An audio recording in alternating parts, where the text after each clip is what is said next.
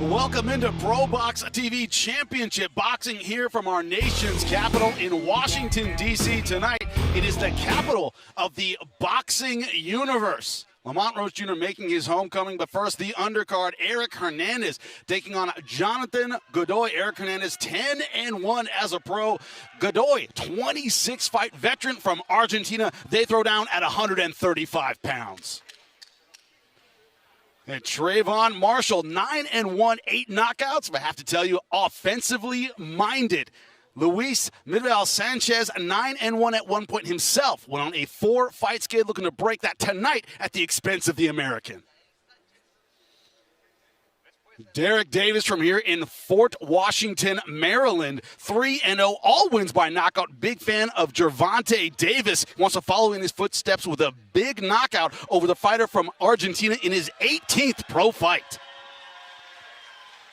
And Greg Outlaw, 14-2, is proud of his education, getting his degree. Well, his boxing education continues tonight against Isidro Curiel, his first fight in the United States, 11-3-1. And in the super flyweight division, 115 pounds, Jordan Roach, familiar name, younger brother of Lamont Roach Jr., our main event champion. How much faith does he have in his amateur credentials? His opponent, Luis Hernandez, 29 pro fights. Roach making his pro debut. And we are live inside the arena now. Eric Hernandez, Jonathan Hernan Godoy from Argentina. Hernandez from nearby Virginia, just filling in. First undercard fight. It is going to be an amazing card, stacked with incredible fights.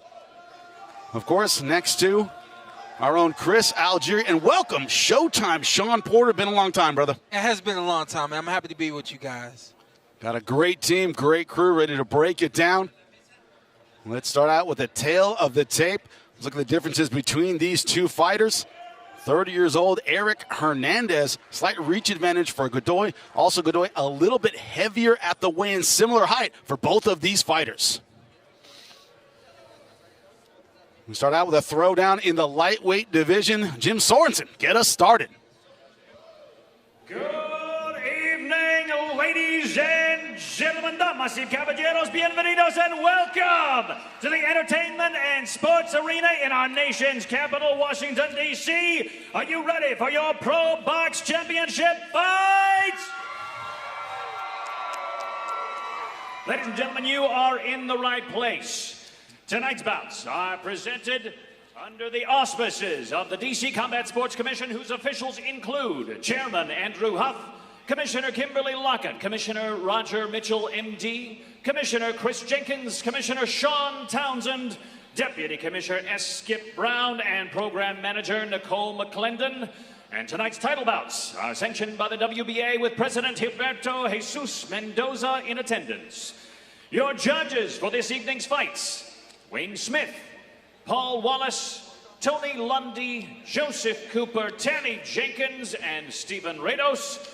And your referees for this evening will be Malik Waled, Sharon Sands, and Eric Irizarry. Your physicians at ringside, Doctors William Studwick and Jonathan Johnson. And the official timekeeper ringing that bell, Michelle Hammond. Ladies and gentlemen, as a reminder, there is no flash photography. For the fighter's safety, no flash photography. Now, are you ready for some action?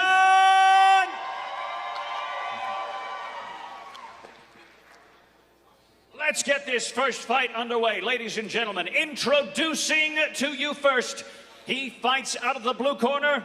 He wears the pink and white trunks. He weighed in at 142 pounds. He is a veteran of 26 professional fights with 5 wins by knockout. From Ensenada, Buenos Aires, Argentina, please welcome Jonathan El Guapo Godoy.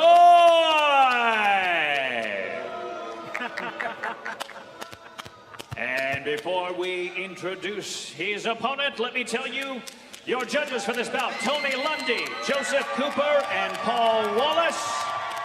And your referee is Eric Irizarry. And now introducing to you out of the red corner, he wears the red, black, and green trunks. He weighed in at 140.6 pounds. His record, 10 wins, 1 loss with 5 wins by knockout. From Ashburn, Virginia, please give it up for Eric El Toro Hernandez.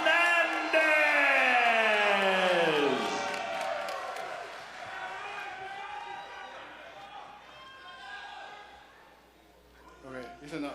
This right here is a little too high, so punches right here are going to be fine, right? Punches right here are going to be fine. Recibieron las instrucciones en el camerino. Obedézcame en todo momento y protéjase en todo momento, ¿ok? Buena suerte. You're the pop for Eric Hernandez from nearby Virginia. His fans in attendance. Making that trip down and being nice and loud here on the opening bout of the night. Expect a lot of that tonight. A lot of local fighters. Their fans come to howl. Round number 1 underway.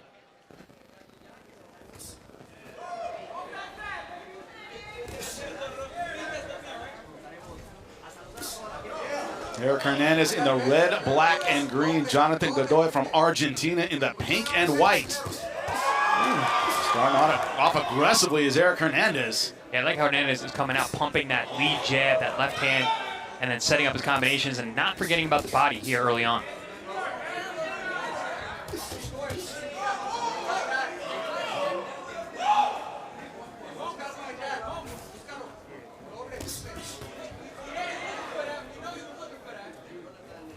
Godoy's good corner right next to us and double, triple the jab. The combinations are coming from Eric Hernandez. Like you said, champ, working the body. Yeah, he's smart. He's using that jab to set things up. He's coming with that right hand. One of those got through, seemed to bother Godoy, backed him up against the ropes. But then Hernandez, like you said, went right back down to the body.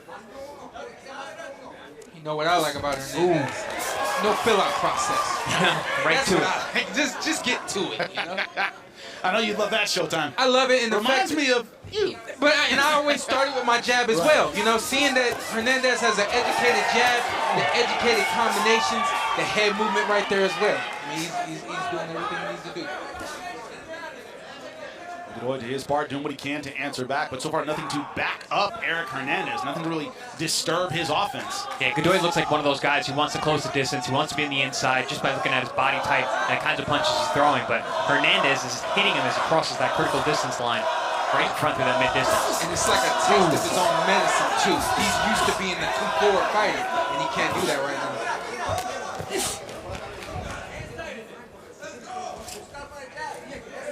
See, this is the come-forward style that Godoy likes to use, but, you know, a lot of fire coming at him at the beginning of this round. Wanting to get in is great. You got to have the tools, right, champ? Sean, you know what else I like from Hernandez? He's pushing off Godoy, too. He's keeping that middle range distance where he has the superior workmanship there. Okay, he's taking those little backward steps. Nice left hook upstairs. And when Godoy does get too close, he gets a little push off with the forearm, uses his body to back him up. Look at him. Hernandez is a very educated boxer. Look how he's controlling the ring, the distance. Even when he started to move backwards and move to the side, I mean, just educated feet, the whole 9. Seems to be putting everything together so far as we reach the end of round number 1. Good combination, good left hand from Hernandez. And that was set up with a feint. Nice head feint upstairs, came back with the punch, finishes the body. Nice variation from Hernandez all night tonight. That push off from the elbow, you mentioned it, champ. There it is to get distance. Nice combo afterward. Oh, man, Godoy is looking very uncomfortable here at the end of round 1. Great job from Eric Hernandez, fighter from Virginia. Like you said, champ, you know, not a lot of getting to know you time. Going in there, throwing punches immediately. You know, my thing, I always like to just find my rhythm. And my rhythm was about using the jab and going from there. You know, and I saw that from Hernandez. It was a great round from him. And like Chris said, the variety, uppercuts, body shots, straight shots, the jabs to the head, the list goes on right there, finishing the round with a nice triple jab, you know, and then the body's still there, so why would I stop? Yeah, this is beautiful. He started the beginning of that replay with a lead uppercut off the beginning of the combination, and then at the end of the replay, he goes with a lead uppercut off the end of the combination. Really nice stuff, good variation. Later tonight, of course, our main event, Lamont Roach Jr. versus Fearless Feargal McCrory. Looking absolutely outstanding. Get the ProBox TV app. Check it out. It's going to be amazing tonight. This is our opening bout. So far, Eric Hernandez looking absolutely fantastic. The red, black, and green. Jonathan Godoy from Argentina. Pink with white trim. Godoy's got to find his own offense. Yeah, I think it's going to really revolve around him being even more aggressive than he was in that first round, but more offense coming with it, like we see now. Yeah, you see Godoy is pushing forward now. You know, these veteran guys, a lot of times they'll take that first round to feel you out and then get aggressive in round 2, 3, and 4. You know, we're seeing that from Godoy, but he's taking a lot of leather on the way coming in. What do you say? Don't hook a hooker? Looks right now like Hernandez has the superior hook. Godoy trying to get it off, but Oh, good overhand right from Godoy. Big overhand right there. And Godoy felt the land, right, Chris? Yeah, absolutely. He felt that shot. And that came from the distance. He wasn't keeping that same mid-range distance like he was in round 1. Wasn't pushing off Godoy. He got hit with that short overhand right. first time the American Eric Hernandez has had a reason to back off. Is that right hand? Funny thing, Jimmy, you said don't hook with a hooker. He was coming with the hook when he got caught with the overhand right. So that's more of a rare situation there. A right hand over the top, countering the hook. Beautiful stuff. Completely different guy here in round number 2 is Godoy. Hernandez still throwing great combinations. I love how he's going high, low, left hand, right hand. Very, very difficult to defend against all those shots. He's finding all the gaps in that high guard defense. Right there, we saw a lot of what we saw in the first round, and so my thought, what is Godoy going to do to fend off this young man and what he's doing now, just being aggressive and more offense. And this round has been much more action from both guys. Good left hook to the temple there from Hernandez. Back Godoy up for a moment.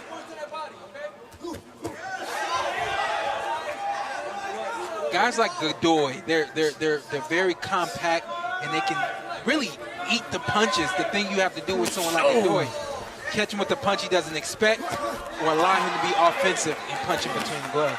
Listen, Godoy has 26 professional fights. Yeah, he started slow in the first round, but guys like that are tricky, man. He spent a lot of time in that ring, and you can see that. He threw a nice, tricky overhand right with great timing that just missed, similar to the shot that actually cracked Hernandez early in the round.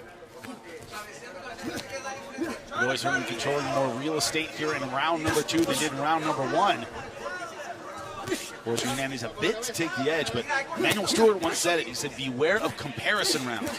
Where Godoy's looking better, Hernandez still landing effectively in this round number 2. And 2 good shots there from Godoy. He landed a left hook and an overhand right. Another overhand right from Godoy. Phone booth fight. So here's the issue for Hernandez. He's punching, and he's standing there right after he punches. Different than round 1, right, Sean? Where he was thinking that distance. We got a fight. And the fight breaks out in round number 2, Chris. Big rounds right there from both guys. The offense coming from Hernandez early in the round, but then we saw a moment where he got caught with a big overhand right. I think it happens right here. Boom. And that buckled his knees a little bit. He took it. It certainly buckled him and backed him up. And then it became more of a 50-50 round right at that point. Yeah, this is what we saw more of round number 1 there from Hernandez. He made that adjustment, went back to what was working back in that round, first round, making a little bit of distance. But Godoy, a different guy in this round. Not only closing the distance, but like you said, Champ, more aggressive with the hands this round. Showtime, something you hear in boxing every now and then, and it always makes me laugh. He's taking a picture. He throws and he kind of looks at what he's doing. Yeah. A little bit less of that from Hernandez going forward, if you were his coach? It has to be. And I think the number one thing in the first round, he was so offensive that he didn't get a chance to see what Godoy had. Came out the second round expecting the same and got a different answer. They'll wake you up, as you said, Chris, those veteran guys. 26 pro fights. Tricky, tricky. Also used to being a road warrior, coming to someone else's turf. Oh, well, it was funny. I was watching him, as they were being announced, and he got booed by the fans of Hernandez, and Godoy smiled and shook his head like, that's my life. I've been here before. Oh, good combination. Nice variation there. Lead hook, right hand, and then comes back with that lead left hand uppercut. Check this out. A little more bounce from the feet and the legs of Hernandez. He knows I can't punch and stay there anymore. So now controlling the range more so with the hands, not only the hands, but the feet. I love to see that in a young fighter. Obviously, he's very educated. He's got some good moves in there, but he made an adjustment. That second round, he got caught a little bit. He's like, all right, let me go back to what was working. Let me be a little more patient. Going back to that jab, keeping that distance. Good exchange.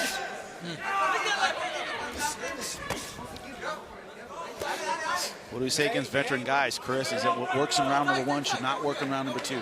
They make adjustments. Change the game plan. So far, Hernandez doing that effectively so far in round number 3. Thing for Godoy is, you know, he covers up very well. Of course, he can take a punch, but he's got some timing. Yes. Timing you don't expect. That only comes with experience, and Godoy obviously has a ton. But also, he's confident in himself. He's confident he can take these shots. He's confident he can land those punches when he needs to. It's just for him right now, it's closing the distance. That's what's giving him the most trouble. Oh, big lift from upstairs. Godoy just nods and goes forward. Both these guys at 135 pounds have that butcher block body. They can take a lot of punishment. These are not tall, lean 35ers. Big hook lander right there from Godoy.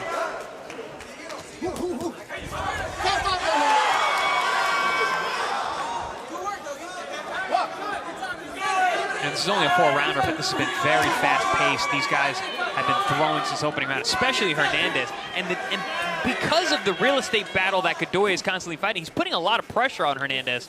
So even though this is a short fight, you can see how this fight can change in round 3 and 4. Chris, I literally just picked up my pen to see how many rounds there are because I got 10-1. Hernandez, you're still young enough to allow this veteran who's eating everything you got, allow that to get to your mind, but only 4 rounds. There's not much time for that to happen.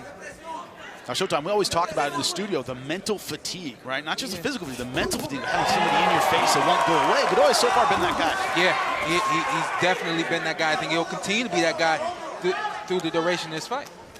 Yeah, after round 1, when he did get shook up a few times, ever since then, every time he gets touched with a big shot, he comes right back, just like that. Oh, good body shot from Godoy there. Set it up with the left hand, dragged him right into the right hook to the body. Oh! Another thudding right hand, a little bit short though. That's the money punch for Godoy, is that overhand right. Throws it nice and short on the inside.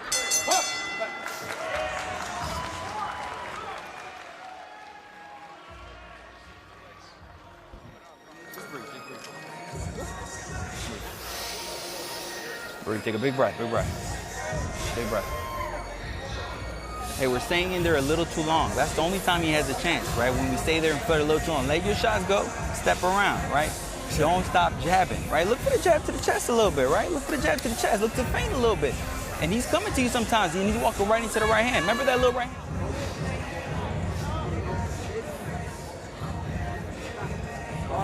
Okay? It's the last round. Let it all go. Okay? He's tired. You can stop him. Si quieres ganar, hay que darle, okay? No dejar respirar. Tell me to stop him. Corner advice, you want to win, you got to go after him. Sound advice, I assume he is down on the judges' scorecards. What do you think of the advice in the corner of Eric Hernandez? Standing there a little too long. I thought that was great advice. Just like you had said earlier, I think it was round 2 or 3 rather, Jimmy, you said don't pose for pictures. That's pretty much what the corner of Hernandez is saying. Don't stay in there too long after you throw your combinations, which is where he's been getting caught up. Yeah. They said keep moving. That's what I took away from it. Keep moving. At this point, we know you're not going to knock him out. And that for the young 10-1 fighter Hernandez, he's just got to listen and don't get too cocky and prideful here. In that first round, he was ripping off combinations and he would step around. Rip off the combinations, step around. Keep that distance, use the jab. Got away from that a little bit in round 2 and 3. Became a little bit of a brawl. But when he's boxing at that mid-range, Hernandez Godoy does not have an answer for him. I'm telling you, I saw this a lot in the gym. I didn't face this a lot in actual fights, but in the gym, you attack somebody in the first, second round, older veteran guy sparring. You think they're gone, and they're still there. You know, so this is definitely a learning lesson for Hernandez. I actually got a 2-1, fellas. Wanted to make sure I mentioned that. Call me crazy, but I got a 2-1. So Godoy turns it on, can get a draw. That's the tricky thing about 4-round fights, man. If you fall behind just a little bit and you end up with a draw on your record. I used to hate fighting 4-rounders for that reason exactly. It's a sprint, not a marathon. Chris came into the game smart. Like, how in a 4-round fight do you know I could fall behind and it'd be a problem? Right. Oh, good step around there from Hernandez. Yeah, well-schooled Hernandez, man. I like a lot of the tricky stuff that he's doing in there. 11-fight pro. showing some nice things, but also, like you said, Sean, this is a great learning experience fight. This is a tough guy, and he's getting the rounds in. But, I mean, tough guys in pro box fights, what else is new? See, the last round, you said he made a good adjustment. You liked the adjustment. And I thought about that. I think the corner helped with that adjustment. We could hear that the corner he's got a smart corner behind him, and he didn't get here by himself. He's got a lot of abilities. And he's got to polish him, but he looks good. Yeah, I actually spoke to his coach yesterday at the weigh-in. He said he had the opening fighter in Hernandez. He was very excited about coming out here. I said he had a bunch of people coming down, and everything he said came true. Nice uppercut right through the center for Hernandez. Nice little rubbernecking there from Hernandez on the inside to evade that right hand over the top. Shades of round number 1. The combinations were landing very effectively. This has been a good round for Hernandez. Definitely listened to his coach, made those adjustments. Talking about Hernandez, 10 wins, only 5 knockouts. You know, Paulie Malignaggi says it all the time. You're not a knockout puncher. You got to learn to work, right? You got to learn to throw a lot of punches. Better be in shape. Yep. Oh, good combination. Oh, and the body shot hurt him. That body shot hurt him. Deep breaths. The fighter from Argentina, Jonathan Godoy. 10 seconds left. Yeah, I don't know if Hernandez saw it, but he hurt him with that body shot. You may have figured out about 15 seconds left. He didn't believe it. He didn't believe it. Excellent fight to kick off our card tonight.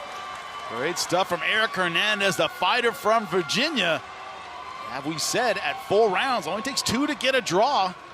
Jimmy, we always say on our air, you always have to look past the numbers. Yeah, his record is upside down a little bit. 7-18, you're going to think, all right, this is going to be a blowout fight. No, Godoy can fight. He had good combinations when he had his opportunities. He had excellent timing, like you said, Sean. Made for an exciting opening fight. The guy who came here to fight. As we said, he didn't get the memo. He came here to fight tonight.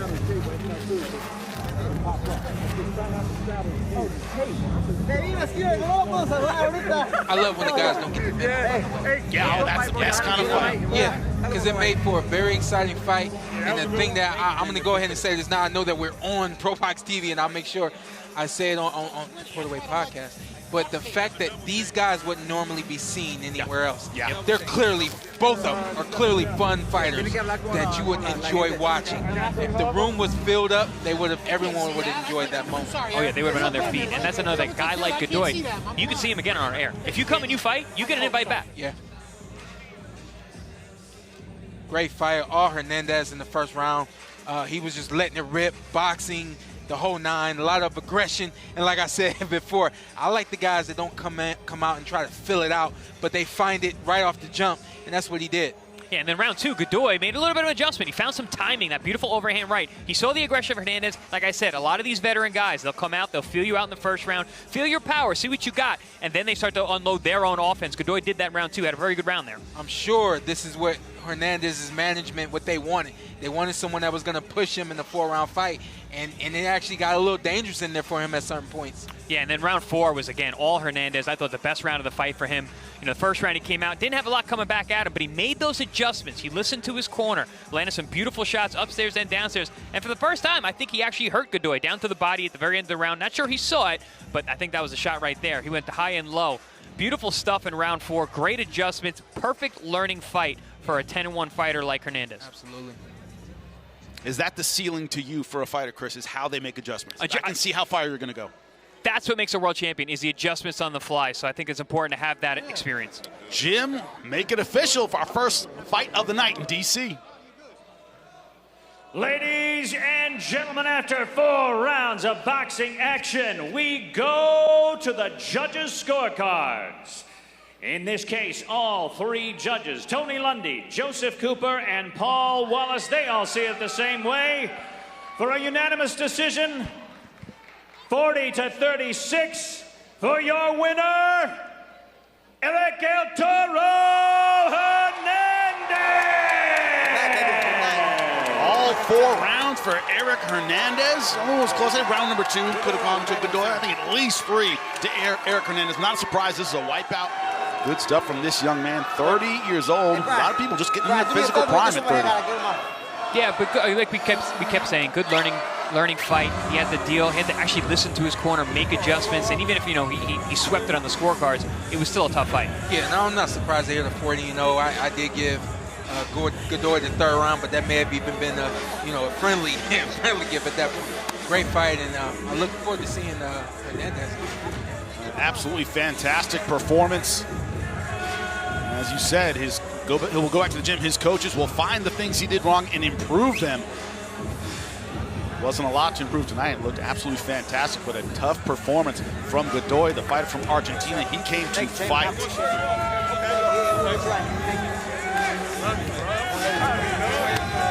The theme tonight here in DC, local fighters that will have the crowd behind them. And also, as you said, Champ, there are going to be those fighters who are in that promotional dead zone of they're really dangerous, but they haven't gotten the opportunity to really shine. A lot of those tonight. Yeah, I mean, and you know, being down here with you guys with ProBox TV and just seeing you guys are willing to reach out to the guys who want to be in the ring. I think that's what we don't see enough of now on mainstream TV. We don't see the fighters that actually want to fight. You know, they want that check, and they're doing what they need for that check, but they aren't in there giving it their all the way we'll see these guys tonight. Yeah, incredibly hungry. Yeah, and our owner and creator of ProBox TV, Gary Jonas, he saw a vacuum in the sport that we weren't getting these kinds of fights. You know, we lost Friday night fights on ESPN.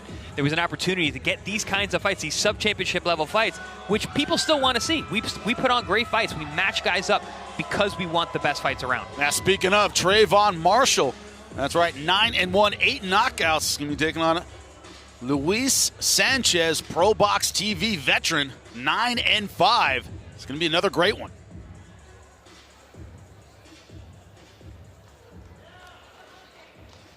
Question here, Trayvon Martin certainly has the power advantage. 8 of his 9 wins by knockout.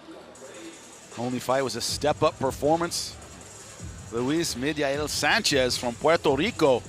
You know what that means. Come forward, hitting hard, aggressive. Offense and left hooks to the body. Yep. Left hooks to the body. Yeah, Trayvon Marshall definitely has the power advantage, but will it sustain him in this fight?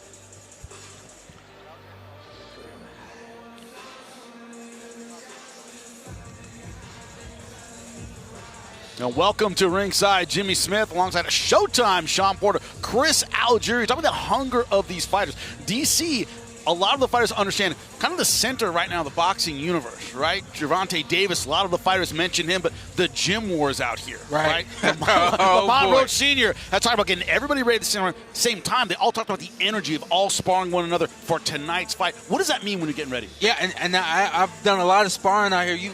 You worked out here before? Yep. I mean, it's wars because everybody's competitive. Nobody wants to look bad, even in the gym. You know what I mean? So when you get guys like that, athletes, and it's like we always say about boxing, it's definitely become a safe haven for the fighters around the D.C., Baltimore area.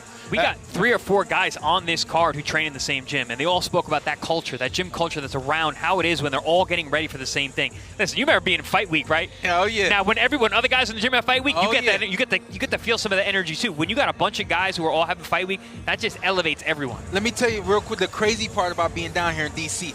I was the only one that had fight week, but everybody was pushing me it was their fight week. About. I mean, I literally had guys looking at me, come on, Champ, we fight next. And it's like, no, it's just me, but that's what they do out here. Chris, they say leave your ego at the door. Nobody does. No. Nobody really does. There are always egos involved, but in a sense, for these guys, it's a good thing. No, it's a great thing. I mean, listen, boxing is it's a dog-eat-dog sport, but it's nice to have teammates, quote-unquote. Not like other sports, but it still helps to have that culture in the gym. They all took a photo together at the weigh-in, a very proud team. And our next one coming up, a fighter from Capitol Heights, Maryland, Trayvon Marshall. Look at the slight height advantage, slight reach advantage, but Sanchez weighing in at 5 pounds heavier. Will that be a factor in the fight? And Trayvon Marshall, 7 years younger. Jim Sorensen, get us underway for fight number 2.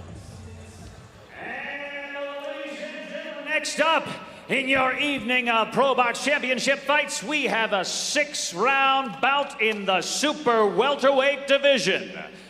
Your judges for this fight, Tony Lundy, Joseph Cooper, and Stephen Rios. And the third person in the ring is your referee, Sharon Sands. Ladies and gentlemen, introducing to you first. He fights out of the blue corner. He wears the black and multicolored trunks. He weighed in at 156 pounds even. His record, 9 wins, 5 losses with 6 wins by knockout. From San Juan, Puerto Rico, please welcome Mijael Diamante Negro Sanchez. And his opponent fighting out of the red corner. He wears the black and white trunks. He weighed in at 151.4 pounds. His record, 9 wins, just 1 loss with 8 wins by knockout. From Landover, Maryland, please give it up for Trayvon the Sniper Marshall.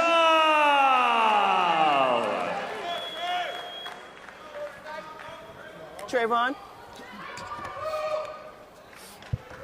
you received your instructions in the dressing room. I expect a good, clean fight. Touch gloves, come out at the bell. Thank you. Luis Mijael Sanchez, ProBox TV veteran, against Marquez Valle. He was disqualified for clinching. And if you watch that fight, Paulie Malignaggi was very vocal about it. It seemed like the referee had it out for him. A little bit of clinch, he was hurt, but disqualified for it. Looking for redemption tonight. Trayvon Marshall, 5'11", 75.5-inch reach. Great dimensions for a 154-pounder. See if he can utilize that height and reach.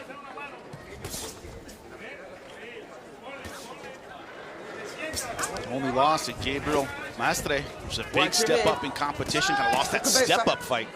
Oh, that's a big step up fight for early in your career. Stop. Stop. Let him go. Big question is always how you handle that coming back. Rebounded with a loss in with a win in December off that loss.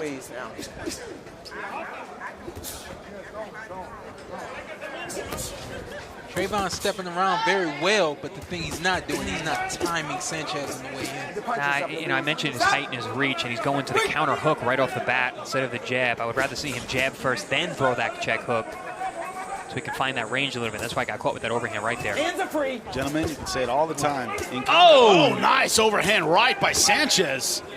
We mentioned, man, those Puerto Rican fighters, 9-5, and you said he was on a four-fight slide, but this guy can fight. He knows what it's like to be 9-1. That was his record before that slide. Watch your heads. Let him go. Let him go over here. I hate being stereotypical when it comes to boxing because I know that just because you're tall and long doesn't mean you have to fight tall and long. However. Go on, Sean. Caveat is out. Go ahead, champ. Trayvon Marshall needs to do that right there. Be first and do that very often. Control the ring, stepping around the way that he was. Fighting on the inside is just not smart against Sanchez. Someone he needs you close in order to get close to him. Yeah, and even though Marshall's landing some good shots on the inside, like you said, champ, it's not smart because he's getting hit with some shots that he does not need to be taking right now. Marshall with a height and reach advantage. No right build for combat sports. We got to fight for the build you have, right, gentlemen? Nice stab jab there from Marshall, though. Picked up the leg of Sanchez. That's a good body shot.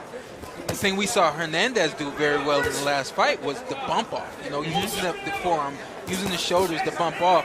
Marshall needs to start implementing that right now, using the bump off and sneaking in those uppercuts. Download the app right now, ProBox TV, your boxing channel.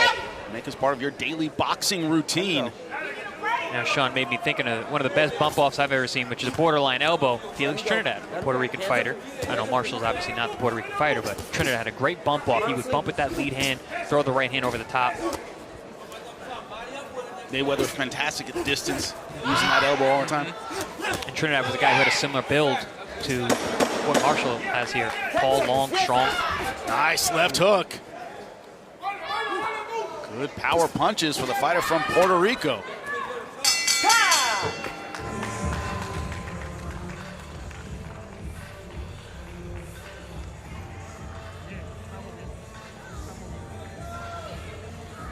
Thank you.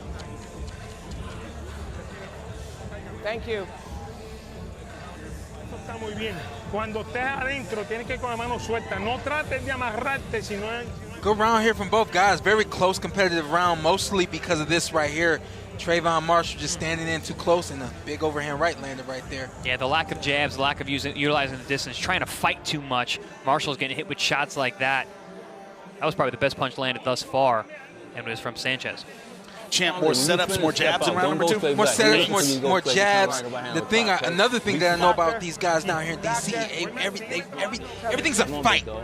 You know, growing up, like that's what a lot of these guys come through. And so even in the ring, you're fighting harder and making things harder than it needs to be because that's what your mind knows, you know? He's got to get clean. He's got to stay on the outside, use the jab, and set everything else up from there. That's why you got to have good coaching. Because I always wanted to fight. My coach was like, man, stop fighting. Get out there and jab. Use your jab, get boxing. Because I was very tall for my weight class, and I would like to get in the inside and fight just like Marshall's doing here. And I would get a tongue lash in between rounds. Trayvon Marshall in the white and black. Luis Miguel Sanchez in the black multicolored trunks. See the Puerto Rican flag on them. Already good adjustment for Marshall. He's using that jab. That's more. I've seen more jabs in the first 30 seconds of this round than I saw in the whole first round. And there's a lot of guys on this card. He's one of them as well with a lot of amateur experience. Sometimes you just got to draw back on what you used to do, who you used to be, and get away from having a professional style, the end game, and all these other things, trying to show people that you got it all. Get on the outside, use that jab, and use those feet. Stop. I don't want to misrepresent or call Sanchez a journeyman, but these guys, like they're not coming here to lose either. They didn't get the memo like we said in the first bout. Especially when you give them the opportunity to feel like they can win, yes. These kinds of guys are going to go for it. Yes. Trayvon Marshall, coached by Andrew Council, two-time world title challenger. Lost to Bernard Hopkins and Keith Holmes. So he's got the nice body shot. Watch your head. He has the IQ in his corner. Nice double left hand there, high and low. Little tap upstairs, boom downstairs. Good shot to the body. Everybody stop. Come on out. Okay. See, that was a perfect opportunity for Marshall to use that jab. He had Sanchez just walking straight in, right in the front door. He allowed him to get in there, to getting close. There, that's perfect jabbing range for a guy with the dimensions that Marshall has. Come on, let's go. Sit up. There we go.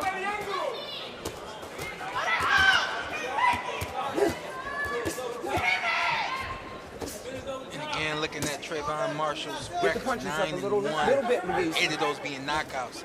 Can't imagine he's not trusting his power, that it's going to come through for him, and that's probably why he's fighting in close quarters like this. But a guy like him, with that kind of range, a lot of times when you hit guys on the end of the punches, that's when you really feel that power. Hitman Hearns always at the end of his punches. But this is a 6-rounder, not a 4-rounder, so Trayvon could be thinking, listen, I'm going to break this guy down. That's why he's focusing so much on the body early on.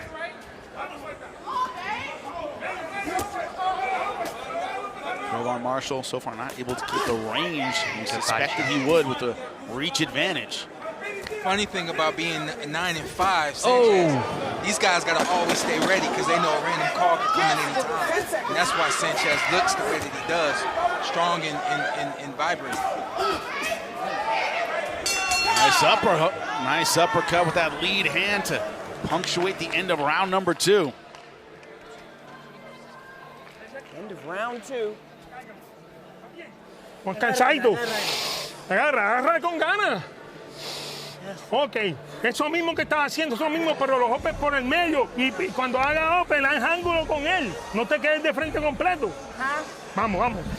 Que no le gustan abajo, no le gustan abajo. Vamos, cuando estés pegado. Deep breath. Jab, man. Make it easy. You ain't got to pre nothing. You ain't got to screw nothing. Make it easy. Use the jab. Come back with the right hand, finish the hook, but step out. Go out the side door. Don't go straight back. He's looking for you to get lazy in there. He's looking for you to go straight back, okay? Go out the side door and keep your jab up, down and up. Seesaw it. Change the cadence. Come on, man. You don't got to be there. Sanchez's corner said stay busy up through the middle. Keep your punches tight. And I love the DC lingo. You know what they call the right hand down here, right? Keep the punches up, guys. Call it the brick hand. The brick hand. Throw the brick hand. and then did you just hear him? He said do this seesaw, up and down. Yep. Seesaw. I mean, I just love it. Go out the side door. Go out the side door. Which great advice. Jab, right hand, finish to the body, he said, and then go out the side door.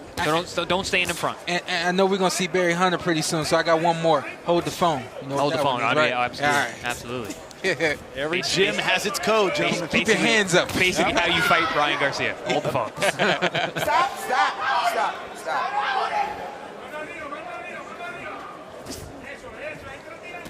Or Felix Trinidad. That makes me think of the Bernard Hopkins fight. He had that You gotta arm let go of pinned. him. That left hook was not Okay, getting through stop nothing. it. Stop it.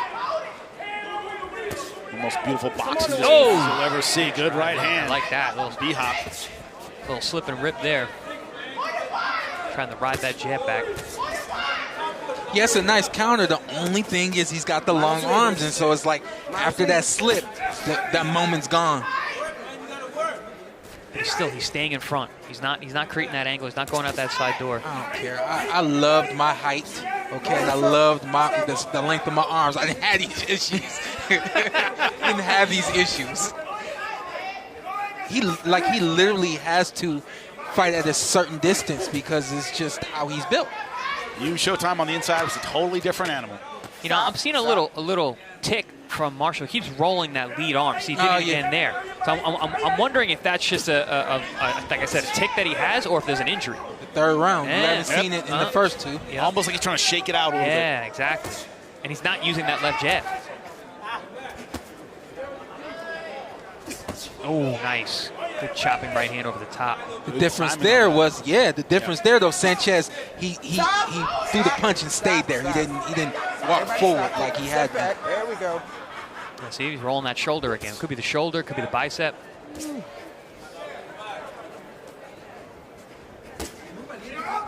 See, good catch. No shoot, though.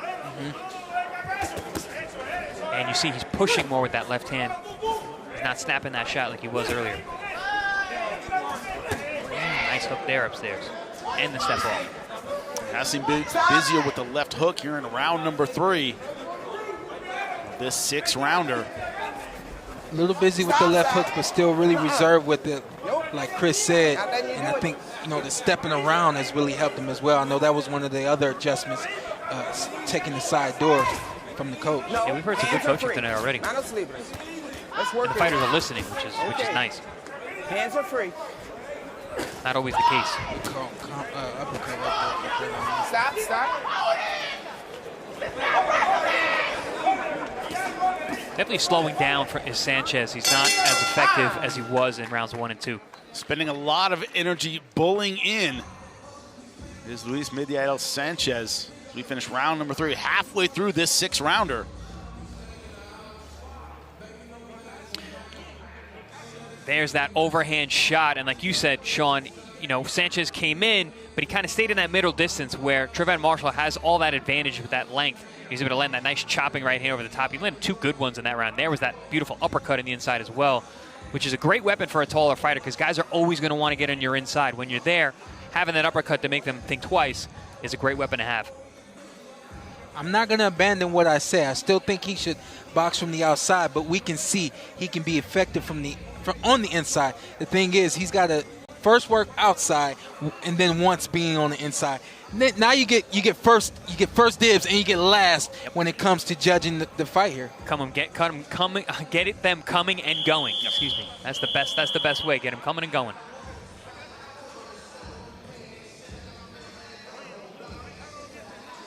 We're ready to begin round number 4. Trayvon Marshall in the white and black trunks.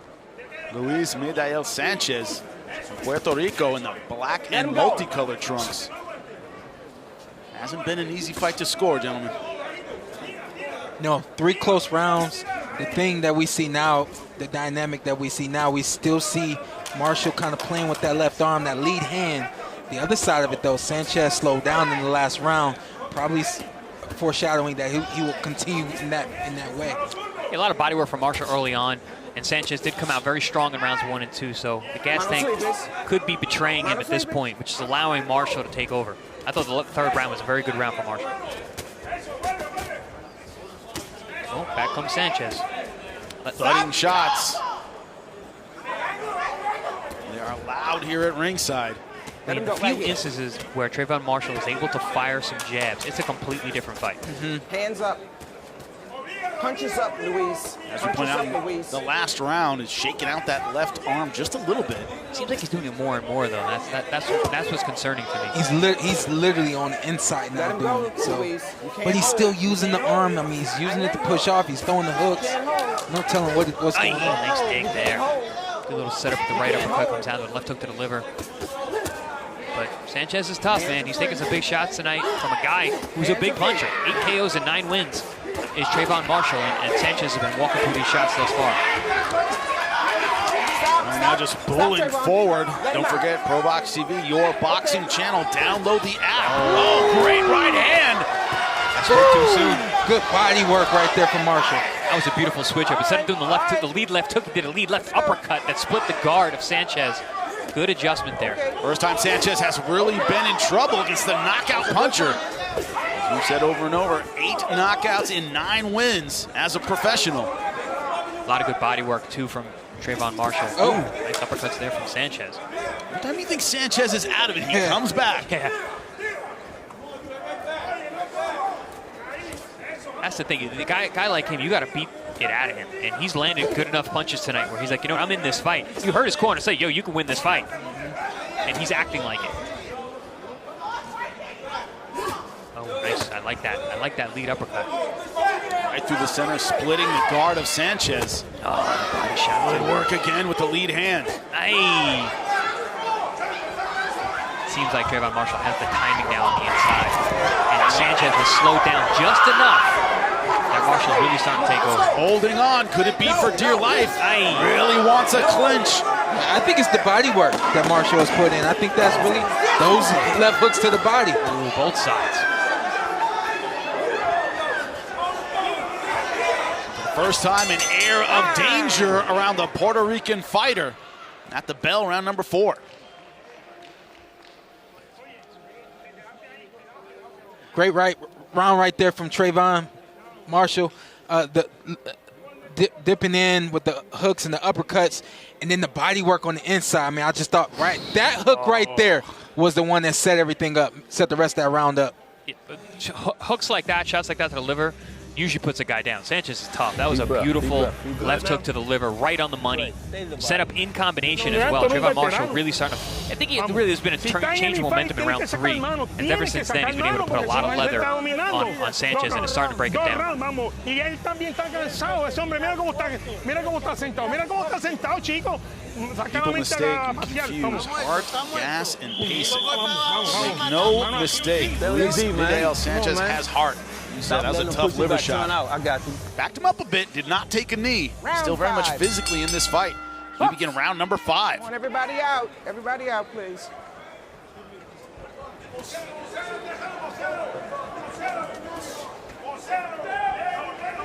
There we go. Here's Marshall starts the round, snapping that jab, controlling the center of the ring.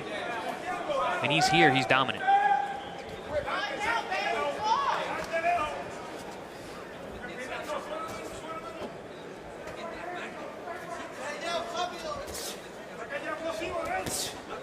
Been training some kids at the gym, and I always tell them when they start sparring, just start sparring them, use your jab. Everything starts with the jab. Just start using your jab. I say, stay there. I know it may seem boring. You may think you want to do so many more things.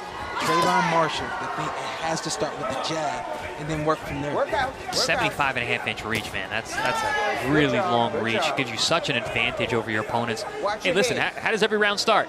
You're in opposite corners, so having a long reach is a good thing to have. The jab will get there first. Make your opponent come to you, and so far in this round number 5, it's exactly what Trayvon Marshall is doing. Slick uppercut right through the center. Likes that lead uppercut. Yeah, it seems like Trayvon Marshall has tamed Sanchez a bit. Those first 2 rounds, he came out hot and heavy. But as his pace, as Marshall has gotten to break down and soften up Sanchez, the pace has changed. And really, Trayvon Marshall has been in control since round 3. Yeah, champ, not really energy to bull through like he did in the first couple rounds. Yeah, I mean, it's a clear breakdown at this point. We can see that the body shots landed in the last round. Another couple of big punches landed by Marshall in the last round as well. They really just stabilized Sanchez and stopped him from being offensive. He's still coming forward, but not as offensive. And this is how you stop guys like Sanchez. You break them down. You break that will to win out of them. And it's much easier to to take them out once that will is taken away. First time in this round, Sanchez has been able to do sustained work on the inside. Not as effective as he was earlier on. Trayvon Marshall is having no problem really keeping that distance, being able to push him off quite easily. Let's go.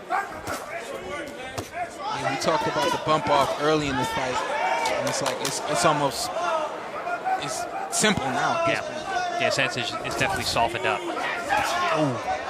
Nice straight right through the guard. Hard in the left eye of Sanchez.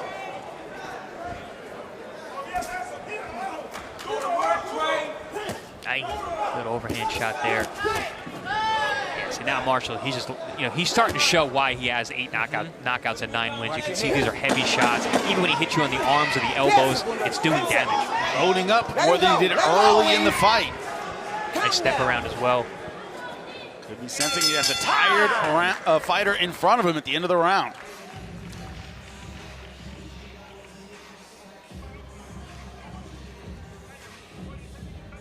Como tú de cansado, tiene ahora que sacar la mente, Millael.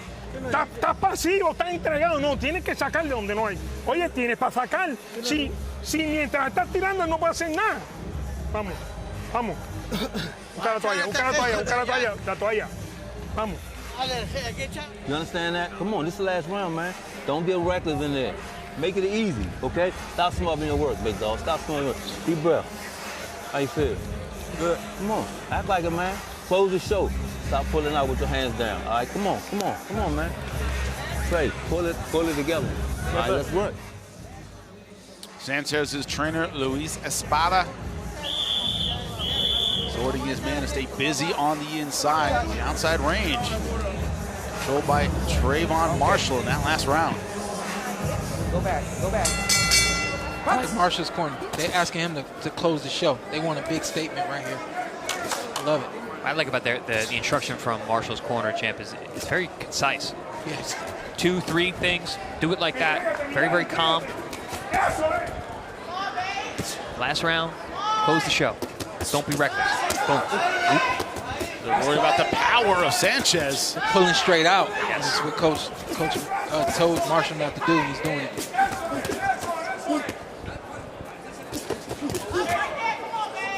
Watch your heads. So this is not the range where Marshall wants to be. So much more effective from that middle range, long range. Hands are free. Come on, guys, work out. Land right hands, set things up with the jab. Good job.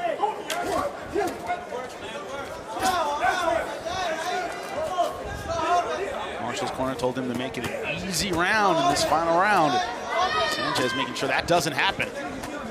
Not the case so far. Chest to chest, right? And the way the other rounds have gone, once they start like this, they tend to end like this. Keep him up, Trayvon. Yeah, nobody backs from this point. This is how it's gonna be. Nobody's gonna take a step back and say, "Let me land a clean right hand." The pissing contest has begun. They're gonna stay in the center of the ring and trade. Ooh, good body work there from Marshall. Oh, and the uppercut pops the head up. Yeah, he felt that one. Oh yeah, he felt that one. You can tell Marshall's a finisher too. Sanchez, he's going right in the nose. Wiping his nose. Yep, see, Marshall knows it. Looks like he blood might in the water. be He hurt. knows it. No. Download the app ProBoxTV, where your boxing channel. You see some great fights tonight, including this one. That nose is damaged. Well, ref is not trying to let him hold on either. I like that. Let's fight. She pulled him away. The body work too. Nowhere to run, nowhere to hide. Less than a minute to go. Miguel Sanchez, under a minute left. That's old school officiating. You got to fight. You can tell Marshall's a finisher. Like I said, he felt that right uppercut immediately. He started pushing him off. He doesn't. No, you're not holding me. I'm going to get this job done, just like my coach said. Close the show. Like a predator after his prey right now. Sanchez hanging on. She turned him around. This ref means business. Love it. You are a ProBoxTV kind of ref. We like you. Because he usually get turned around and he said, no turn. He just broke it up and let's go. Olympia. No. Stop. No. Stop it. Not much time left. Looks like Sanchez is going to survive. Not for a lack of effort from Marshall. He's throwing everything he can to finish this fight. 10 seconds left. Cut over the eye, hurt to the body.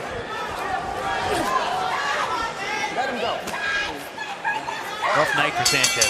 Outstanding round and outstanding fight for Trayvon Marshall. The fighter out of Capitol Heights, Maryland. Fantastic stuff. Will almost certainly be the 10th win of his career. Couldn't get the knockout. No lack of trying, though. Especially in that last round. Once he had him hurt, he landed that right uppercut. He felt it right away. He knew his man was hurt. The ref was not allowing Sanchez to survive, making him fight, which we all like on this side. But you know, Sanchez coming out in the first round, big and strong, and was fighting with Marshall. Caught him with some big shots. Marshall seemed to get it together after the first round. Started being able to land more cleaner shots on the inside, digging the uppercuts and the hooks to the body. Amazing work on the inside from the longer arms, Marshall. You know, Chanto, I mean, the only time that Sanchez was effective was when Marshall allowed it. He was fighting in this phone booth position, but he's got that long reach and that beautiful overhand shot there. I see the potential in Marshall. He's got a lot of great tools. He's got power. He's got instincts. He's tough. He wants to fight. But, man, he's got such great boxing ability with those long arms, that jab. When he went out there and jabbed the beginning of those rounds, it was a thing of beauty. He looked like a Thomas Hearns out there, setting him up, dropping good right hands, having that power on the end of the punches. And as the fight wore on, Sanchez started to lose some of that steam, and Marshall was starting to separate himself and show how much better he was. 75-inch reach is what you said. 75 and a half. Yeah. 75 and a half.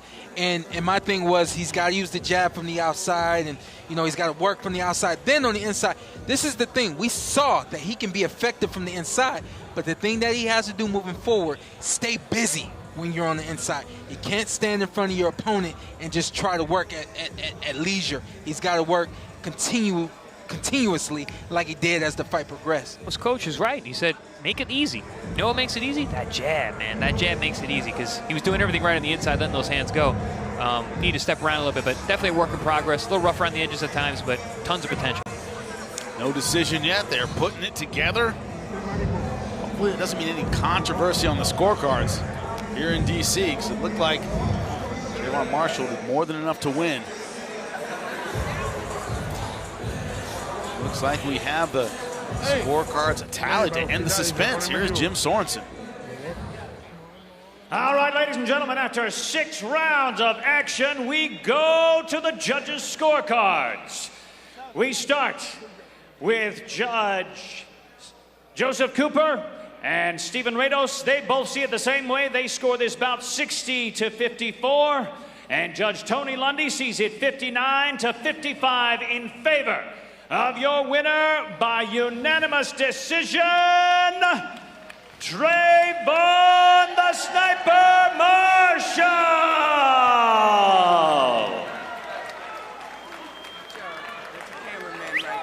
No surprise there. Easy unanimous decision for Trayvon Marshall, but he got the rounds against a tough guy that'll serve him in the future, will it not, Chris? Absolutely. I mean, they're going to go back and they're going to be able to review that tape and I think learn a lot of things. There was mistakes were made for sure. Yeah, granted, he had 2 of those judges had it a shutout. One judge had a 59-55, which is how I had it. But there were mistakes that were made, and there are things that can be adjusted, and Trayvon Marshall can get better from a fight like this.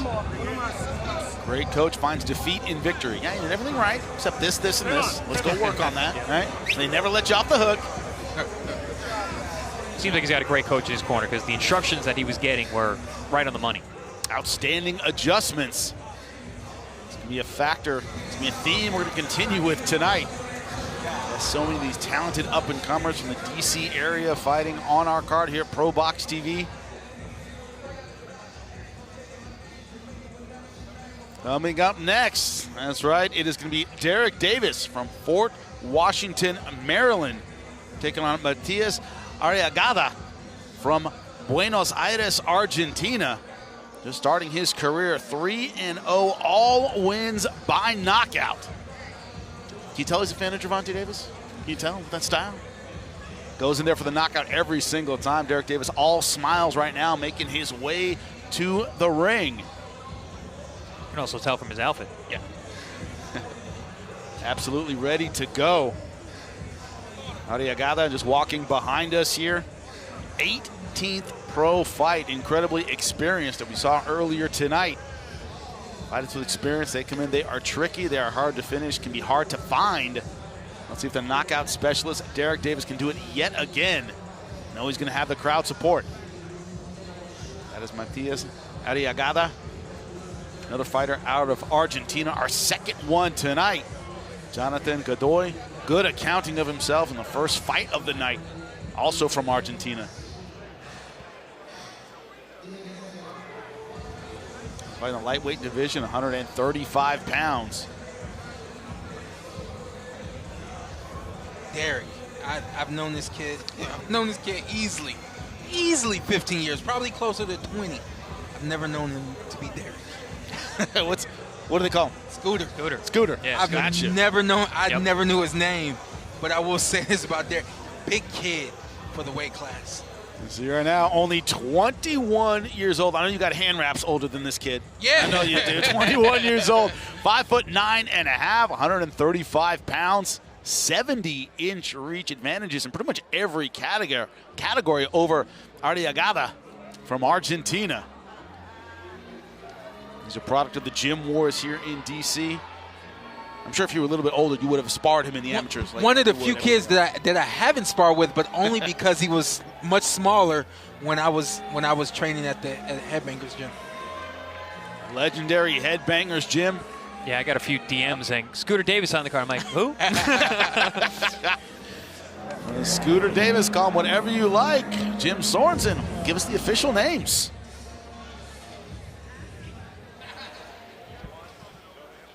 All right, here we are, ladies and gentlemen. Next up in your evening of professional fights here on ProBoxTV Championship TV. This one is sponsored by Sports Betting AG, bringing you the best odds in sports betting online, and Events DC, the premier host of meetings, entertainment, sporting, and cultural events in the nation's capital. This fight, ladies and gentlemen, is 4 rounds in the lightweight division. Your judges for this fight: Tony Lundy, Joseph Cooper, and Stephen Rios. And your referee in charge for this fight is Sharon Sands. Introducing to you first, he fights out of the blue corner. He wears the blue and silver trunks. He weighed in at 132 pounds even. He is a veteran of 17 professional fights with 3 wins by knockout from San Isidro, Buenos Aires, Argentina. Please welcome Matias Arriagada.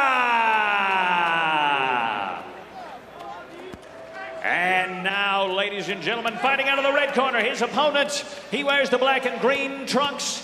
He weighed in at 135.4 pounds. He is undefeated in his young career. His record with 3 wins, with all 3 wins by knockout.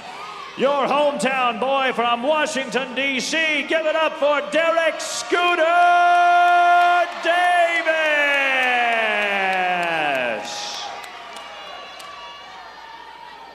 Derek, Scooter. Obey all commands. Protect yourself at all times. Touch gloves and come out at the bell. Thank you. Let me guess what you're thinking, Chris, watching those 2 guys square off. Well, I was just thinking about what Sean said, the champ. He's like, oh, he's big for boy. He is big for this weight class. Michelle. Young man, 135, 21 years 4 old. rounds, guys, 4 rounds. Big 135 pounder. Round 1. Okay. Big and powerful, 3 wins, 3 knockouts. Will we see another one? We're underway, round number 1. I'm going to go out on a limb and say this one won't go the way the other 2 went. Other 2 very, very competitive. Derek Scooter Davis in the black and green, Matias Arriagada in the blue and silver from Argentina. A lot of times Argentinian fighters have a kind of funny, awkward tick to their style. It can be hard to find immediately, so see how quickly Scooter can figure that out and get to land in that vaunted power of his. Doing a great job of cutting off the ring, making that ring very, very small. So the success of Gervonta Davis showed him in the gym that hard work pays off. You become a headliner if you put everything into the gym. Get the Filling out here in the gyms in DC. You don't put everything in the gym, you don't even survive. You'll be able to walk out of there. No, but that's the important thing of having a Tank Davis right now. He serves as like a symbol that you can make it. You know what I mean? And like Scooter said, the hard work and the dedication. He knows how Tank got there. He saw it firsthand, and now he's trying to do the same. That's one thing about Tank. I mean, you know, obviously he's super talented, but he's legendary in terms of how hard he trains and works in the gym. Sparring footage with just about everyone ranked anywhere near his weight class. Big hook landed by Scooter, and then now right there, well, it was a hook to the body first, and now hook to the head right there. Arriagada now running out of options, trapped in the corner. Yeah, Arriagada has that look in his eye like, oop, I'm in over my head tonight. Good feint. Nice, hard feint. Beautiful. And just cutting off the ring beautifully. We talked about Tank Davis, something that he does really, really well. Gets himself into position. Scooter's doing an excellent job right now, cutting off the ring, putting himself in position, and getting his legs underneath him to deliver that power. This is a nice size ring. Yeah. Scooter is really taking it away. The way he's boxing right now, cutting off the ring, you would know the ring is as big as it is. And Arriagada is already slowing down. He was very, very frantic with his movement early on. Not so much now. Getting more and more flat-footed. Under a minute left in round number 1. Nice short combinations from Derek Scooter Davis. Yeah, I mentioned that tricky head movement that a lot of Argentinians. Oh, there it is. The body shot. Someone moving the head, go to the body. 4, 5, 6, 7, 8. You all right? You want to continue? Let's see a feint and then a hook to the body. Intent to go back to the right hand. Chopping right hooks to the side of the head, back to the body there. Arriagada took that one better. Arriagada trying to find a way out of this round. Trying to survive with under 10 seconds left against a knockout puncher. Calm look on the face of Derek Davis. Like, all right, I'll get you in round number 2. Yeah, I mean, the way he just moved through the end of this round, it was like I got to get through this round. What is he going to do in the next round? I mean, that hook to the body was something special. He actually cut me off, Scott. I was about to say, you see that awkward head movement from Arriagada, and exactly that's how you beat a guy with awkward head movement or has good head movement. You go to the body. The body doesn't move the same way the head does. If you got a tricky head that can't get to, go down to the body. Doesn't move quite as much. Nice adjustment there from Scooter. Found that shot, and then Arriagada was on his bicycle the rest of the round. Amárrate los huevos y dale para frente. No, para frente no, pero hay que boxear algo, sí. Mira, contra el golpe, cuando está tirando aquí. Simple advice from his corner. Have some balls and fight. Wow. Arriagada, though, in there against a knockout puncher. Scooter Davis had him hurt at the end of round number 1. And we pick up where he left off in round number 2. Gotta say, I respect that corner. Wow. Say it like you mean it, coach. Nice catch and shoot, just misses, goes right back down to the body. Oh! The fighter from Fort Washington, Maryland. Oh! That was a beautifully timed right hand. And shout out to Coach Barry. I'll say this real quick. I know this looks like this fight's gonna end pretty soon. But Coach Barry is a preparation coach. He knows all about the X's and O's. And they brought Scooter in here prepared to do this right here. Up the body. Don't worry about the head. We'll get to it when we can. I love the balance of Scooter right now. Excellent, excellent balance. Target practice so far. Another knockdown, second of the fight. You start seeing guys like that looking to their corner. Not a lot of fight left in him. He might not get up. 8, 9. There's enough left to get up again. He may be regretting that pretty soon. 2 minutes left. Right now, 3-0, 3 knockouts. Derek Davis looking for number 4. That might be it, and it is. Well-timed shot. Beautiful stuff from Scooter Davis. That boy bad. Second round knockout. Bright future for this young man, gentlemen. Absolutely, he fits the bill. He's not overhyped or anything like that. This kid has put a lot of hard work, a lot of dedication in, has stuck with this and has really weathered some storms. I got to tell you real quick, 2020, he was vowing to be on the Olympic team, but because of everything going on with the pandemic, I mean, he doesn't get that opportunity, but he moves forward, turns pro, and we can see that he's got everything that he takes. That was that chopping overhand right that I mentioned just moments ago. We showed the replay of that. Then it was a left hook there, a little bit of a delayed knockdown there. Left hook caught him on the temple, and Arriagada went down. I think it's another chopping right here, right? I think it was another. No, was that straight? No, right here, right here, right there. That's what ended. I think it might have been that one down the middle. But let's see that again. Oh, that was the one. That was the one. Yep. Left hook as he was throwing it. Hey, man, you look exceptional. Don't hook with a hooker. Hey, man. It's shock season, baby. Coach coming over, pay his respects. It's showtime. Sean Porter, Chris Algieri. Every time. Let's show up. Kid's got a winning smile. He stayed poised, too. You know, he had a guy hurt. You know, obviously there wasn't much coming back at him, but stayed in position. I loved his balance, his punch selection, looking for the shots, waiting for that last counter hook. Bang! I mean, beautiful stuff from the young man. Fighter from Argentina, Arriagada, outgunned from the beginning. Jim Sorensen, let's make it official. All right, ladies and gentlemen, making it official here. At 1 minute 15 seconds in the second round, this fight comes to a close for your winner by technical knockout and still undefeated, Derek Scooter Davis. Oh, to be 21 again, right? Showtime. This kid is all smiles. Oh, man. Whole life in front of him. I'm good where I'm at 36. Yeah, I'm still smiling.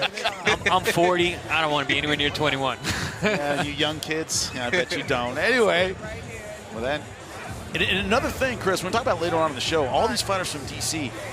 articulate, they understand the game, they understand the coaching.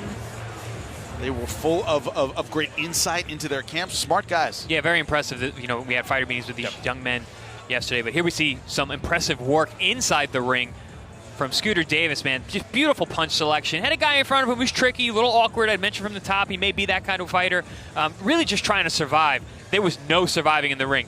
I mean, he's got shark tattoos on him. Is that his nickname, the Shark? Yes. That's exactly how he fought this fight. He smelled blood in the water, and he finished the fight. He got it done. 5'9", long arms, tall, lengthy, and also very powerful and fast. Not only that, we saw probably 40% of what Scooter can truly do, and one of his main attributes moving forward is going to be that length and that height. He's able to cut off the ring with very little energy, nonetheless. You know what I mean? Like, I had to work hard to cut off the ring. He made it look easy tonight. Well coached, good combinations. Will we see more of it? Another promising young fighter, Greg Outlaw, taking on Isidro Curiel. It is Mexico versus another local fighter. Here out of Bowie, Maryland. Right now is Isidro Curiel, 14-2 as a pro, 8 knockouts. And Jimmy, speaking of well-spoken and articulate, Greg Outlaw, you know, college graduate, very, very well-spoken, very articulate young man. And every interview I did with the media in the local area brought Greg up. Said that, you know, watch this guy. And I was telling you guys all the time, I was like, you know, Outlaw can fight. Watch this kid. He can fight. You're a good hype man. Yeah. Because I was getting into who's this Greg Outlaw kid? Can't wait to see him. But as you said, articulate young man. Talked about education. He was, I took some years away to get my degree. I'm glad I did that. Now I'm back, putting everything into boxing. He has fought here at the Entertainment and Sports Arena twice before. Last fought March 30th, second round TKO over Rondale Hubbard. I was in Philadelphia.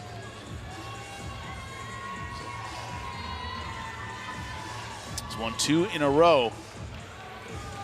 Crowd here in DC appreciating it.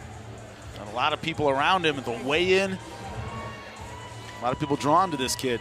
I'm told by Greg Outlaw's sparring partners that he can really punch. Even though he's only got 8 KOs in those 14 punches, like, yo, he can punch. Take a look at the tail of the tape. Greg Outlaw, 30 years old, 3 years younger than his opponent, has a height advantage. Reach exactly the same. How we'll use it, that is the question. Jim Sorensen, get us started for the super lightweight fight. All right, ladies and gentlemen, we are back here on your ProBox TV Championship fights with another 8-rounder, this time in the super lightweight division. Your judges for this fight, Tammy Jenkins, Joseph Cooper, and Steven Rios. And your referee for this fight, the third man in the ring, Eric Irizarry. We are going to go first to the blue corner and introduce the man in the black and gold trunks. He weighed in at 144.6 pounds. His record of 11 wins, 3 losses, and 1 draw with 6 wins by knockout. He is from Ciudad Madero, Tamaulipas, Mexico. Please welcome Isidro Samurai Curiel.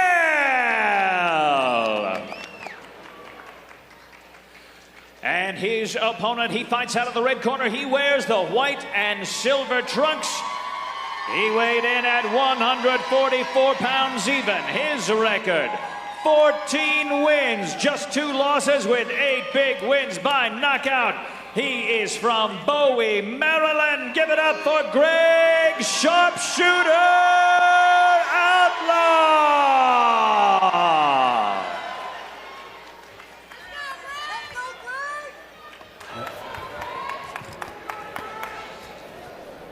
Right, gentlemen, this right here is a little too high, so punches right here would be okay. You're fine right there. You receive the instructions in the locker room. Obey my commands at all times and protect yourself at all times, okay? All right, watch him out. Heck of a U.S. debut for Isidro Curiel. See the size disparity there. One thing you didn't really see much on the tail of tape. You've seen it in real life, man. Greg Outlaw, very, very big for this weight class. Yeah, I spoke to Curiel at the weigh-in yesterday. Very, very excited to be here, making his U.S. debut.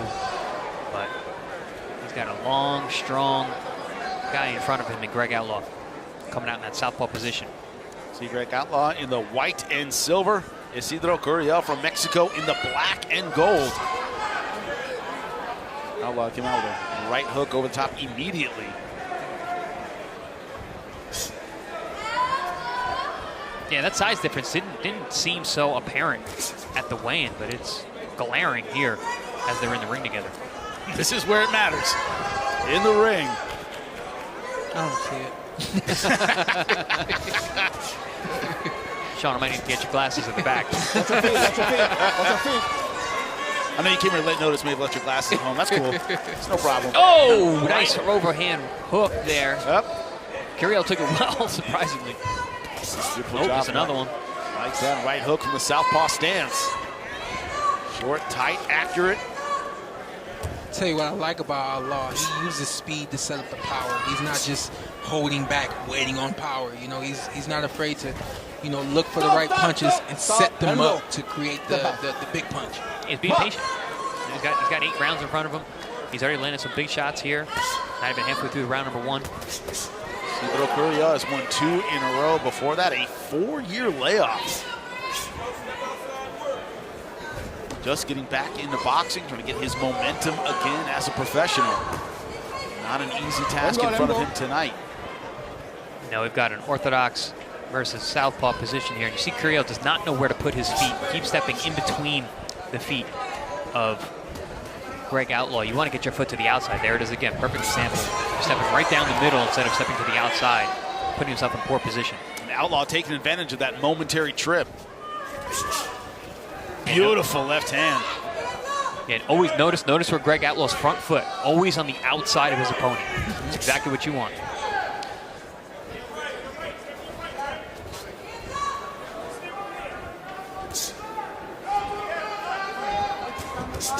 Nice body shot. Watch your head, cuidado con la cabeza, cuidado con la cabeza. Also, Sean, like you said, he's being patient, but also just placing the punches. He's not overthrowing them, exactly like you said.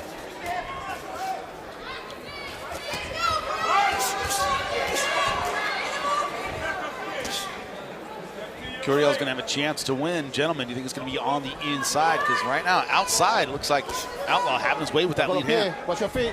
Yeah, I mean, the size and reach difference, and it seems like the power and the speed of Greg Outlaw is going to give the Mexican fighter a lot of trouble from the outside.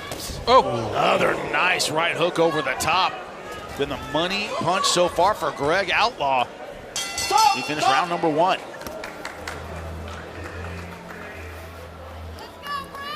Yeah, the bell rang, and that's the only punch he made him miss. The bell rang.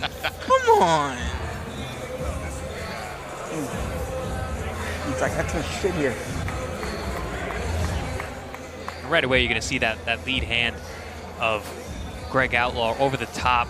That was been the money shot all night long because the lead jab of Curiel is just a little too slow. He landed a good right hand. I was gonna say, I didn't realize he landed 2 right there. He ate 2 just to give 1 right there.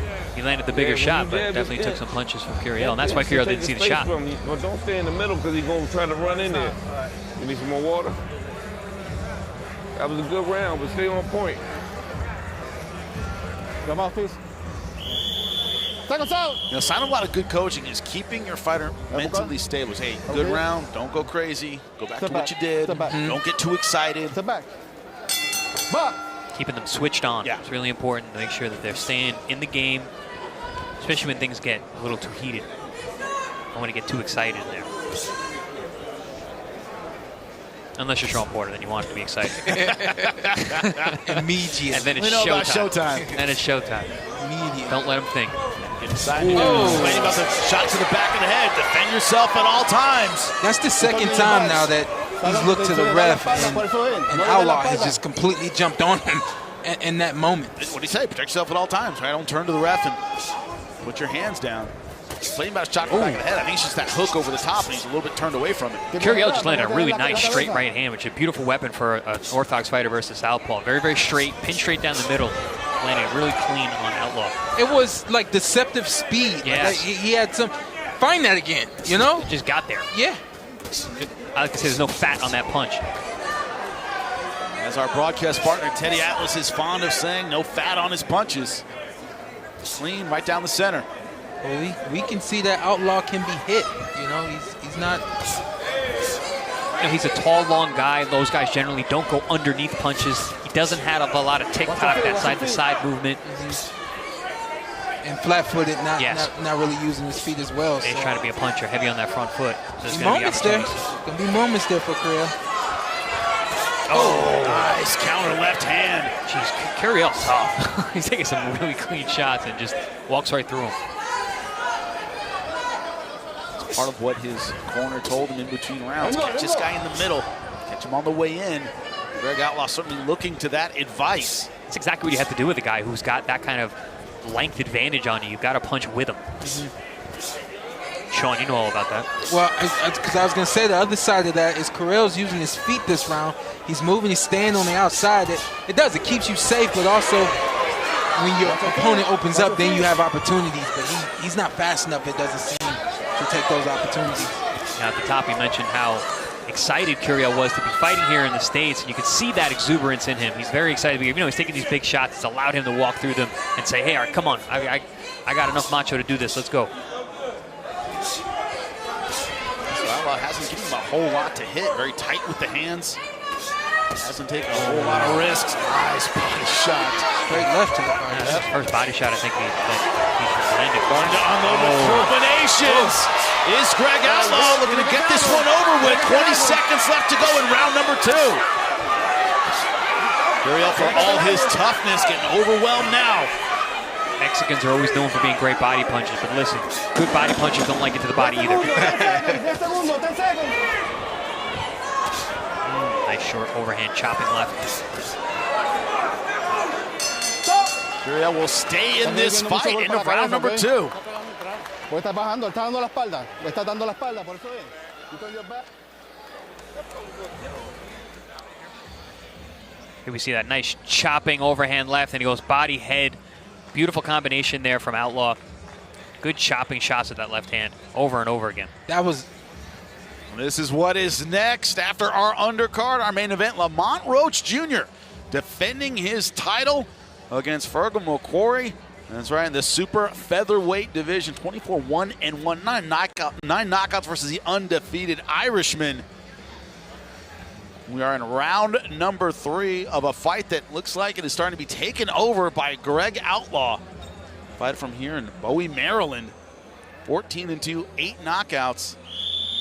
You said it yourself, Chris. His teammates talk about how hard he can hit. Forget that knockout percentage. This kid can crack. Yeah, you can see it. He's got heavy hands. He's just a very tough guy in front of him. Curiel, yeah, listen, he's a Mexican warrior. You know, like I said, he's excited to be here. Got a good record too, 11-3-1 with 6 KOs. That's nothing to scoff at.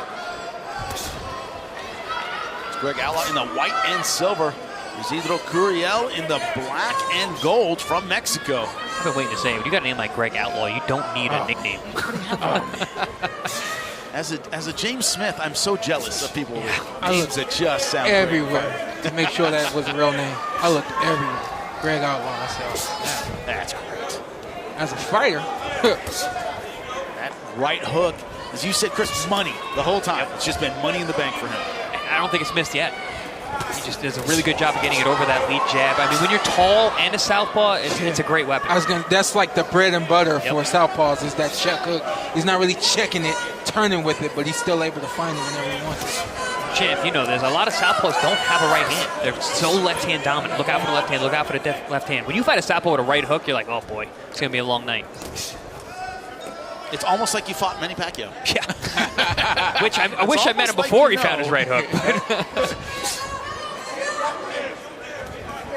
Winky right, and the southpaw had a tremendous right jab. One of the few. One of the few. Yeah. He was really right-hand dominant. Oh God! We almost had to catch him just now. Almost landed right on us. Well, right into our commentary position. Gentlemen, just a beautiful naked left hand. How about a setup there, right through the center. You know, Jimmy, you remember before the night started, I jumped in the ring and I bounced around the ropes?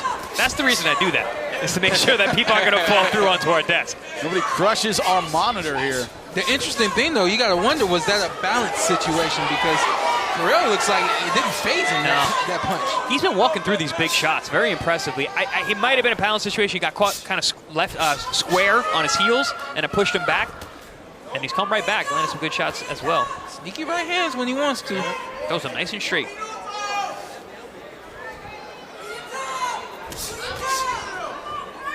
Composed attack so far from Greg Outlaw. Not going crazy, looking for the finish. Isn't acting as though he has his man hurt. He knows he has 8 rounds. We're only, we're coming up on the end of the 3rd round. He's been landing some good shots to the head and to the body. Step back, come on, step back. Really hasn't missed anything at this point. I gotta say though, like I've been questioning his experience for the last round now. I was trying to find some more information on him. He doesn't really have the fluidity of a lot of fighters, especially at this weight class, that I would expect to see. And then when you see him, there's moments where he lands big punches, but then he doesn't know how to set up the next big punch. Yeah, the follow-up. I think there's a lack of experience from Outlaw, which ain't a bad thing. I mean, he's putting on for his city, and he's in front of a tough competitor. It's always better to learn while you're winning. So far, that's what Greg Outlaw is doing. Sometimes a lot of those good punchers, stiff, strong guys, they don't have that fluidity, that level change, that tick-tock, that side, that sliding, ability. And again, it always doesn't come down just if you can punch, because you got to be able to put things together and finish guys when they're hurt. Here's our punch right here. Boom. It's a straight left. It's on the chin. I think Curiel, he wasn't balanced. He wasn't set when that punch lands, but it's still a big punch, and a nice little looping motion in that punch too. Chris, could have been called a knockdown? You could argue that only the ropes kept him up. Potentially, yeah, but the way that he reacted afterwards, I would say that since it wasn't called that, it was actually probably a correct call. Didn't seem hurt. No. Listen, if I was the ref, I would have been running in to get that, because those are moments where, it's technically a knockdown because it changes the score. Not that Outlaw's in any jeopardy here from a point standpoint, but that does change the dynamic of the scoring. The rule is if only the ropes kept you from getting knocked down, that is a knockdown. Curiel's been complaining about shots behind the head. I haven't really seen any. The ref actually just warned Outlaw about it. And that can happen sometimes. You keep saying something to a ref and he allows it to come into his head, and then he brings it up. Seemed like he was turning away from that right hook a little bit, but the rule is you're not allowed to target the back of the head. If you turn away, that is your problem. I haven't seen anything glaring that this is the Outlaw that I expected. More jabs, more like combinations to set up the big punches. He's starting to peel off that right hook now too as he lands it. Ooh, good body. Nice. Now, all these DC fighters so far tonight, when they hit the body, man, you can feel it here at ringside. They are really laying in those body punches. Bricks. Throwing bricks. Throw that brick hand. Throw that brick hand. Just like that.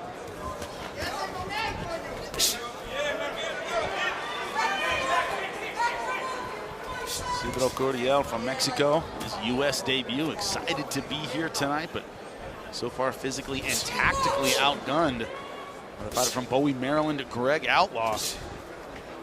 As you said, kind of a hidden gem here in D.C. Chris, as we were talking to the fighters, a lot of them mentioned Greg Outlaw, his abilities in the gym. All the media guys are bringing him up. Asked if I knew who it was, and yeah, absolutely I do. And brought a bunch of people in here, starting to fill in. A lot of local flavor on this card. Chris, we all know it's no good being the gym monster.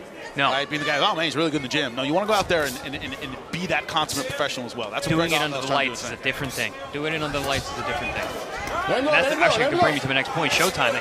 When does being patient hinder you? Yeah. You know, are we approaching that here in this fight? Yes and no. We're halfway, almost halfway through it now. You know, he picked up the hand speed. He picked up the punch output this round, which, you know, it's right on time. You know, so when you're talking about being patient, I think he's starting to, you know, kind of increase everything. Well, don't be patient. Download the ProBox TV app, your boxing channel. Get our daily news shows and also our Wednesday night fights. Our championship fight tonight is going to be absolutely outstanding. Entertainment and Sports Center here in Washington, D.C. Greg Outlaw, some blood out of the nose. Oh, that hurt a shot. Beautiful. Talk about combinations. Here they are, and it is over. Good stoppage. Round number 4, a finish from Greg Outlaw. See, that's called forcing the stoppage. Had his man hurt. That's what he was asking me about. Forcing the stoppage, yep. No, it's not too. No, we're good. Right on time. Outlaw Right said, no, on we time. ain't good. Not getting any more rounds tonight. Greg Outlaw, an emphatic performance, ninth knockout of his career. Gentlemen, it's like he put together everything we were talking about. Oh, where's combinations? What about the speed? It was all there, right, champ? Yeah, right there. Great moment right there. He lands the punch. He kind of answered everything right here in this moment. I questioned his experience. He saw the punch land. He knew to go for it. The question about the patience, right there, he said, now's the time to go. He answered a lot of questions right there. Yeah, one of the reasons I asked about the patience is we started seeing the blood from the nose. I was like, listen, man, we don't get paid for overtime. The more time you spend in a ring with somebody, you got a dangerous guy. If you have the opportunity to get him out of there, get him out of there because they can still get hurt. But Greg Outlaw answered all those questions tonight. When you talk to a veteran, which you gentlemen are, you only have so many fights in you. No. You only have so many rounds in you. Right? You can win a lot of fights that are one-rounders. Yeah. It's rounds that take it down. Great point. Great point. Let's bring it up to Jim Sorensen. Make it official. Ladies and gentlemen, at 2 minutes, 38 seconds in round number 4, referee Eric Irizarry calls this fight to a stop for your winner by technical knockout, Greg Sharpshooter Outlaw! He may not need the nickname with the last name Outlaw, but he was a sharpshooter at the end of that fight. Very accurate with his punches. High ceiling on this kid, huh, Chris? Yeah, I mean, I've been telling you guys all week about it. You've been backing up all week. I love when they make me seem correct. You sound like a genius, right? We see Showtime. He's a sharpshooter from the opening bell. You know, starting off with the check hook right there, but a lot of straight lefts landed to the head, into the body. He ate some punches as well. Would love to see him improve his defense. I think that's the number one thing he needs to improve. I think he had a tough guy from him. Isidro Curiel, like we mentioned, you know, his record was pretty decent. He's a Mexican fighter, excited to be here, a lot of exuberance. He brought it. He was excited, but really just outgunned, outsized, outgunned, outskilled. And, you know, I think you said it, Jim. He put on for his city, did Greg Outlaw. Yeah, the thing about Greg, too, he picking his punches very carefully, being very patient. I think that's where that name sharpshooter comes from. We see a straight left land right there on the chin, but he's got Curiel in front of him, just a tough guy. Right here, the ending of this fight. I mean, I just thought that, again, you looked at me, you asked a question, I'm like, you know, He answered a lot of questions, and right here, I finally saw that size difference. It took a long time for me to see it, but right here, I said, wow, that is a big guy in the ring. Yeah. Against a smaller guy. I think that last sequence was a perfect description of his nickname, the sharpshooter, because, I mean, he threw that late counter left hand over the top and then a beautiful straight jab that landed right on the chin. And that's what actually hurt him, was the right jab. Not aesthetically pleasing at the end, you know. Little stuff, but he got it done. Exactly. Yep. Got it Stayed done. busy. Well, another name that everyone's been talking about, that's right, Lamont Roach Jr.'s brother. His younger brother, Jordan Roach, making his professional debut, 4 rounds in the super flyweight division. You got a lot of faith in your amateur pedigree, in your coaching, to fight on your pro debut against a guy with 29 professional fights. That's what he's facing against Luis Domingo Hernandez Cambero. Hernandez, a veteran, a road warrior who's been all over the world, and Roach, big name, big shoes to fill, essentially, on the DC fight scene.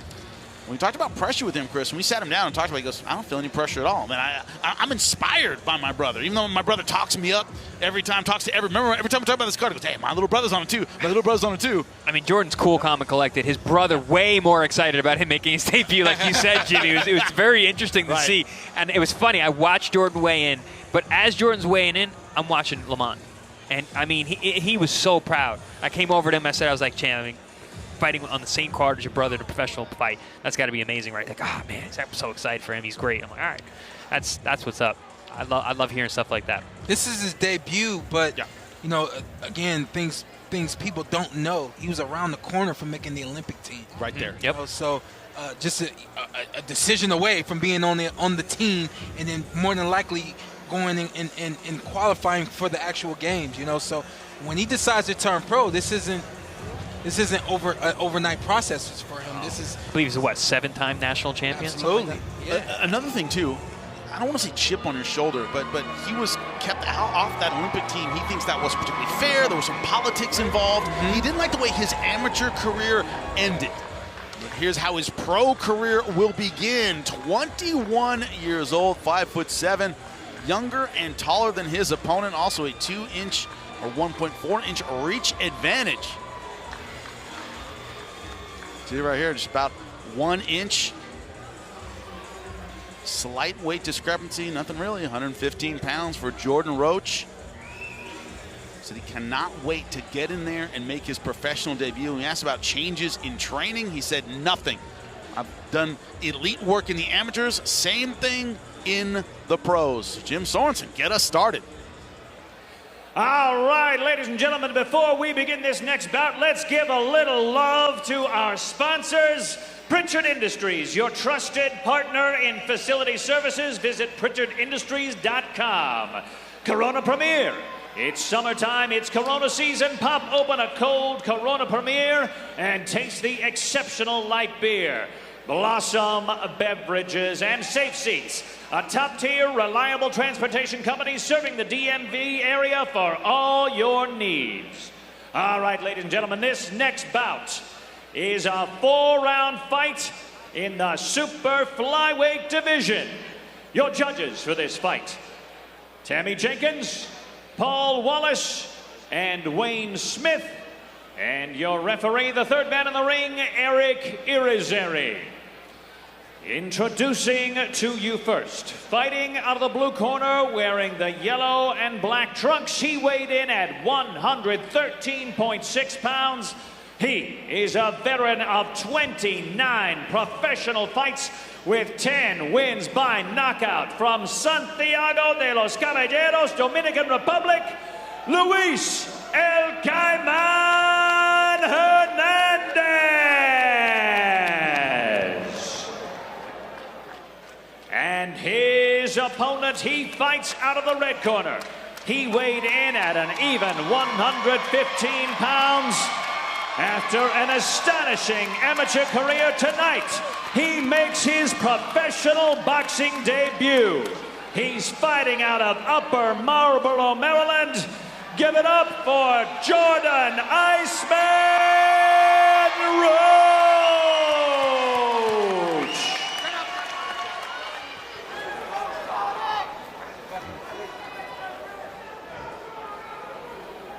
This right here is a little high, so right here it's going to be good, right? You receive the instructions in the locker room, obey my commands at all times, and protect yourself at all times, all right? Watch him up. Good luck. The decorated amateur, Jordan Iceman Roach, making his pro debut. Red and white. Calm at the interviews. So I've been at the elite level before. This is nothing different.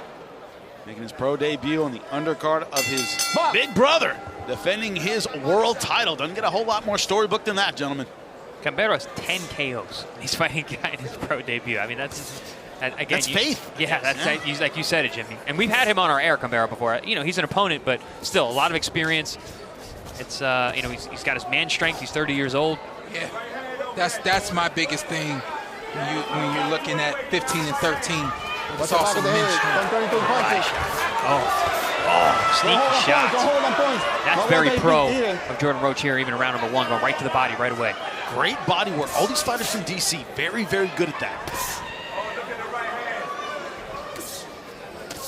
Hey, Showtime, what would you say to a guy? You know, maybe may have the amateur pedigree, but how do you tell him a pro fight's different? Is it different? It is and it isn't. You know, most times they are putting you in the ring with someone that you can literally just get your feet wet with. You know, but at the same time, I would tell him, be mindful, be alert. You know, man strength is a real thing. Those gloves are small. Pro gloves are much smaller than what you're used to in the amateurs. I know a lot of amateurs now at this level who don't wear headgear, but you know, taking out a couple ounces in those gloves makes a difference. That was my biggest thing when I first turned pro. I put the gloves on and I said, somebody's in trouble. But it goes both ways. Right. And again, defensively, you have less padding to protect you to hold your hands up. So, good body shot again. That hurt Cambero. Definitely. I mean, when you do that kind of dance, that's I'm hurt dance right there. Great hook so far from Jordan Iceman Roach. Beautiful cut. Turn around, got back to the center of the ring. Good ring generalship there shown by the young Jordan Roach. And the young man is feeling it now. But Cambero, man, we've had him on our air. He's tough. He pushes the pace. He gets hurt and keeps fighting. Get the wobbly legs now.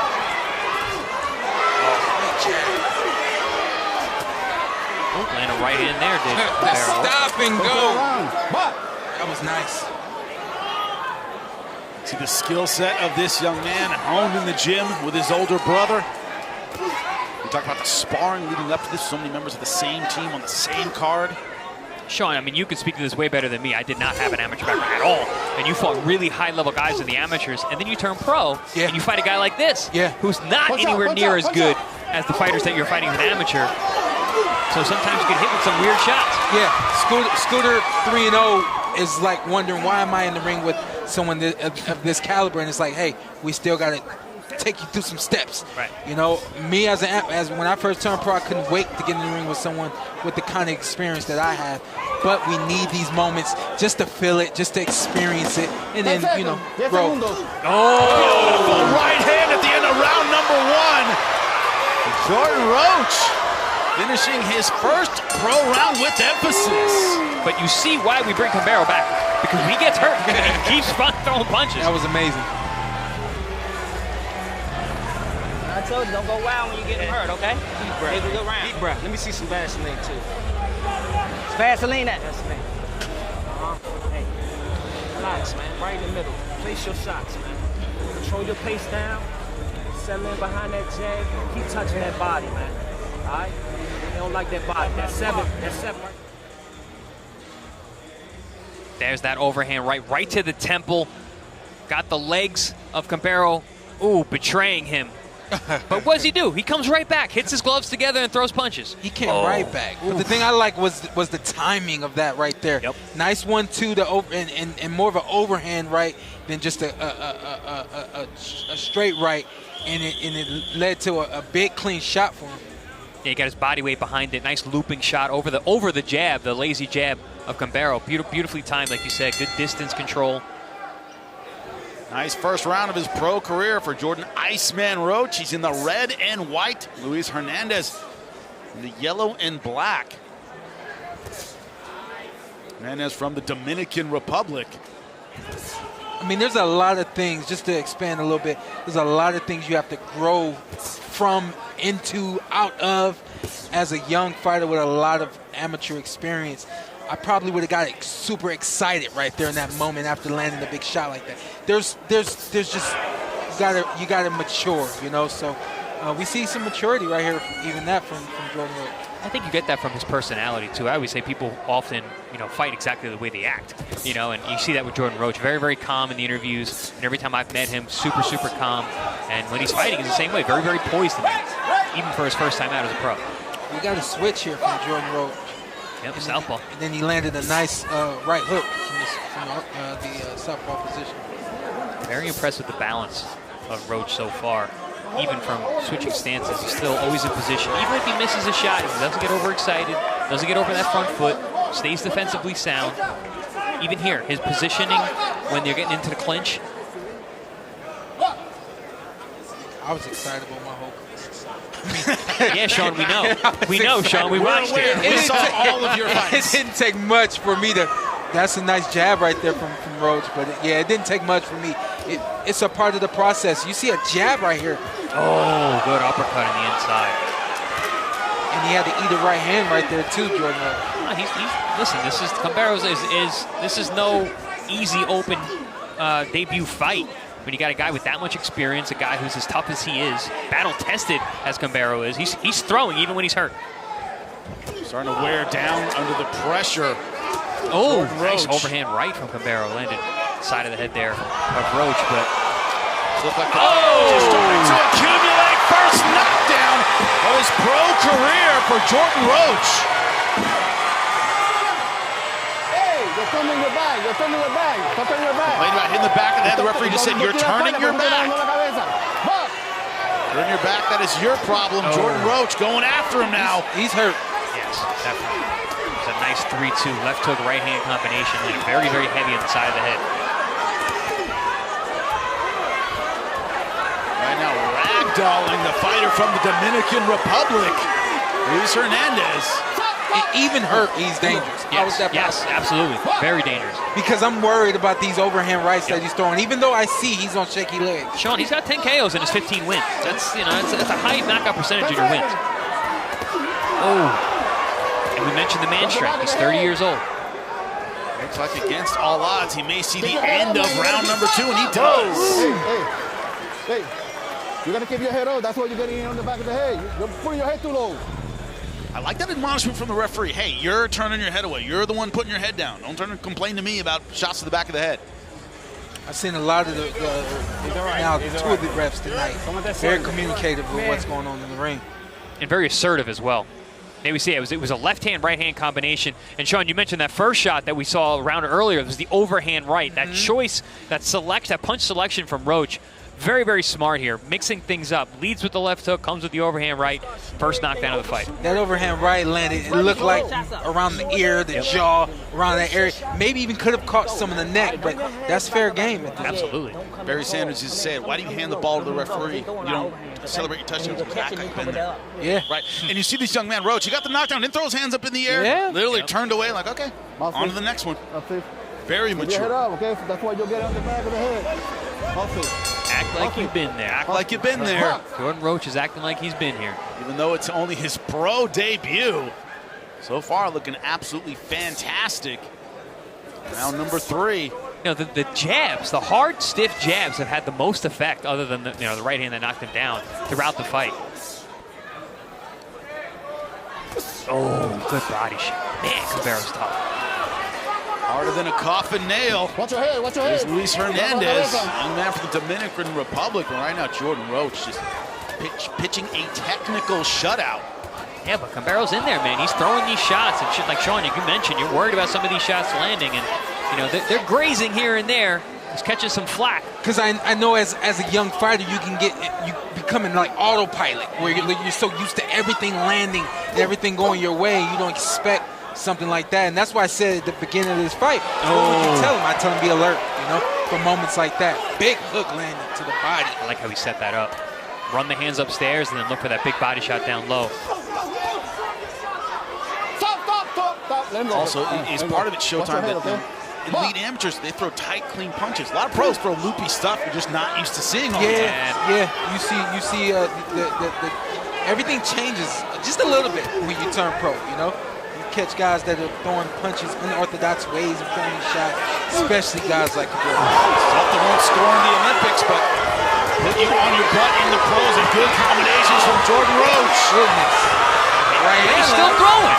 Hernandez trying to land back. Good right hand again from Roach. He's out on his feet and still throwing hard shots. This Romero. This is a great fight for Roach to understand, hey, this is the pros. These guys are dangerous no matter what. Guys, high-level guys have made a career out of being awkward. Makes you think of Ricardo Mayorga. He beat world champions, he's a multiple-time world champion, by being awkward and strong. And you watch him fight like how? Yeah. How does Mayorga do this? He does. Or did. Did. Back in the day.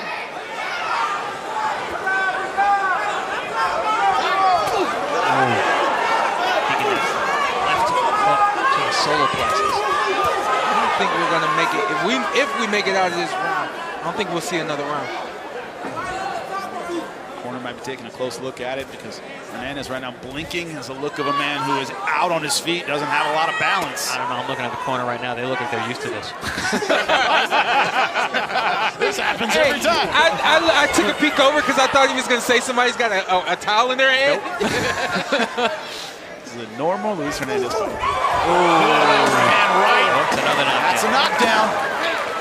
Right glove hit the ground. 10, 7, 8.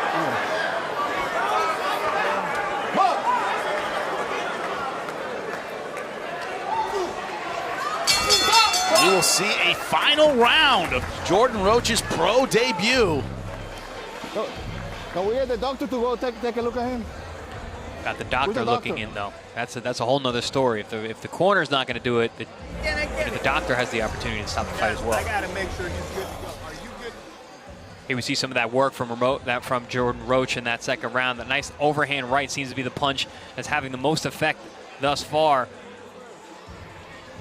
Bang, big overhand right again. Scores another knockdown here in round 3. Toward the end of the round. Hey, bro. Ready to go. Bring your hands back in, defense sharp. All right, exactly. Keep the defense sharp and your hands back to your chin.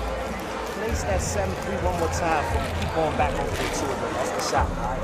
Just place it for me, all right? Let's go. No, that's slow. No.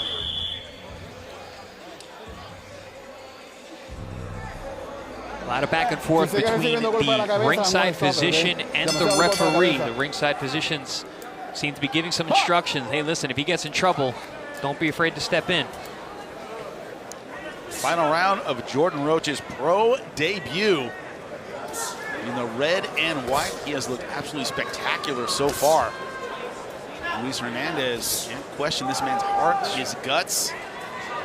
He's been outgunned in this fight. Watch the back of the head, watch the back of the head. Tricky, awkward punches from Gambero. Something we haven't seen in Jordan's arsenal tonight, the feint. You know, the feint will pull out that overhand right. The feint will position Gambero to be in a better position for Jordan to get off. Especially when you have an awkward, reactive guy like Gambero. You get the first move out of him, you get to see it and counter. Especially when you understand distance the way that Roach does. Wide punches will give you a lot of space if he bites on those feints, but Jordan Roach has not been throwing them yet. Watch your heads, watch your heads. Iceman staying cool here in the 4th round of his pro debut against a very game, very tough and awkward Luis Domingo Hernandez Camaro. Living up to the nickname, Jordan Iceman Roach. Uppercut there with Camaro. And when he's gotten the knockdown, he's not gone crazy, trying to get the finish, and Hernandez just fighting back.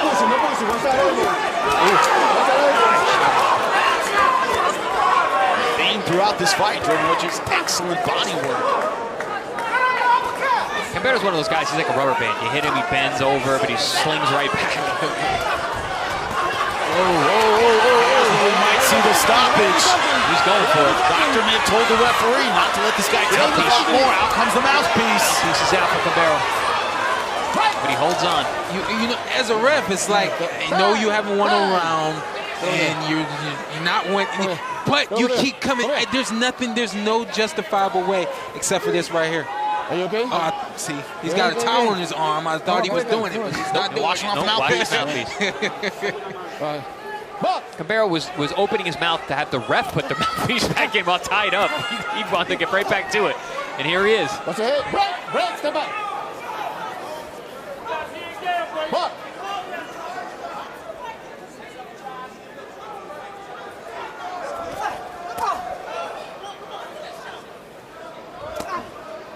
Jordan Roach looks like he will get rounds. That's why you're getting his pro debut. 35 seconds left in round number 4 of a 4-round fight. Yeah, you know Roach wants that KO. Still has 30 seconds left, but man, he's got someone who is very unwilling. Willing to trade, but not willing to stay down. Inoffensive enough to keep Giron off. Been hurt to the head, been hurt to the body, been down a few times, but always gets up, always tries to fight. And to your point, Sean, it's hard to stop a guy. Like, it's hard to find a reason for the ref to step in because he's fighting back. But it has been a technical masterpiece. Keep going into the bell. After the bell. Roach showing all the skills of a budding young superstar professional. Talented amateur pitched a shutout in his pro debut, but it will go all 4 rounds. There were times, gentlemen, we didn't think that would be the case. Honestly, when I saw this on paper, I said it was going to be very difficult for Roach to get the stoppage here. We've had him on our air, very, very tough guy, tons of experience. I've seen him get knocked out before, but he was fighting guys with a lot more experience who are known punchers. Different situation in your pro debut, but Roach was close, man. He put him down a few times. A very impressive first outing for Jordan Roach. And that was a tough 4-round fight for Jordan. Even though he had his way for a majority of the fight, there were still moments where he got touched, things they can take a look at moving forward. But the fact that he had a guy in front of him that did not come in here just to lay down with even 13 losses. And, you know, you got to tip your hat to Cabrera. He's a fighter. You know, he's a fighter in every sense of the word as Cabrera. He comes to fight. His will has not been broken. He tries to win every chance he got, even if he's limited in terms of his skills. But listen, this is a tough first out for your pro debut. And the Team Roach can go back to the gym and go, okay, see what we're talking about? There are things to work on. Awkward punchers, guys that don't go away. You're going to see all of that in the pros. And also, you're not going to get any gimmies on ProBox TV. Yes. There's no easy fights here. We say it over and over. It is the truth.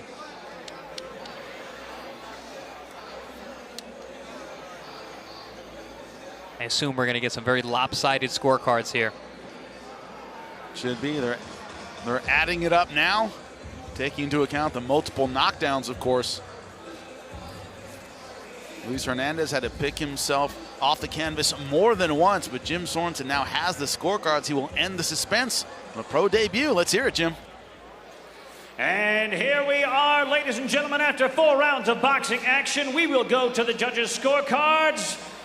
These judges, Paul Wallace sees it 40-34. Tammy Jenkins also sees it 40-34. Wayne Smith sees it 40-35 for your winner by unanimous decision and still undefeated, Jordan Iceman Roach. A lot to celebrate so far in Washington, D.C. Unbelievable pro debut for Jordan, the Iceman Roach. All right, ladies. Incredible job. Now, before our main card begins, you're going to go back to our studios at ProBox TV. Join us again when the main card begins. Download the ProBox TV app and see all the action for our main event. We'll see you at the beginning of the main card. Don't miss it.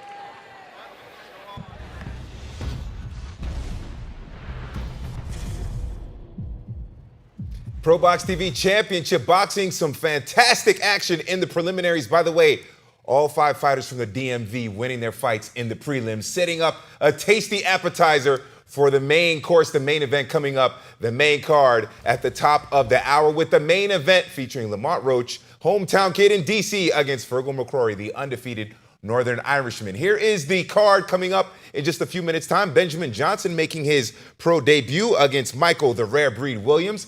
The ladies will be fighting 8 2-minute rounds for the WBA International Bantamweight Championship, Rios looking to remain undefeated against the Spaniard Mary Romero. Alex Dilmaghani making his U.S. debut against Hernandez, Giron, and the co-main event should be fun as well, with Lester Martinez going up against the Ecuadorian Carlos Gongora. Let's talk about that main event between Lamont Roach and Feargal McCrory. It is going to be fascinating.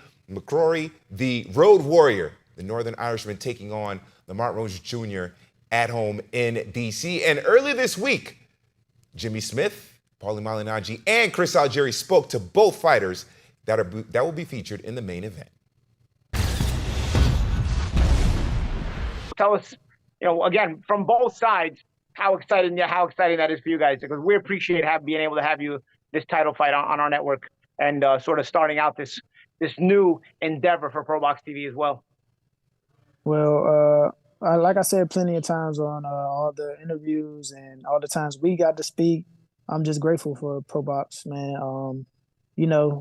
Coming together with No Excuse Promotions and my dad, just getting this said, like you said, a jump start on what you guys want. I'm honored to, be that stepping stone, that ledge to bridge the gap that you guys wanted to. I'm honored, and I'm embedded to a great show for this opportunity.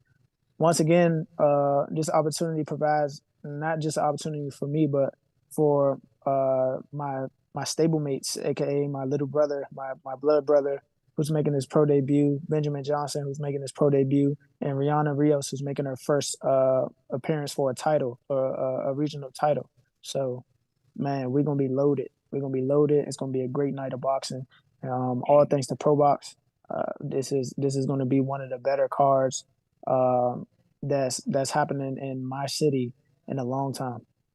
Champ, before you answer, Champ, not a stepping stone, jumping off point.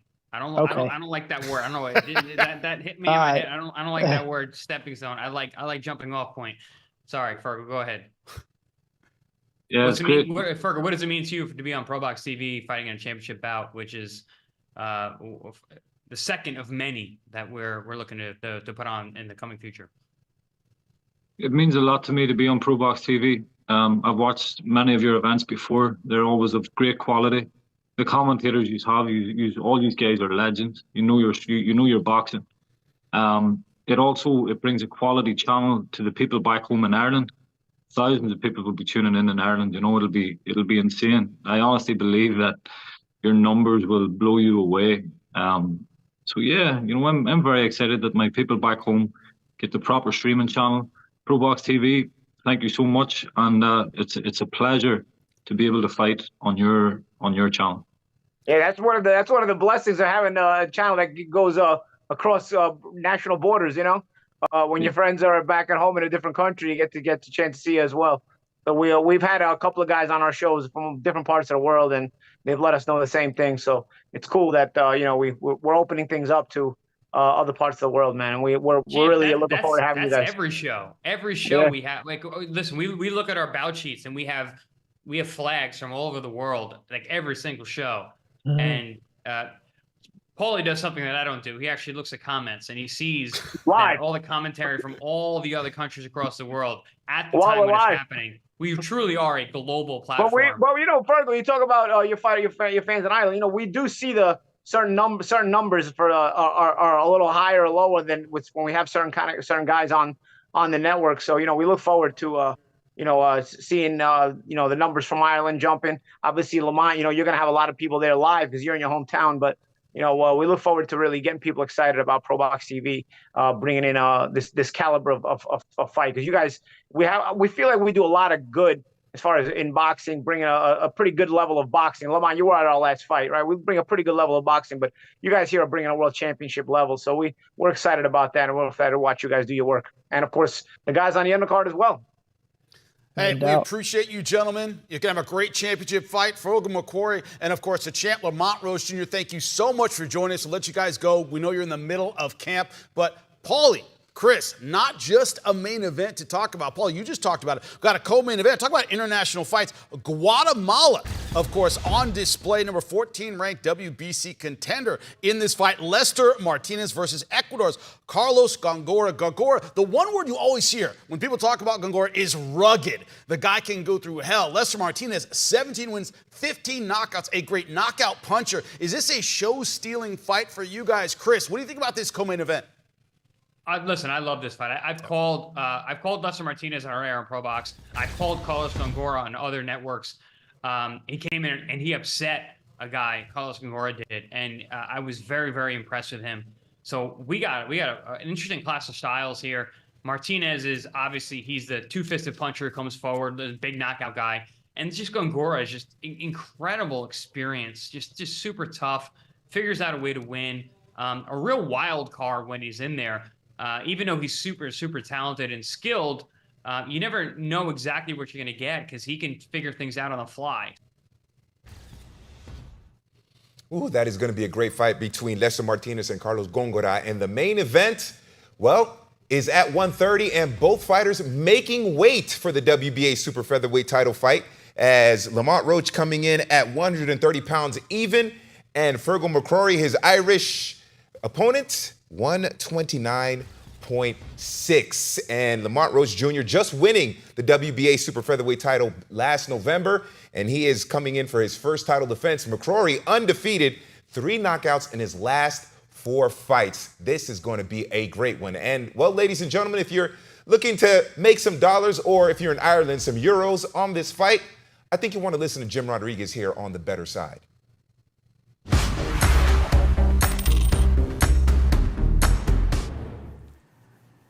Well, we are definitely feeling ourselves on the better side. We've done 9 better sides, 8 winning weeks, and let's keep it going as ProBox TV is making history tonight. The WBA Super Featherweight Championship on the line in Washington, D.C., as Lamont Roach Jr. in his hometown defends it against Feargal McCrory. And if we go to our buddies at sportsbetting.ag, the odds, well, the hometown guy, Roach, minus 1,000, while McCrory a very live dog at plus 600. But this is what's interesting. Just yesterday, these odds were not what they are now. Roach was still the favorite, but minus 1,500, while McCrory was plus 800. So there is more McCrory money coming in.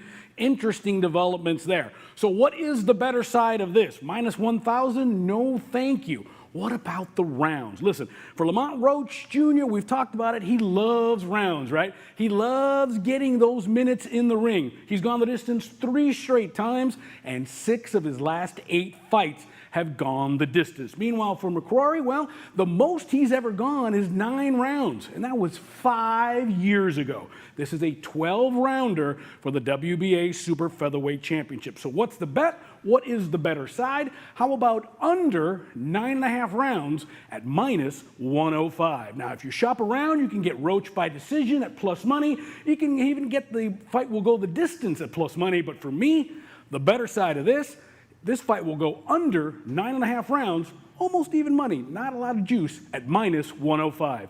Come have some history with us. Let's enjoy it, and let's keep making that money thanks to our buddies at sportsbetting.ag. I'm Jim Rodriguez, as always, on the better side.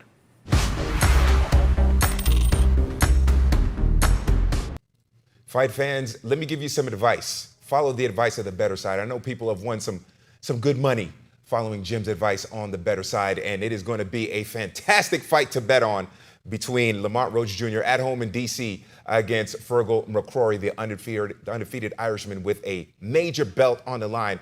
ProBox TV Championship Boxing. Let's take a look at the full card here. That's starting in a few minutes' time here on ProBox TV, your boxing channel. Benjamin Johnson making his pro debut.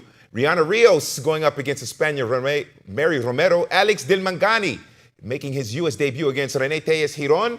Lester Martinez, the Guatemalan knockout specialist. He has 5 straight stoppages going into this fight against Carlos Gongora, which could be the fight of the night. It has that potential to steal the spotlight from the main event for the WBA Super Featherweight Championship. Lamont Roach in his first title defense against Feargal McCrory.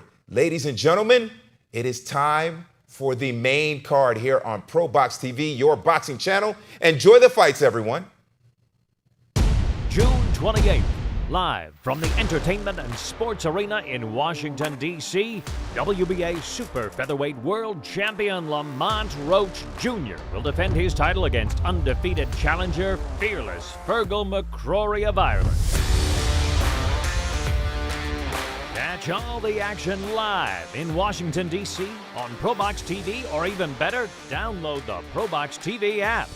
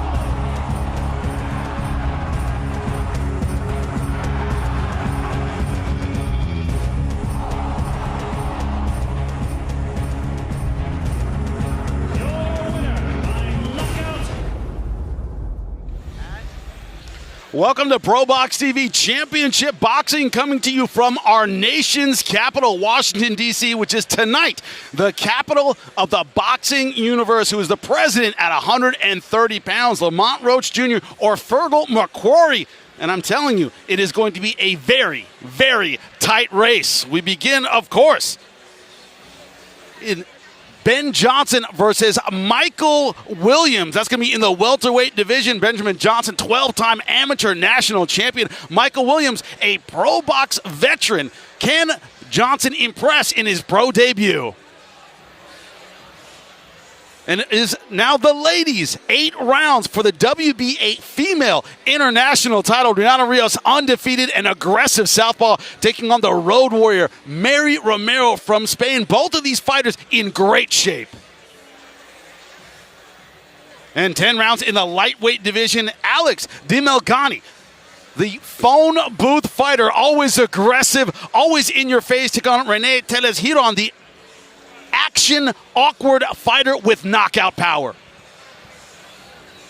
And in our co-main event, Lester Martinez, the pride of Guatemala, undefeated, 17-0 with 15 knockouts. Carlos Gongora, tall, awkward, and also taking on the better talent. Big test tonight for Martinez. And in our main event, it is Lamont Roach Jr. defending his 130-pound title for the first time against fearless Feargal McCrory, the undefeated Irishman. Some people don't like fighting in front of their hometown crowd. Lamont Roach Jr. can't wait for his first title defense. Welcome inside the Entertainment and Sports Arena here in Washington, D.C. We're looking forward to a rocking main event. Jimmy Smith alongside Chris Algieri, our broadcast partner, Paulie Malignaggi, dealing with a death in the family. Our condolences, champ, in his place. Another great boxing mind. Showtime, Sean Porter. Been a while, Showtime. Great to have you on the team. I've been looking forward to getting with you guys. Obviously not happy about the circumstances, but nonetheless, happy to be here with you guys tonight. We're happy to have you, champ. Thank you. And a great main event for you to drop in. Lamont Roach Jr., incredibly talented amateur. He said, the spotlight's been on me my whole career, but as a pro, You're not a champ until you make that first defense, and he knows that tonight. Yeah, I think being here in D.C., he's always been looked at as the guy, but when he goes abroad, it's never been that case. Dropped the championship to Jamel Herring some years ago, now has bounced back, and now back in D.C. as a champion, so everybody's excited to see him. Yeah, fearless Feargal McCrory, you know him from New York. He is not here to be an opponent. He looked ready at the weigh-ins. He talked about destiny, living his dream tonight. Yeah, he talked about fate, destiny. You know, he's one of those guys, like, he's in the position that Lamont Roach used to be in when he went to fight the champion. He fought Jamel Herring. He fell short that night. Feargal McCrory didn't come here to fall short. He has come prepared. He has left no stone unturned. He is very, very driven and has a ton of desire. He wants to come home with that title in his possession. In the co-main event, Lester Martinez. Look, you talk about the greatest Mexican fighter of all time. We'd have our pick. You know, Juan Manuel Marquez, we're all fans here. But Argentina, you got Carlos Monzon, all right? You have Maravilla, Sergio Martinez. He wants to be that guy, Lester Martinez, for Guatemala. He wants to represent Guatemala in the boxing ring. What is his opportunity to do that tonight, Chris? Listen, I mean, for one, he is one of the more exciting guys in the division. I mean, two-fisted puncher, comes forward, wants to knock out every time out. Doesn't mind being in the pocket, doesn't mind taking some shots. He wants to hurt you with every punch he throws. Bad intentions from round one till the fight's over. Now, Carlos Gongora, of course, super middleweight. He's fought some of the best in the world, including in the amateurs, our own Showtime Sean. You fought everyone in the amateurs. What do you think of him and his chances tonight? That's my thing. He's got the experience. Yes. He's been in the ring with some of the best, even as a professional. So I think he's going to be able to stabilize the strong young man and neutralize that power that he fights with both hands. Gongora is going to use his reach and use the whole ring. I love this fight. Jimmy, we spoke about this off air. If Martinez is anything less than what everybody's saying he is, he's not getting past Gongora tonight. Yeah. He's that kind of guy. He's a world-class guy. He's been with a much better competition, like you just said. I mean, he's very, very tricky. He's tall. At the weigh-in yesterday, we were both like, man, that's a big guy. Big dude. He's a big dude. He's long, he's tall, he's wide, and he can fight. Big, he's savvy, he knows how to use it. So the co-main is going to be a great fight, and of course the main event. Potential show stealer is the co-main event. This DC team, we've had them on the undercard, we have them on the main event. What has impressed you so much about the Chris? Articulate, they work together very, very well, but like they're unified in a way you don't often see in boxing. UNITY, baby. These guys have been unified. You used a great word because that gym culture, it's pervasive in their personalities. We saw that at the weigh-ins yesterday. We spoke to the fighters, and we're seeing it in the ring tonight. And you talk about toughness, Showtime, you know it very, very well. You've gotten work down here. You said, hey, it's a Shark Tank. Why are they so tough in there? They wouldn't get out of the gym if they weren't tough. Absolutely. I mean, and I always like to preface Tank Davis. Not only is he the biggest name in boxing right now, but from the Baltimore, D.C. area, everybody else down here is just like that. This mindset to fight. This mindset that I got to go get it. You know what I mean? So we're going to see a lot more of that coming up because we've got some young talent from D.C. getting there. Well, there's a home in ProBox TV for guys just like that, so that's fine with us. Well, let's get it started. Ben Johnson making his professional debut against Michael Williams. Only 19 years old is this young man, but a ton of potential. Just a 1-inch reach advantage from Michael Williams, the ProBox veteran. Can he use it against the much younger, hungrier fighter making his pro debut? And you don't get 12 amateur titles not having the fundamentals and technique. Well, we see that on display in their pro debut. Jim Sorensen, get us started for our main card opener. Good evening, ladies and gentlemen, and welcome to the beautiful entertainment and sports arena in our nation's capital, Washington, D.C. Are you ready for your ProBox Championship fights? You are in the right place, ladies and gentlemen. Tonight, No Excuse Promotions and Gary Jonas's ProBox TV partnered to present an evening of professional boxing, sponsored by Sports Betting AG, Events DC, Pritchard Industries, Corona Premier, Blossom Beverages, Duarte Entertainment, Safe Seats, ESPN 630 DC, WPGC 95.5, and Pure Water. Ladies and gentlemen, if you've been here for the first 5 fights this evening, you know we've had a heck of a card. We are going to continue it now. Tonight, we need to introduce the folks who are making this all possible. Tonight's bouts are presented under the auspices of the DC Combat Sports Commission, whose officials include Chairman Andrew Huff, Commissioner Kimberly Lockett, Commissioner Roger Mitchell, MD, Commissioner Chris Jenkins, Commissioner Sean Townsend, Deputy Commissioner S. Skip Brown, and Program Manager Nicole McClendon. And tonight's title bouts are sanctioned by the WBA, with President Gilberto Jesus Mendoza, Julio Tyne, Supervisor, and Jorge Linares, Supervisor, and former world champion in attendance. Your judges this evening: Wayne Smith, Paul Wallace, Tony Lundy, Joseph Cooper, Tammy Jenkins, and Stephen Rios. And your referees: Malik Walid, Sharon Sands, and Eric Izereri. Your physicians at ringside: Doctors William Studwick and Jonathan Johnson. And the official timekeeper ringing the bell, Michelle Hammond. Ladies and gentlemen, are you ready for some action? Let's get started with our first fight here on ProBox TV. This is a 4-round bout in the welterweight division. Your judges for this fight: Tony Lundy, Paul Wallace, and Wayne Smith. And the referee in charge, the third person in the ring, Sharon Sands. Ladies and gentlemen, introducing to you first, fighting out of the blue corner. He wears the black, red, and gold trunks. He weighed in at 147.6 pounds. His record in his young career: 2 wins, 2 losses, with 1 win by knockout. From Top Rank Boxing Gym in Las Vegas, Nevada, please welcome Michael Rare Breed Williams.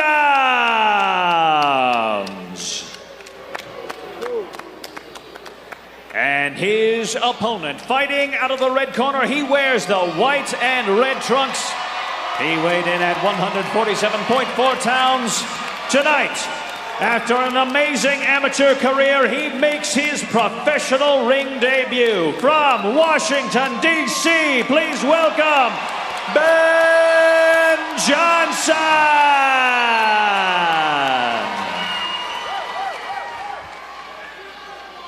Mike. Benjamin. You received your instructions in the dressing room. Obey all commands.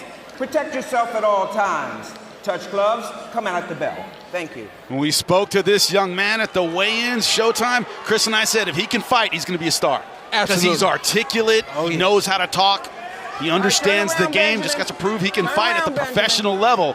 12-time amateur champion. Yeah, I was going to say, Jimmy, I've never met a 12-time amateur champion who can't fight. So, stars in the future for this young man. And the other guy fighting tonight, a lot like Jordan Roach, was vowing for the Olympic team as well.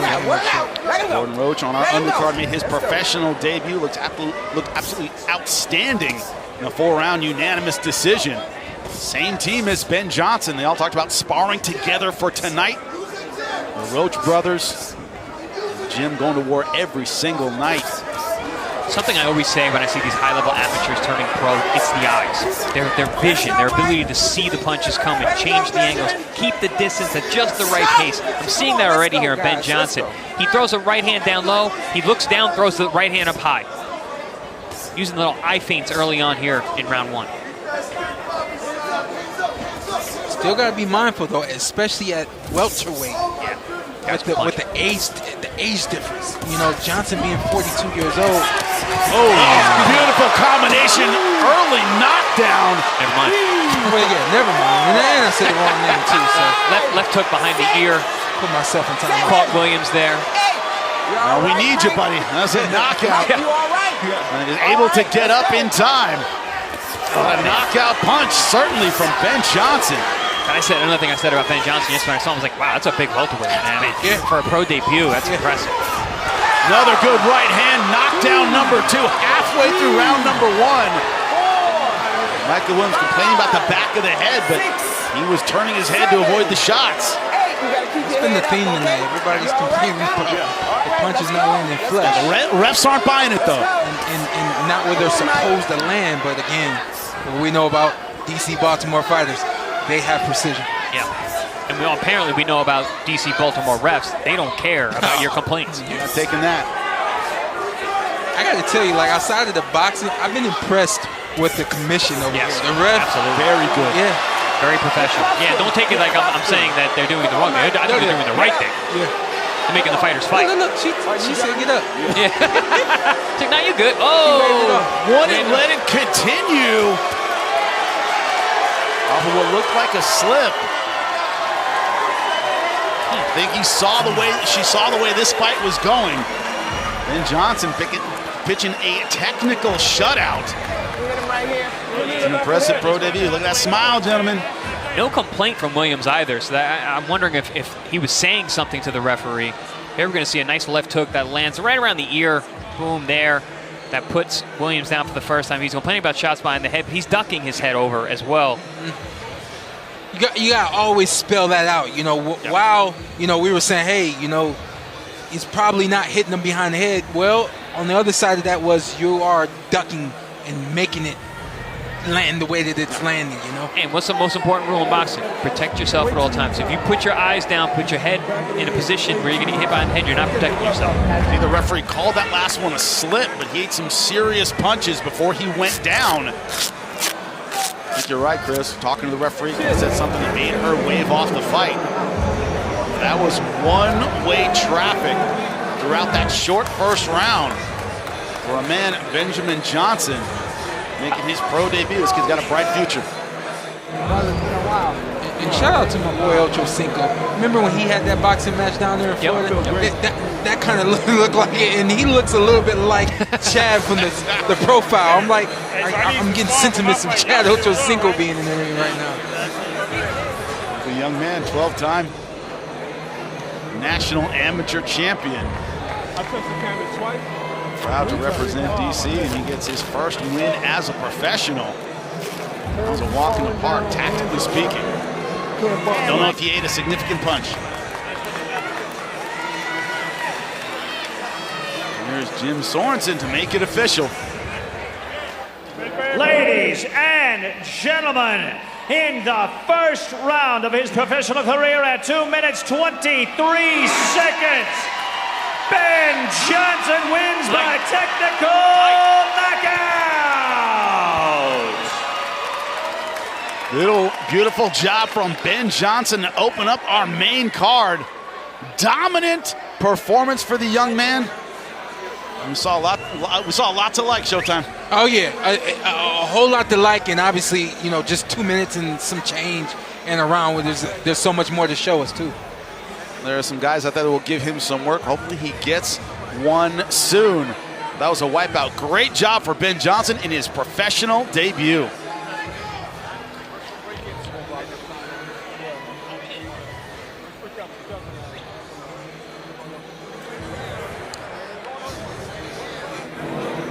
Listen to me. I still want to fucking do. Look at me. I want you back. Stop running. Right? I don't want to see you.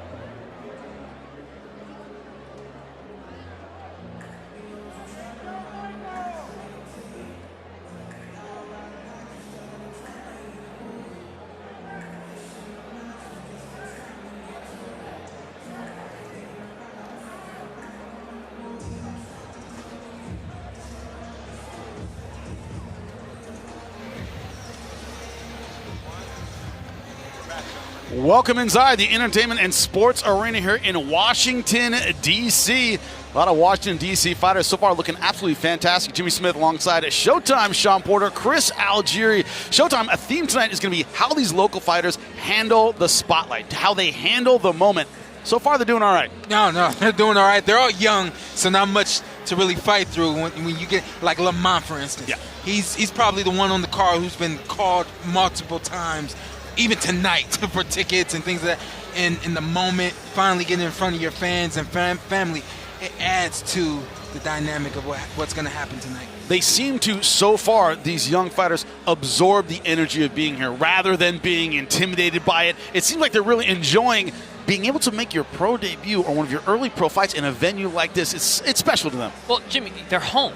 this is their home. They train right around here, and also they're with their family. They're with their gym family. Their other fighters in their gym are also on the card. We mentioned this on the earlier show that they're all training together. They all have that fight week energy together. They're all building off of each other, and it's showing in the ring. That actually helps because that's the energy that trumps. Yep. Now the energy of, oh, everybody's here and I got to show off for everybody. Now I got to show off because the guy before me did it. Because the energy in the gym is probably more scary than this energy. Exactly. Is there a little bit? I mean, it can be healthy. Some might be unhealthy. We used to throw a pool in wrestling. We'll put in $5. Fastest pin got all the money. What'd you do? Oh, I'm pinning the guy faster than you did. I'm knocking out faster. Is there a little bit of that, even in this professional setting, that competitive energy? We used to do that in the amateurs. Yeah. I don't know about it in the pros. I never had an opportunity to do that in the pros, but I couldn't imagine if these guys didn't do something along those lines. Just talk about what this night is going to be like and what they expect. I trained with a lot of MMA guys, so there's more of a team aspect. I'd never lost a race. If we did sprints, I'm not losing nothing, man. Competitive nature in gym is really important. Speaking of competitive, we have a competitive fight in front of us now. Rios, 7-0, 1 knockout versus Mary Romero.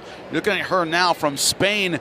Look, we're well-traveled guys, you and I, Chris. She's fought in countries I've never heard of. She's fought all over the world. Yeah, I mean, she has 15 pro fights. She has more than double the amount of fights of her opponent, Rihanna Rios. This is a big step up and an excellent test for the very talented Rihanna Rios. There is Rihanna Rios, 7-0 as a professional. Fights out of Upper Marlboro, Maryland. She is getting the local fan treatment. You hear those cheers as she walked in. Let's look at the tail of the tape for these two ladies. 38 years old is Mary Romero, her opponent, 9 years younger. Slight height advantage for Romero, also a slight reach advantage. Can she make that height and reach a factor? Jim Sorensen, get us started for this title fight. All right, ladies and gentlemen, we are back live on ProBox TV Championship Boxing. This fight, ladies and gentlemen, is an 8-round battle in the bantamweight division. This has 2-minute rounds, and this fight is for the WBA Female International Bantamweight title. We've got WBA representative Jorge Linares here in the ring to present that belt to the winner. Ladies and gentlemen, first off, introducing to you, fighting out of the blue corner. She is wearing the white and red trunks. She weighed in at 117.2 pounds. Her professional record is 10 wins, 5 losses with 2 wins by knockout. From Puerto Lumbreras, España, bienvenidos a Mary Bicho Romero.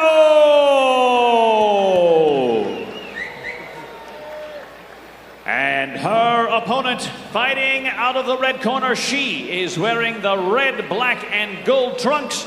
She weighed in at 116.6 pounds. She is undefeated. Her record, 7 wins with 1 win by knockout.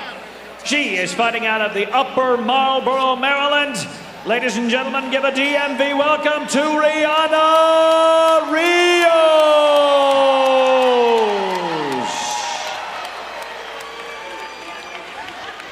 Your judges for this fight, Tammy Jenkins, Paul Wallace, and Stephen Rios. And ladies and gentlemen, now your referee, Sharon Sands. Mary? Rihanna? Good here, bueno? No bueno. Okay. Tocas? Brief instructions, we're ready to get underway. Chris, a universal in combat sports. When it comes to women, it's hard to find 2 women who are naturally in the same weight class, right? Usually someone's going up or someone's coming down. Both of these ladies weighed in ripped. Chris, you and I were very impressed with their physiques at the weigh-in. These are some big, natural fighters in this weight class. Yeah, no, I was actually looking forward to this fight. You know, we spoke about this on air yesterday. We did one of our shows. You know, it's only 2 minutes, so they generally pack in as much action as possible. They pack a 3-minute round into 2 minutes. And you got 2 women who are in fantastic shape, a lot of experience, so this could be a good one. Mary Romero has fought in Russia, Ireland, Germany, Italy, UK, Turkey, Denmark. This is her first fight in the United States. She's the definition of road warriors. But it hasn't fought here. I'm surprised it's her first fight here in the United States. But I got to tell you about Rios. This stance and this style that she's got, this fluidity that she's got, man, she's got something. Nothing about 2-minute rounds. A little bit of a clash of heads there, apparently. At least Rihanna Rios is complaining about one.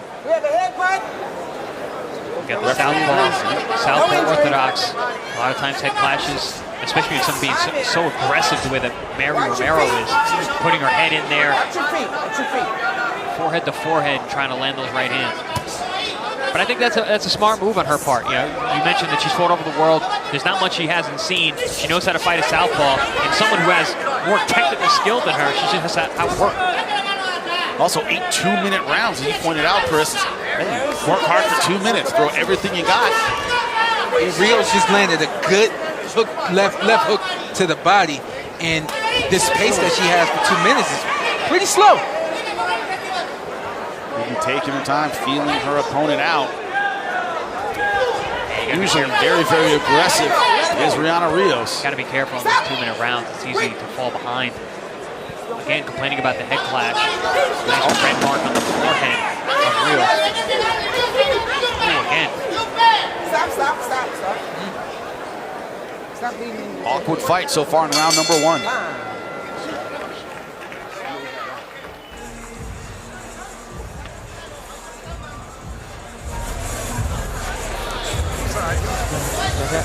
right. Keep touching on her jab hand, all right? You already know if you got to counter it, though, when she go wide like that. We already counter everything she throw, okay? Okay. And stay on that right side, okay? All right? When she duck her head, you got to take a half step back and go under. Okay? Deep breath. All right. Let's not let her initiate her all the time. Be first, you got it? I got it. In and out, stepping over. There's a corner of Mary Romero. Lamont Roach Jr., our main event champion at 130 pounds and also teammate of Rihanna Rios. I wasn't out. Giving advice to her teammate. I wasn't. Yeah, I was in the back room. I wasn't out here rooting for anybody or watching. I was gonna say I would never watch a fight before my fights. I was too focused on myself. But I wasn't a team player the way Lamont Roach is, obviously. Yeah, to each his own. Yeah, absolutely. But Chris, you know, we've talked about this a bit. You know, MMA, you generally see that at teams like American Top Team or whatever, AKA. Boxing out here in Maryland, there's a team. It's a team aspect. Yeah, it really effort is. that you don't often see. No, we spoke about Lamont, how we spoke about his brother being in the card, and how he was more excited than even his brother was. I think it just speaks to Lamont what kind of a figure he is in the gym. A leader, for sure. Exactly. Rihanna Rios in the red, black, and gold, undefeated at 7-0, taking on Mary Romero from Spain. She's in the white and red. Romero is rough, man. She is not going to make this an easy night. Again, we talk about our opponents who come in. Nobody gets the memo that they're supposed to lose. Yeah, the thing for Rios, you know, because she's being outworked by Romero. She's got to land Romero, land some significant punches that the judges can see. Yeah, it's got to be clean, eye-catching shots, because at this pace, with the way that Romero is bullying her, it's going to be tough to win these rounds. Also, 7 wins, only 1 knockout. Romero not necessarily a knockout puncher. Welcome to the pros. Yep.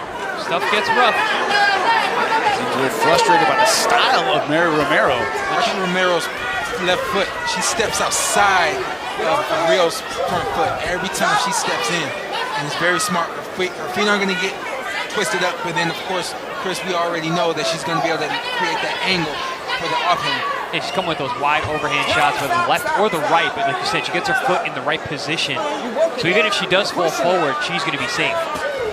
Rihanna Rios, a former sergeant in the Army, multiple-time USA National Amateur Champion. She had the pedigree. Go to the pros, ranked number 3 in the WBA. Having trouble right now with kind of the brawling style of Mary Romero.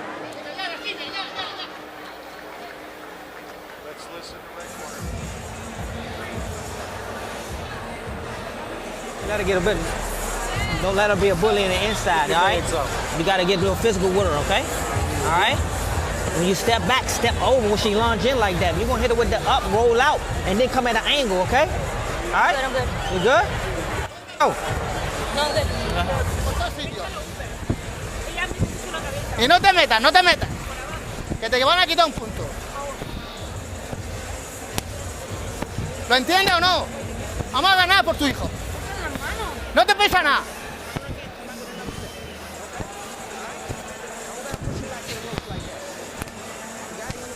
Vamos a ganar, Mari, tranquila, relájate. Y sé tú, saca mano, sé tú. You're gonna win, be calm. Vamos. Don't just head in, you're gonna get hit. But it seems like bullying forward has been working so far for Romero. If she keeps up the pace of what she's been doing these first 2 rounds and Rios does not make an adjustment, she is gonna win. Because she's being the bully in the ring. She's being super physical, making Rios very uncomfortable, whether from headbutts or pushing or just really just on-rushing charges. It's giving Rios a lot of trouble. She's not able to let those nice punches go, but she does finally make that distance. Showtime, how would you like to see Rihanna Rios maybe counter this style with the footwork, get out of the way, angling a little more? What would you advise? I gotta imagine, you know, again, most women spar with men. Most women spar a 3-minute round. She's used to a 3-minute pace. She's used to sparring men, and I don't think she's ready to have the kind of punch output that's needed. Now, I saw in the last round, she picked it up a little bit, but still slowed down. And now this round, she's really trying to pick it up. That's what she's got to do. She's got to be first, and she's got to get some respect because Romero is just walking in front of her. Yeah, and she's allowing her to. She's not meeting her with anything. Usually southpaw versus orthodox, a lot of straight power punches. And Rios hasn't been able to use those to keep Romero at bay. Good combination there, though. The respect that Chris is talking about right here. Got to get that. She got to hit her with something that makes her think twice. Hands Good body up. shot. Walk her down. Okay. Romero seems to be one of those fighters that once you push them back, they're not going to be as effective. But Rios has not been able to do that yet.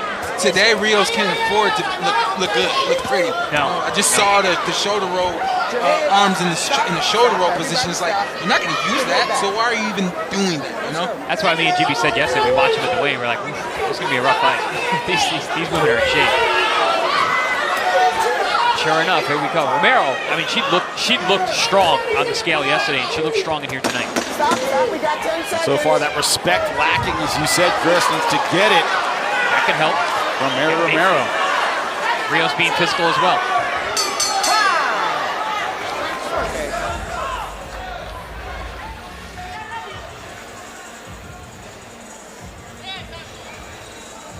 Think better in them exchanges, okay?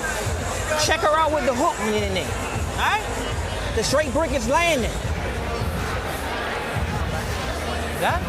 Just here, rock back to normal, check with the hook. You got it? Yeah. Deep breath. When you rocking the body and inside, stay low, don't raise up. Because when she raises up, she come on the head, she pushes you back to the rope. Just a little slight little pivot. No pegas tan alto, estás pegando muy alto. Estás pegando muy alto a la cabeza. Vete a bajar esa rodilla. Round 4, scheduled for 8, and look who's in the locker room. Guatemala's own Lester Martinez, 17-0, 15 knockouts. I love how you broke this one down, Chris. You said if he's not for real, we're going to find out tonight. Yeah, he's not going to get past Gongora if he's not as good as everyone's saying he is. He is the pride of Guatemala. He is expected to be a star because of how exciting he is. But man, he's got a tough one tonight. Averages just under 3.5 rounds per fight. Incredible knockout power. This is a fight that already into round 4 of 8. Rihanna Rios versus Mary Romero. And Mary Romero just able to use that physical, brawling, bullying style. Rihanna Rios hasn't really found a way to counter effectively. As you said, Chris, get the respect.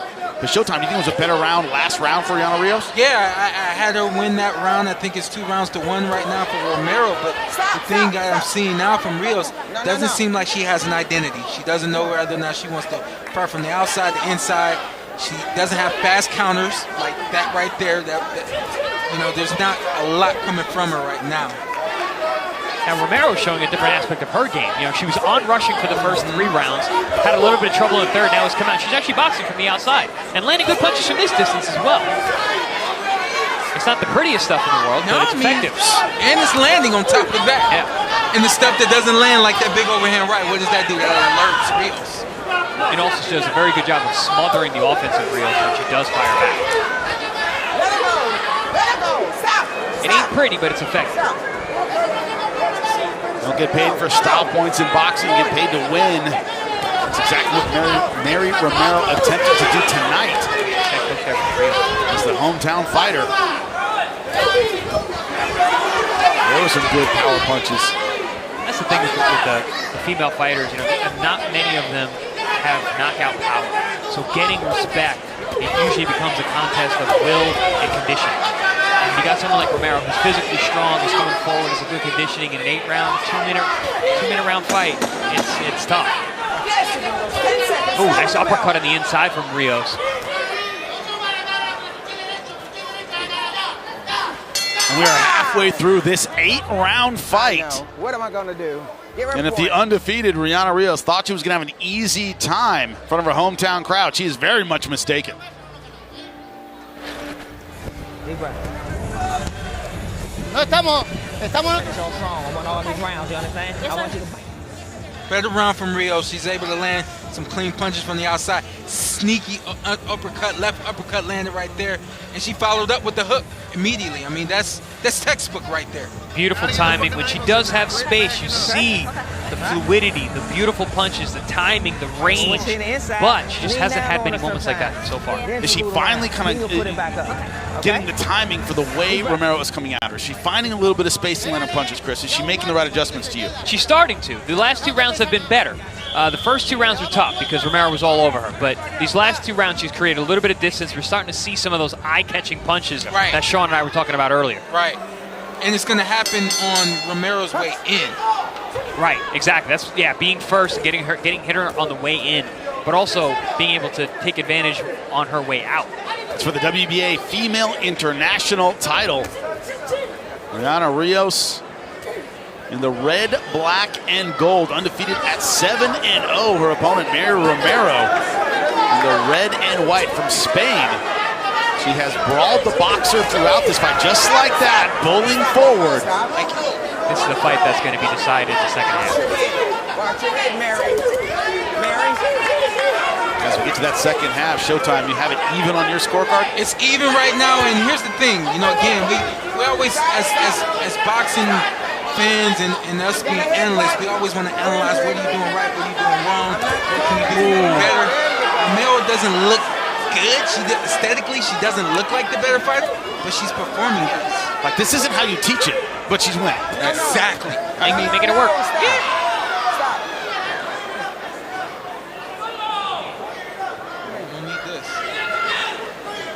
Leading with the head. Is that a point? That is a point. That could be huge in a fight that is very close. Justified to you, Chris? She has been leading with the head. I didn't. I mean, there was a lot of complaints about head, but I didn't see anything blatant. I also didn't see any warnings. Okay. You pushed her down on top of that, didn't you? Okay, communicate with her. She took it to the corner. Tell her to stop putting her head now. Well, that is a 1-point deduction in round 5. I thought that my broadcast partner, Showtime Sean Horner, has even. Rios now starting to turn it on. Oh, there you go. Now she's starting to be first, hitting her on the way in, exactly what we were talking about. Nice adjustment from Rios. Said something about meaningful punches. Rios finally starting to land them. Getting rough in there. Two ladies going to war.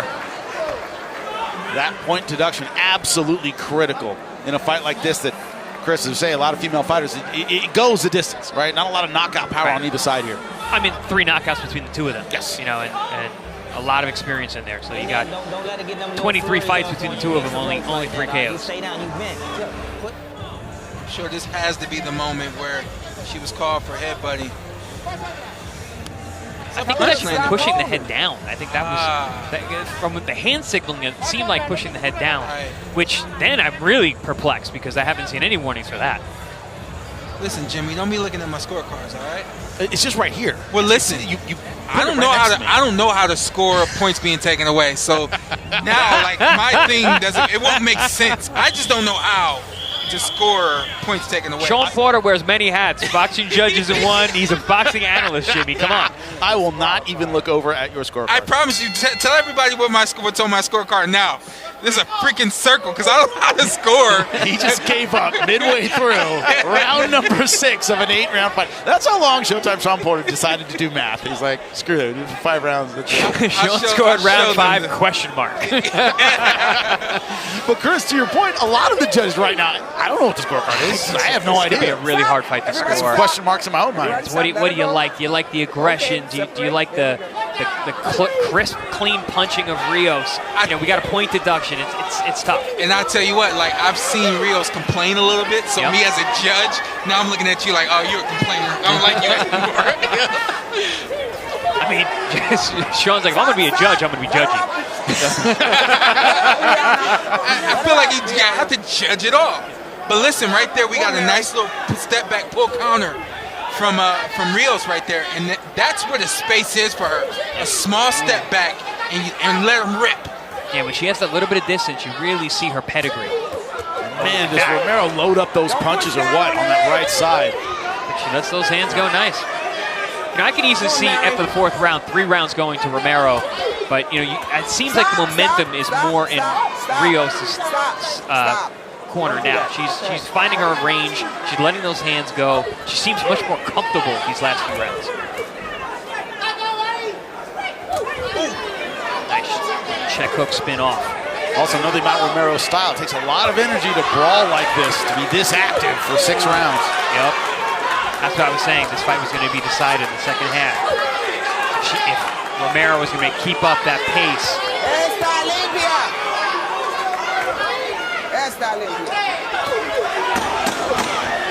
Looks like Rios just decided, you know what? This is not going to be an easy night. I got to figure it out.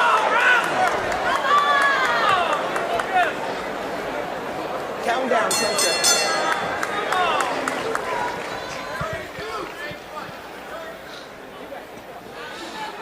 La has tenido calificado. Paso para atrás, no te agarres. No te agarres, la has tenido calificado. Tienes que jugarte en estos 2 saltos que quedan.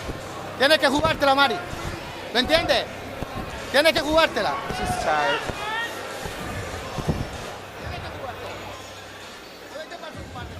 Stay small, catch. Everything's wide. When you catch, you come back underneath with the opposite hand. Boom. Check her again. Okay? Be prepared. Put your base when you get in there. When you see she come like this, stay in your ground. Bing, bing, bing. Romero's corner saying you've got to risk it. The corner of Rios telling her that combination punches she needs to throw, tighten it inside. When you throw, finish to the right. Got it? Freeze, freeze. Boom. Abajo fuerte, abajo con Luba y abajo fuerte. Vamos. Por tu hijo Manny. The conversation we were having about fighting at home, I'm kind of seeing that from Rios, where she's kind of acting to the crowd a little bit. She's smiling every time they break, and she's, has these different emotions that she's showing outwardly. And I'm sure it's because she's expected to look better than she looks right now, and she wants everybody to know why. It's playing to the crowd opposed to dealing with what's in the ring. Well, I think that was my point. What I said last round is that it seemed like she thought that this was going to be an easier fight than it is, and now that it's not, she's all right. It's going to be a tough night. I got to make it. I got to make it work. I got to find my way, and I believe she has. These last 3 rounds, absolutely. I thought that she's looked really sharp. She's finding her range, letting those hands go the right way. Welcome to ProBox TV, right? We match them up, so yeah, you're not going to get the easy fight you thought you were going to get. Come on, ladies. I don't know. Does anybody watch this and think they're going to get an easy fight? Because they did. I don't know what they're watching. Nobody gets easy fights here. Yeah, but you and I, Chris, were looking at the win going, man, both these ladies came to fight. Yes. Yeah. Yep. And both had attitude, too. Yeah. They both were very much looking like they were here to win. We got no B-sides here at ProBox TV. Rihanna Rios trying to find her rhythm in these last few rounds. Only an 8-round fight, also 2-minute rounds. WBA female international title on the line at 118 pounds. You see Rios now. She's starting to time the rushing in of Romero. Very, very smart. She's got the right hook. She's got the left hook up the backhand. She's got the uppercut up the middle. Changing up her punches. Really nice. And those are those eye-catching shots that we were talking about, which you need to combat the on-rushing of Romero. The intensity of Romero has shifted. It's waned, not as high as it was, and so it's a little easier. has become a little easier for Rios to time her coming in. And you see Rios use a push-off with both hands to make some more space, but then allow Romero to come right back in. 10 seconst left in the penultimate round. Oh, good right hook to punctuate it from Rios. Great body shot. Great punch. Best shot of the fight so far from either lady. She walked by the corner and said, "You felt that one." Fearless Feargal McCrory fighting for the 135-pound title that belongs to Lamont Roach Jr. WBA title. I don't know if I've ever talked to a fighter in this position talk more about destiny, fate, everything coming together at the right time. He believes he can win tonight. Looked great at the weigh-in. Yeah, fantastic. Very, very strong, looked healthy. And he said, you know, we interviewed him. He said, man, they came with this call. I didn't think twice about it. Fighting in the champion's backyard, I don't care. He's self-managed.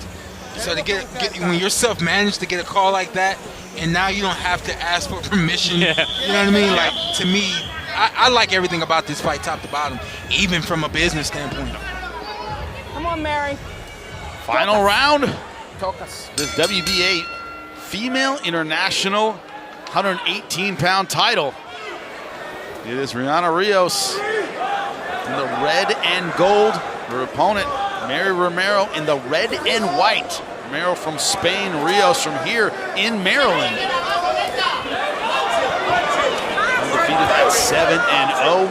Looking to keep that record perfect. She's adjusted well in the back half of this fight. And you can see she seems like she found a home with that left-hand body shot. Yeah, landed at the end of the last round. She's going right back to it. Yeah, absolutely. Yeah, looking for it and going to it too. There it is. Whoa! And then you see the physical strength of Romero. Even in the last round here, she's put a tremendous amount of output out tonight. Conditioning is there. She's still physically strong. But Rios is just at a different level in terms of skill and technique. Yeah.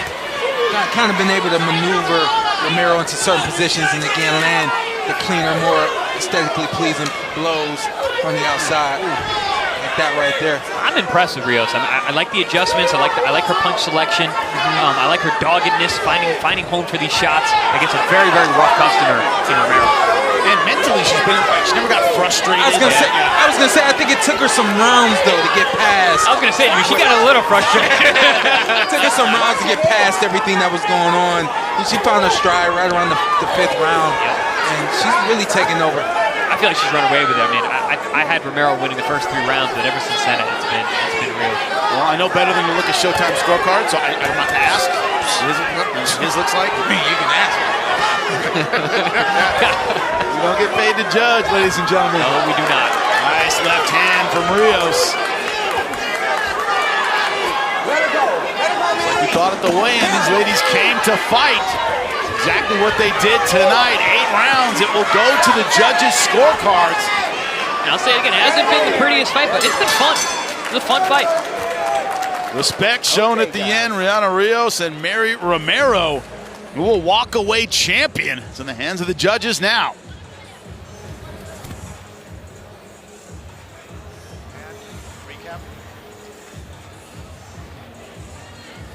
This could be an interesting decision. I mean, this fight had a lot of ebbs and flows. Romero started very, very fast here in round number 1. She was able to bully and push Rios back.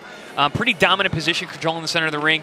Kept Rios on the ropes a lot. A lot of complaining in the first couple rounds from Rios, from head clashes and just the roughness of Romero. But things started to change around round 3, where Rios kind of settled in, started to find her range, getting those eye-catching shots, punching on the way in, so Romero wasn't able to walk in the front door so often.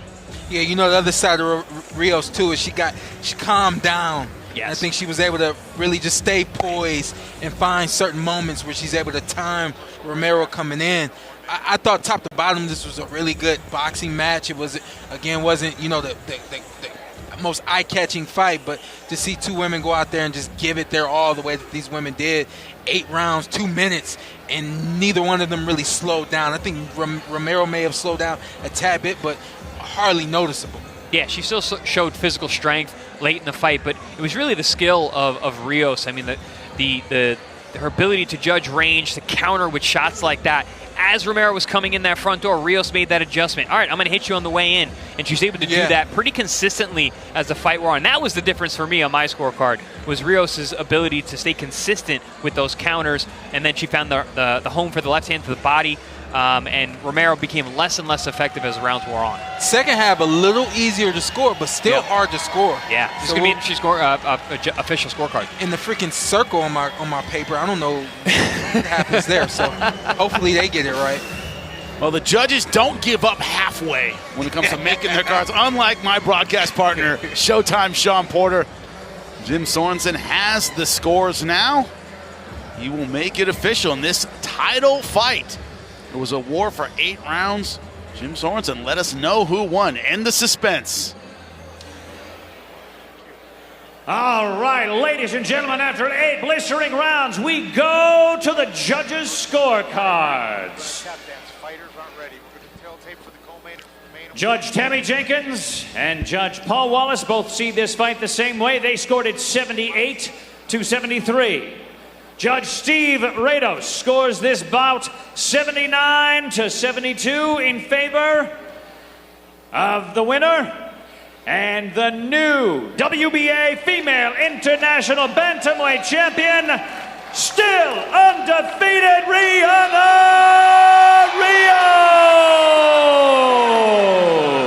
Moving to 8-0, now a WBA champion is Rios. Chris, she earned that one.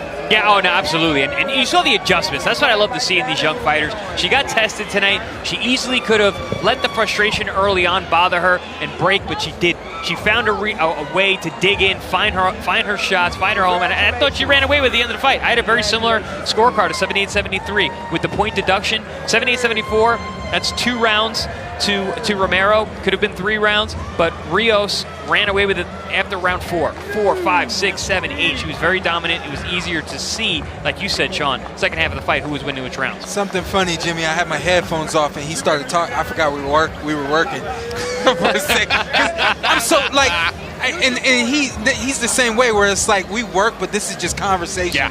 I got my headphones on. I said, oh, we're working right now. Talking about fights is what we do, but she got an education While we tonight. are celebrating this fight,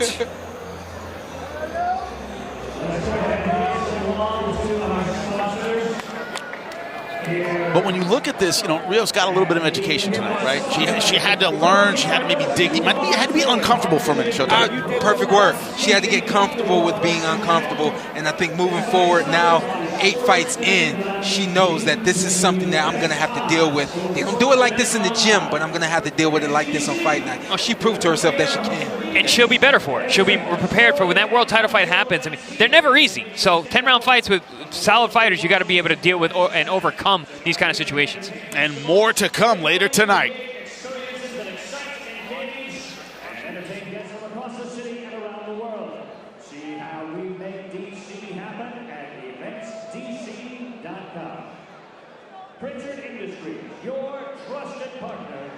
Facility services. Visit PritchardIndustries.com for all your commercial service needs. Corona Premier. It's summertime. It's Corona season. Pop open a cold Corona Premier and taste the exceptional light beer. Blossom Beverages. Forte Entertainment. Safe Seats. A top-tier, reliable transportation company serving the DMV area for all community needs. Are you looking for top-notch coverage from your favorite team? Tune in to ESPN 630 DC. They have you covered. Tune in every day as local legends break down all the latest news of your DC sports team. Don't miss out.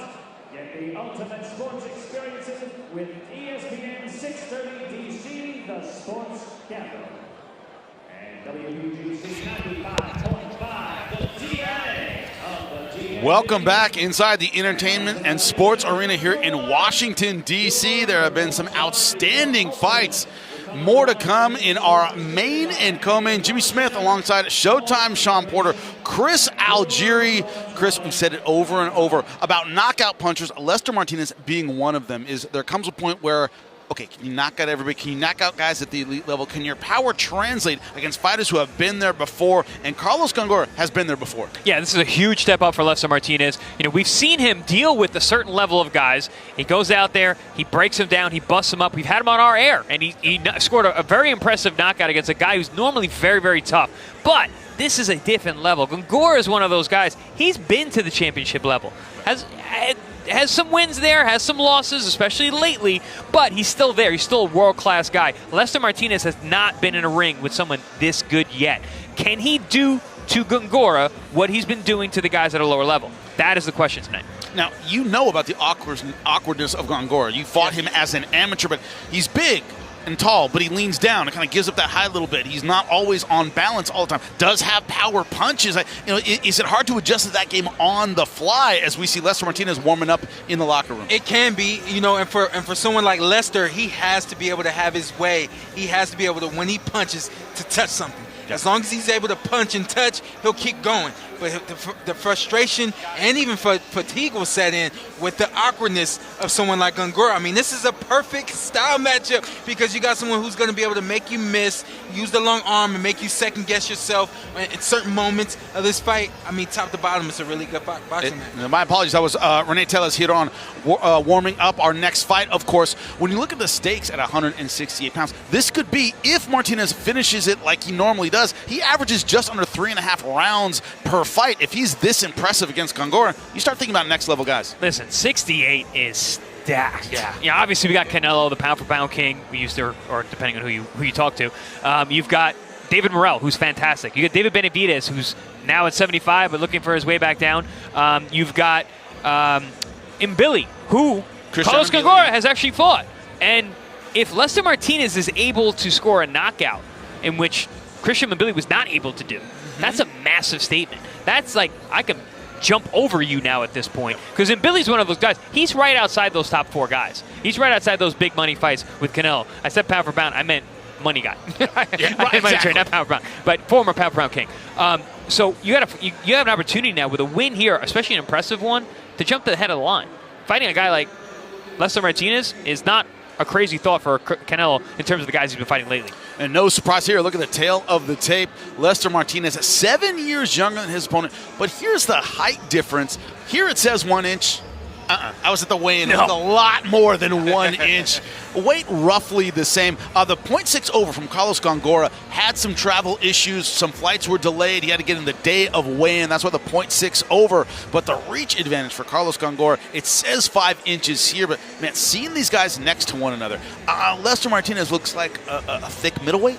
Maybe? Like he's just not super middleweight size. Is that fair to say, Chris? I thought so, yeah. We said it at the weigh-in yesterday. I mean, he didn't look much taller than me. So 5'11", on a tall day maybe, but Gongora all of 6'1". A tall, long guy with wide shoulders and a long reach. 77-inch reach. That's no joke. The thing is, they both know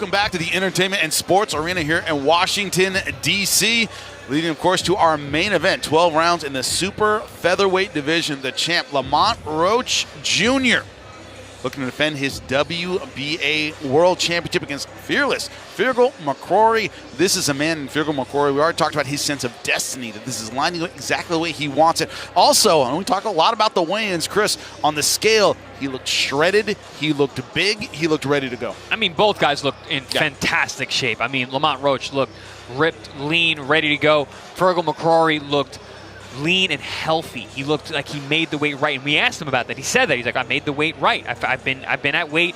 I'm gonna fill in, and we saw him at the fighter meeting a few hours later, and he looked different. He was filling up. The water with the rehydration was going well. That's how you know you did a weight cut right. Is when a couple hours later you feel healthy, and you could actually fight that night. Feargal looked like he could fight the night of the weigh-in. Now, Lamont Roach Jr. has talked a lot about making a statement here, right? He wants to get another big name at 130, maybe, encourage someone else to come here to DC and fight him. What does he need to do tonight to make that happen, Showtime? You got to show off against somebody against a fighter that no one knows. Yep. That's what you got to do in order to get that big fight. That statement that he's talking about. The statement really isn't knock him out. That's really not the statement. The statement more so is look untouchable, look unbeatable, look great, the way you're supposed to look in front of somebody that nobody knows. Sean, that's a great point, because people don't know who McCrory is, so respectfully, it's going to be tough for Lamont to make that statement, and he's got to do it that way. He's either got to look untouchable and fantastic, or he's got to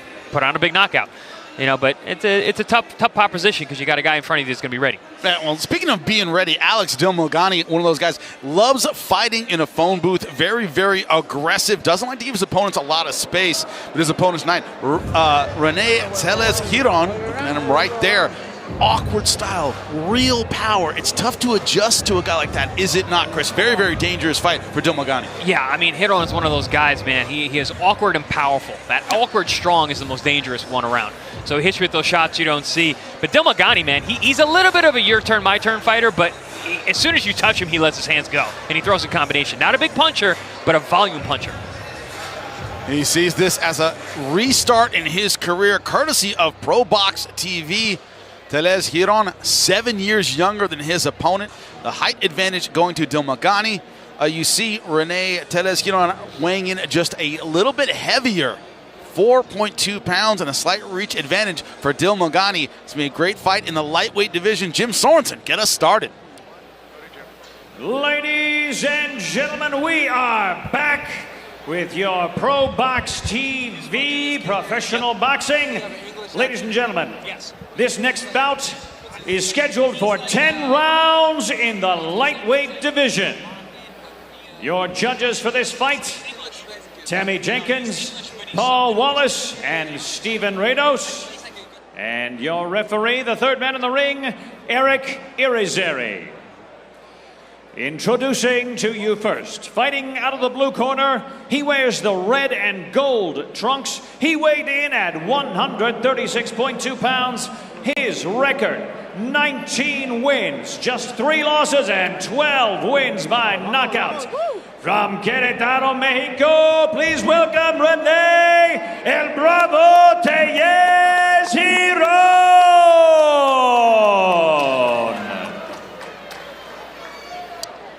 And his opponent, he fights out of the red corner. He wears the black and gold trunks. He weighed in at 132 pounds even. His record, 20 wins, just 2 losses, 1 draw with 7 wins by knockout. All the way from Manchester, England, please welcome Alex Dilmaghani.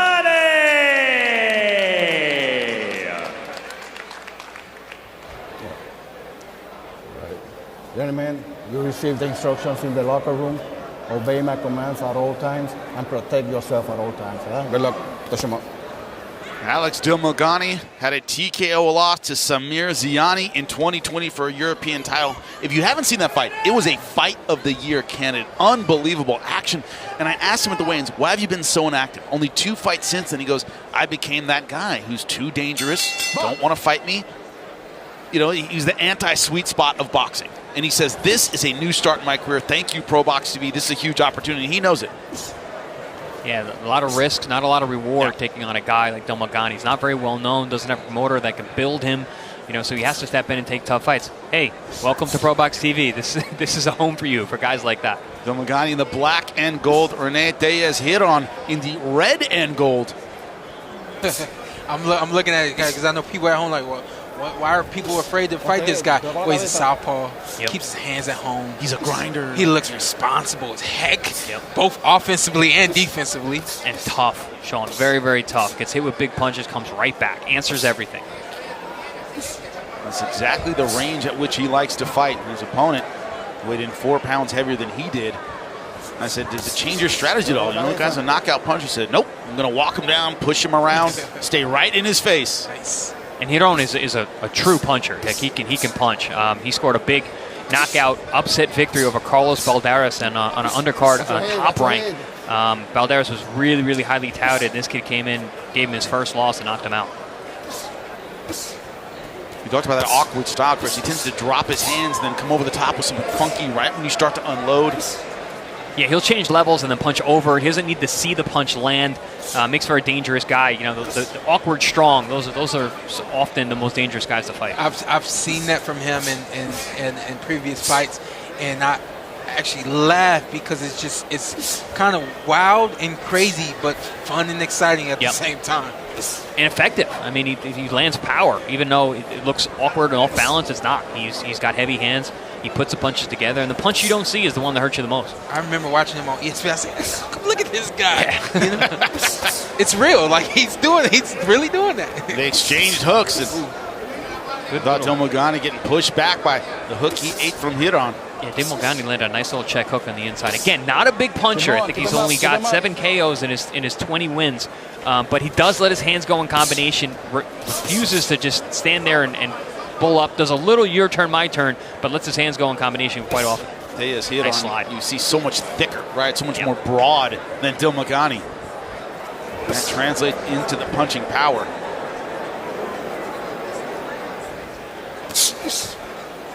Dilmaghani, one of those guys, spent a lot of time outside the ring, but didn't spend a lot of time outside the gym. No, always was training, always stayed in shape, you know, kept his weight in the right place, waiting for his opportunity.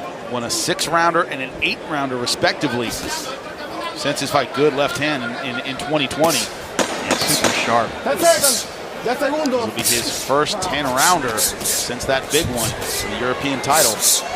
And Giron ending the first round with a flurry. That's the Giron that I know right there. Letting those hands go. He saw an opportunity, caught Dilmaghani on the ropes, and just let those hands fly. You go with the mouthpiece. Listen, you're shooting one shot, kid, right? So let's get the jab going. He's coming in. Relax, you're good. Don't sit on the ropes. He's looking for you to sit there. You're standing up. Just use your jab, right? Get your range. When you're in close, shoot the uppercut. Go behind the elbow. Shoot double shots and step over. Just don't stay there. All right? If you can see, and complete your combination. Start off with your jab. Come on, get that one. Okay. Hazlo mejor, ¿sale? No te confíes. Fintéalo. Búscale las cejas. El hombro estuvo excelente. Síguele buscando. Te está llaveando. Métele tu llave a las costillas. La costilla. Ahí lo combinas. Corner telling Giron to jab. When he jabs, attack the ribs. Throw your jab. Which makes perfect sense. Southpaw orthodox matchup, and you're shorter. You can jab underneath that lead hand jab. Leaves that liver shot, that liver open for your own jab. Nice right hand. Starting to see the red blotches on Dilmaghani's body. Giron ending round number 1 with a combination. Nothing really got in that really hurt Dilmaghani, but showing that activity, starting to gain in confidence. I always say when you got a guy that leaves a mark on you every time he touches you, that means he's got real power. Ooh, good body work there from Dilmaghani, and slides off.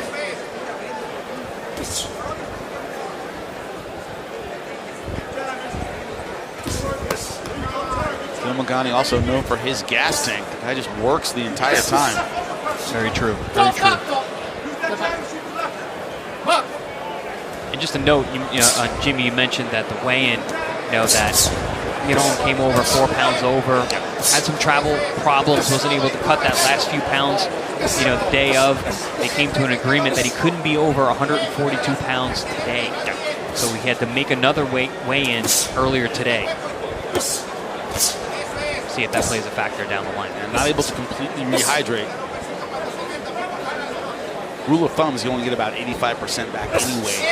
But man, you have to worry about a second weigh-in. It takes a lot out of you. A lot of stress too. I was gonna say a lot of emotional and mental stress too. I remember when I had the IBS and we had to have the next day weigh-in, I was eating and drinking and getting on the scale right after. You know what I mean? Like it's work. You go to bed going, oh, did I drink too much water? Oh my God. Yeah, it's the worst. Yeah, nobody wants to cut weight the morning of a fight.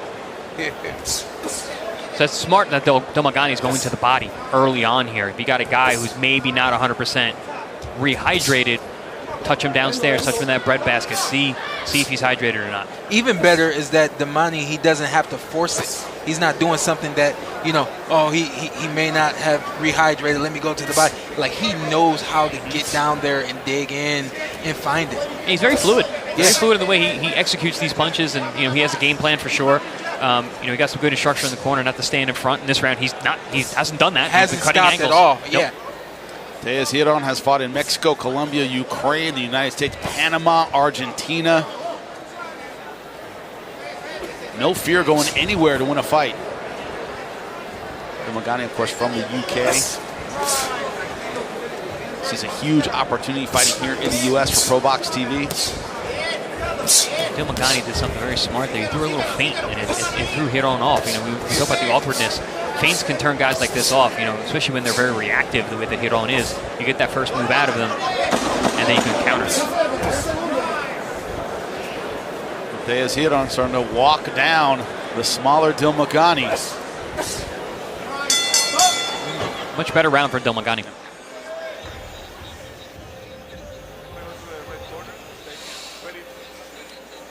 Hey, that was a pretty good round, kid. Keep popping the jab, right? The jab kept breathe for 30 seconds. Take a breathe. Breathe. You walk, relax. you use the jab. If you want to hook, Use your jab, right? Don't sit towards the end of the round. You're sitting there. And listen, when you throw that left uppercut, finish with the right hook. The left uppercut is landing, right? Finish with the right hook. Finish. Sit on those shots, but use your jab. He's running in. Get ready. Put them together. Use all that speed in the back. Colócaselo abajo y te deja el volado para que entre bien a la 100. Te lo regala. ¿Sí? Nada más concéntrate, por favor. Tráeme agua. Agua. Fuerte. Ajá. Ok. Tejas Giron getting some instructions in his corner. Walking down, but as you said, Chris, a better round for Dilmaghani in round number 2. I get the feeling this one's going to be difficult to score for all parties involved. Yeah, it's very tit for tat so far, back and forth. Another interesting thing, we're talking about the weight last round, and I'm reminding myself now, we're seeing a slower pace from Giron than I'm used to seeing, and it could be because of what they had to do to make weight, and then of course the next day weigh-in. Dilmaghani trained in Mexico with Nacho Beristain, you know him. Famous coach of the Marquez brothers. Well, that explains the hand position. Yep. Very, very tight hand position. Picked up that phone booth style there training in Mexico. Defensively sound, technically solid in terms of his offense. This is where Tejas Giron has so much confidence in tight with power punches. Yeah, but this is a guy who loads up in Giron and like Dilmaghani, who throws short, tight punches like that. I mean, the professionalism coming from Dilmaghani is special. It's impressive. Yeah, it's very impressive to see these short shots, long arm, long body, and be able to throw with the accuracy and precision that he's got. Nice. And showing he's doing on the inside. He's the taller, longer guy, standing tall, but still being able to get those short shots in there. Just like that. Beautiful stuff. And some movement at the end of his combination. Avoid that big shot. As fighters, we often think of European fighters fighting very straight up. And look, when you look at Dilmaghani, you see that. Yeah. But his ability to fight on the inside, much more than Nacho Beristain Mexican style. Nice blend of the styles. Nice accurate jab there, taking Giron off balance. Nice. Another quick sniping shot. Sniper. The southpaw stance. Nice word there, Jimmy. Sniping shot. I like that. Got my moments. He stepped right outside of Giron's front foot and came with straight left. That's how it's done. Yeah, Dilmaghani looks very switched on here in round 3. I'm telling you, like for the crowd, this isn't a Baltimore, D.C., Virginia guy. So, you know, they may not be in tune to this the way that we are. But for me, as like what I'm looking at right now, this is artwork. Yeah, you can see the high level here. Absolutely. Yeah, exactly. And the different styles. You know, the way that they're meshing is a beautiful thing. Ooh, nice. There it is again. That straight left hand slide off to the right. Staying invisible, as we like to say over in Brooklyn. You were wondering, Chris, how Dilmaghani would deal with the power of Tellez Giron. So far, he's dealing with it pretty well. He's not getting hit. Big left, big right hand landed right there. I think that was a slip. That's a slip?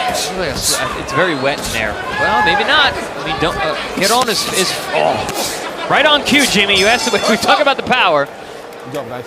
Good job. Able to make it a factor toward the end of the round. Round number 3 comes to a close. As you can see, he's trying to steal those rounds fair and square. You know, that was an issue at the end of the first round. Was Dilmaghani was having a good round, but then Giron came on at the end of the round, caught him along the ropes, and was able to get a lot of shots. There's another round. Dilmaghani having a very, very good round. Very smart, very sharp. But at the end of the round, got caught on the ropes and let Giron work. So it's going to be a tough one to score. You're throwing one shot. Let's put them together, man. Your jab looks good, man. Everything looks good. You're sitting there, man. Eventually, he's gonna touch you if you sit there too long. You got to touch him. Let's get our hands going. That's it. You got the better motor. All right? You hear me? Come on, man. Let's put the shots together. Excellent advice. Put your shots together. Don't stay in range without throwing something. Go all the way back. And stay off the ropes. That would be a big statement of mine if I was in the corner of Dilmaghani. Hey, wipe that off. Wipe that off. Wipe the This corner man off. known for Come on, his go over volume. there. No, just keep fighting. Keep fighting. Dilmaghani's corner man saying, hey, you've got the better motor. Right? You have confidence in your gas tank. Got to throw more than this guy. Wipe that off. That's the second round in a row. Giron comes out and just throws a right hook to the body. I think that's like, all that water in there. he Big shots. He violates a lot of rules. It's a win, you know? He's a violator. Yeah. Definitely a violator of the rule book. But And he makes it fun. yeah. And effective, man. He's got heavy hands. And he's just a fighter. Yeah. Just a fighter. See, the difference here, though, is Dilmaghani, he's now standing there. He's not that turning that he was doing in the second round. He stopped doing that near the end of the third round. We got a lot of blood in the nose. Yeah, it looks like on the nose of Alex Dilmaghani. You see him in the black and gold, taking on Rene Tellez Giron in the red and gold. Oh, man. Jimmy, did you bring your smock? Is it a We did smock-worthy not. fight? This looks smock-worthy. We did not bring our smocks. For those of you listening at home who have not been watching our ProBox TV, we have custom smocks that we wear because we often have very, very bloody contests over in Plant City. Something funny, I've heard you guys talk about that before. I actually take an umbrella with me. An umbrella? You go all the way, Showtime. So when I do work in Australia, I don't take it because the guy I work with, I know he's not having that ringside. He's like, I don't want to see an umbrella come up ringside. So I was like, you know what? If I ever do work with ProBox, I'm going to have my umbrella with me. A beautiful uppercut. Ooh. Face of Dilmaghani, an absolute mess right now. Dilmaghani doing good work with that right hand on the inside. And seeing a breakdown happen, too, right in front of our eyes with Dilmaghani. A guy like Tellez Giron, he's going to target that blood.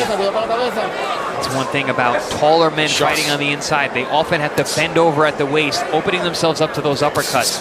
And Giron has found a home for that, and now we're seeing the damage that has been done. Blood marring the face of Dilmaghani.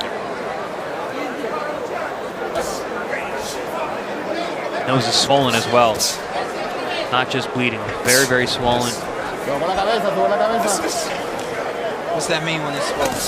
Oh, most likely it's broken. The problem with that is that it affects your eyes and your vision. Your eyes start to swell because the nasal passages become inflamed. Yeah, he's one of those dorks. And I'm far from a doctor or a dork, but thank you guys. No, you're kind of a dork. But I'm a nerd, not a dork. Excuse you. But the idea, too, he can't take a full breath. Dilmaghani starting to pay for the volume of Tejas Giron. That nose is leaking. Nose? The nose? Where's the dog?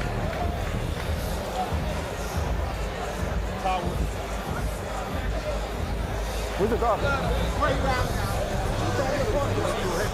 Where's the dog, though? Hey, dog, can you take a look at him? Oh, you know what? Okay. Good. Which one? And which eye? Both. Vivo con la cabeza. No. Look at the face of Tejas Giron. Did some damage in that last round over Alex Dilmaghani. Oh, yeah. This was after the nose was damaged. That was a nice right hook, but Dilmaghani came back with his right hand. His right hand on the inside was effective that round, but the damage was already done to that nose. We see it swollen there. See how long it'll go before it starts bleeding again, because that doesn't look like it's going to stop anytime soon. Stop. Stop. Wipe that corner off. Wipe it off. And what you don't see is that nose did not stop bleeding. Now it's bleeding down the throat of Dilmaghani. Having a broken nose during a fight or a badly bleeding nose is a very difficult thing to deal with.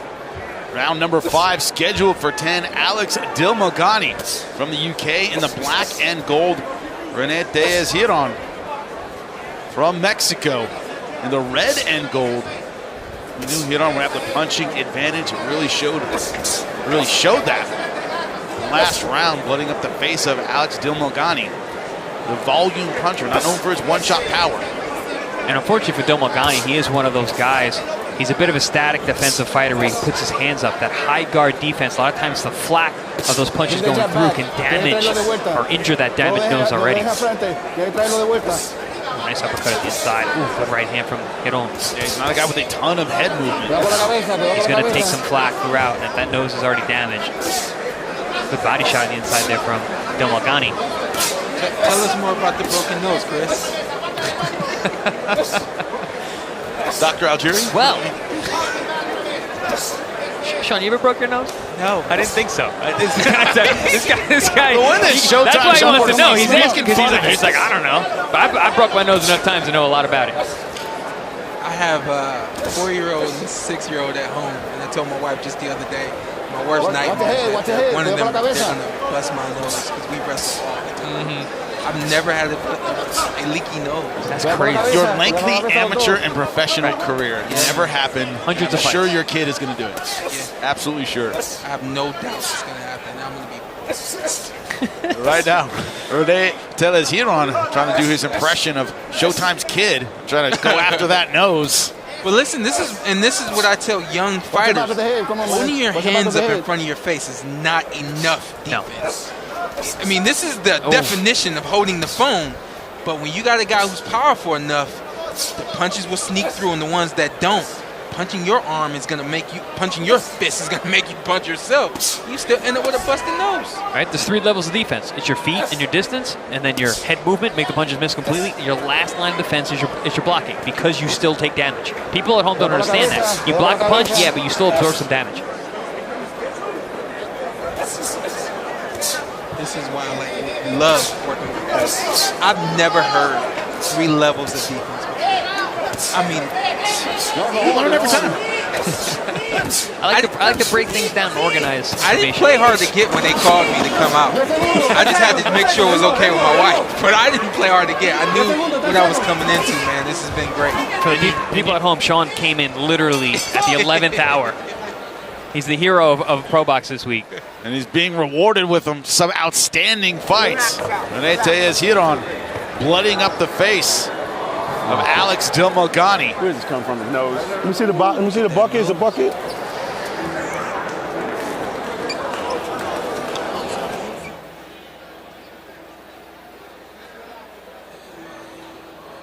Good body work from both guys. Yeah, good body work from both guys. You know, it's like I said, you can't really judge a fight by the crowd noise because they may not understand exactly what's going on, but we're seeing both guys be very strategical, very on point, sharp with everything. Also, Alex Dilmaghani from Lancashire, UK, Manchester. Hernandez Giron from Mexico. Neither one local here in the DC area. Crowd a little bit muted, but it's been an excellent fight so far. Right, but it was a great fight, fought at a very high level. And we've got action and we've got blood.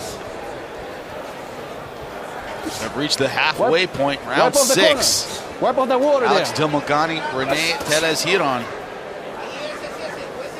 This is also the first time I've ever been ringside and sitting next to someone else who doesn't want blood. Yeah, like everybody acts like nothing's gonna happen. Like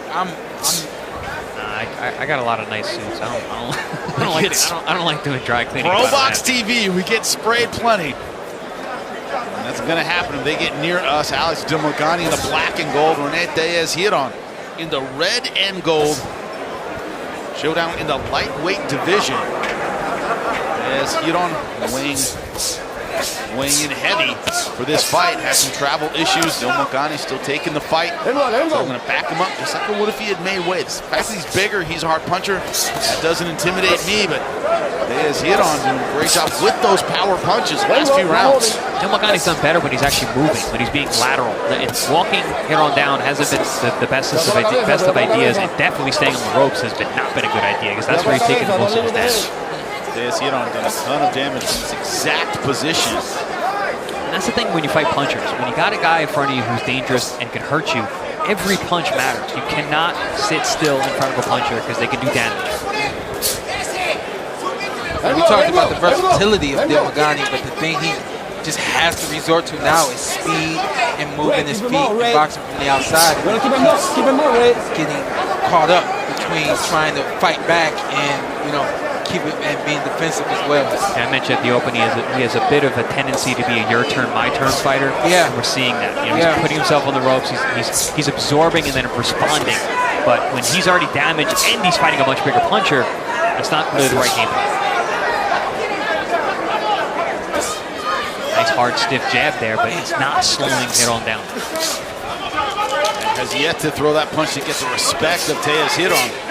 He's just such a fire plug, man. He just comes forward, explodes. And it's not enough from Dilmaghani. If it were me, it would be doubles and triple jabs and also feints. Yep. Those are the things that your offense has to become your defense, along with the other level of defense, which is moving his feet. Yep. And that's when he was fighting really well, is when he's moving his feet. Absolutely. He doesn't have that second level of defense with the head movement. He doesn't go underneath punches, doesn't slip or slide too much, but he has good lateral movement and he responds with his hands very well.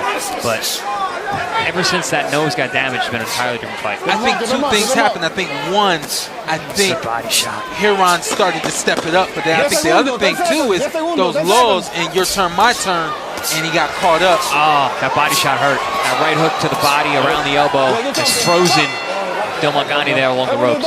Brutal shots. Complain to the referee about something, but those all look clean to me. Brutal punches from Giron, including, Champ, as you said, that body shot. Excelente, excelente, excelente. Este es tuyo. There was a number of right hooks around the elbow.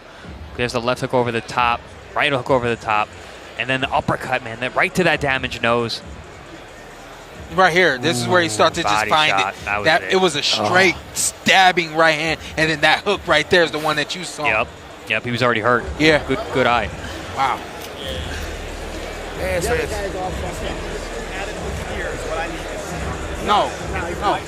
No. Taking too much shots there, man. Let's just get back. I think the corner's starting to get a little concerned about the amount of damage Dilmaghani is taking. Give me another shot. Let's go. Look at me closely. Damage. The problem is he's spending more and more time on the ropes, not putting himself in a good position to defend himself, not putting himself in a position to win this fight. Go over there. And the attitude of the corner, I don't think Dilmaghani can afford a lot more bad rounds.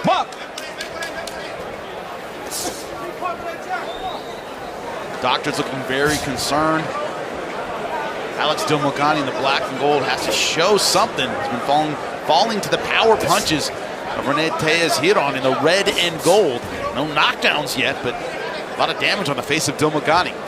Giron's also one of those guys. It's really difficult to get respect from him because he walks through shots. He's explosive. He doesn't care if you hit him. He's there to hurt you. He's there to get to you. He's a fighter. Like we said, he's a very natural fighter. Now he has Dilmaghani overreacting a bit to everything he throws.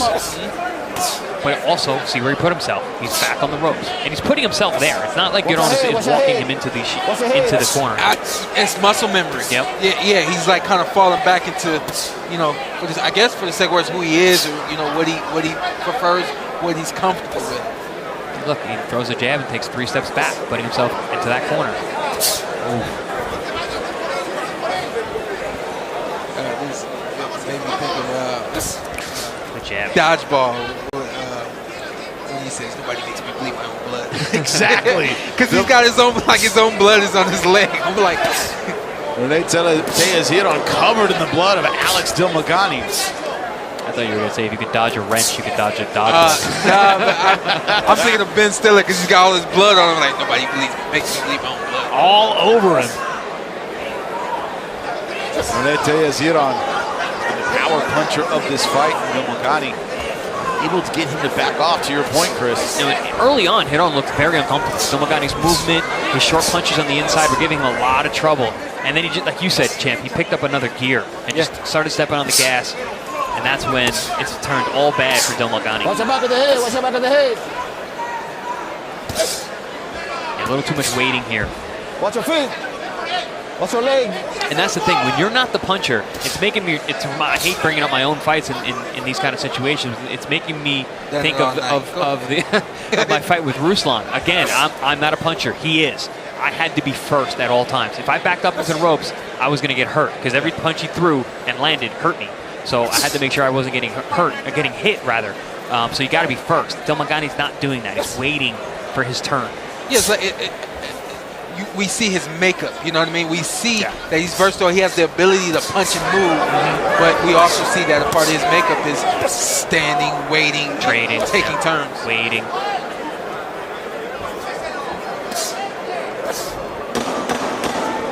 This is Martinez Giron, always unloads, end of rounds. Against the ropes, he makes Dilmaghani pay, and he is doing it again.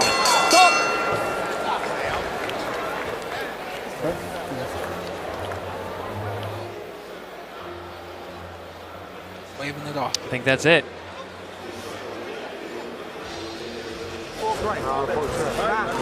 Good job, man. You gained like 5 pounds in the fucking scale. That's right. His mouthpiece in there. Let me take the mouthpiece to the other guy.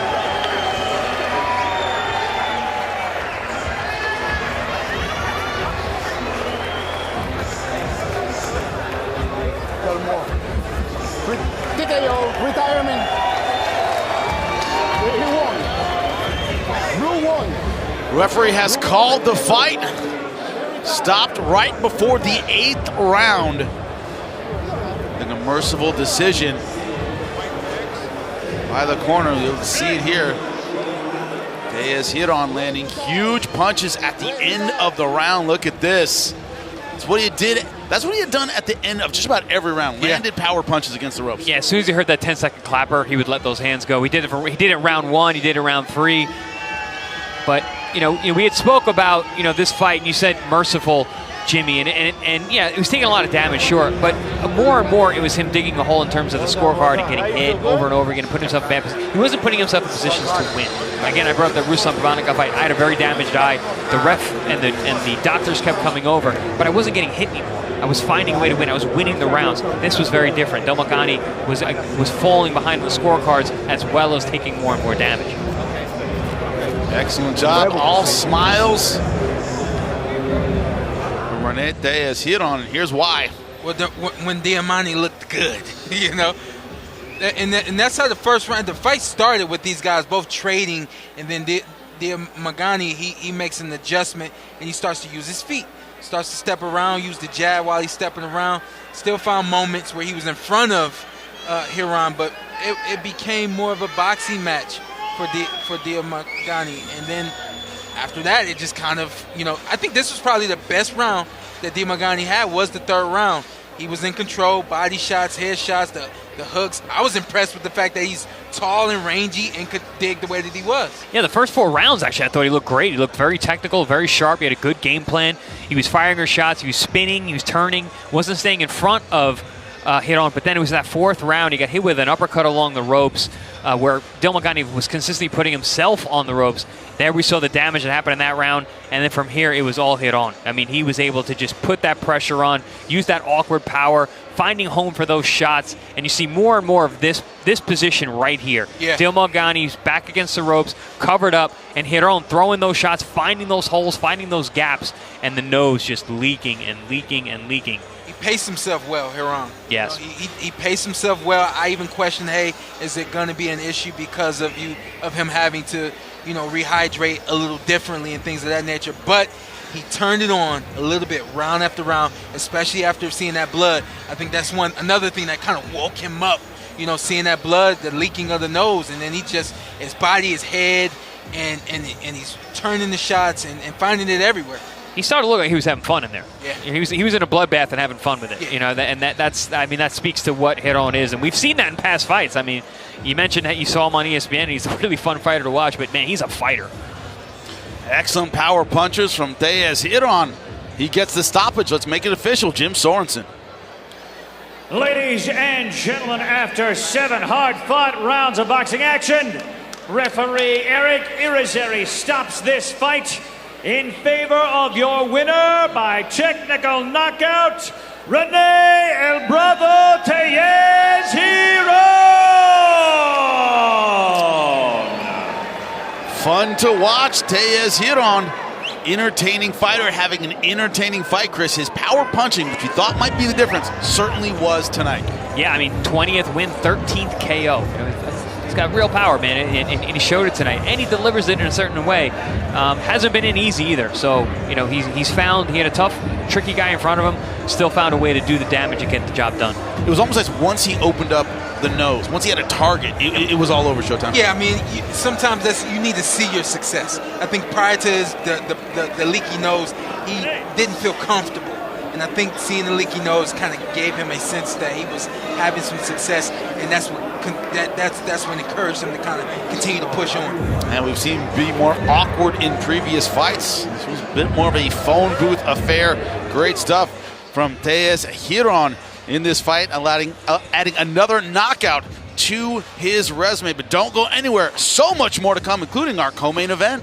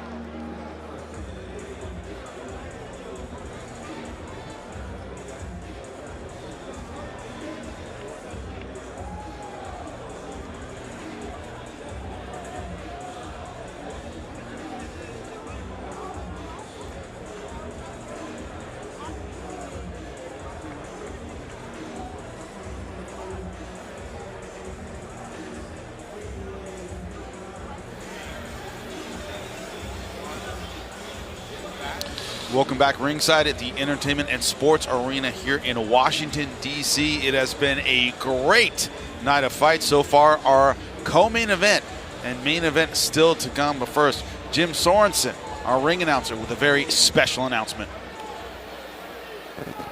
Ladies and gentlemen, here in the Entertainment and Sports Arena, we'd like to ask for you a special favor from the DC Combat Sports Commission.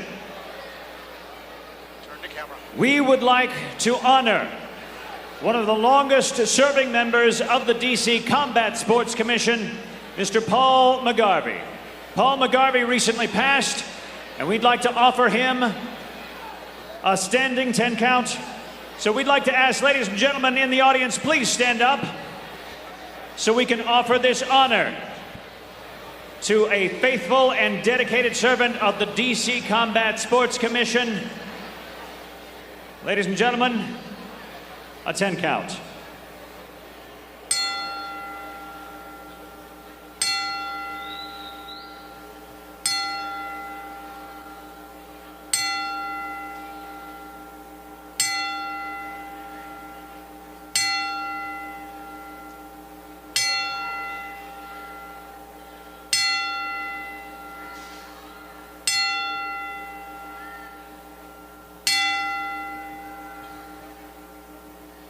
One more time, let's have a huge cheer for Paul McCrory!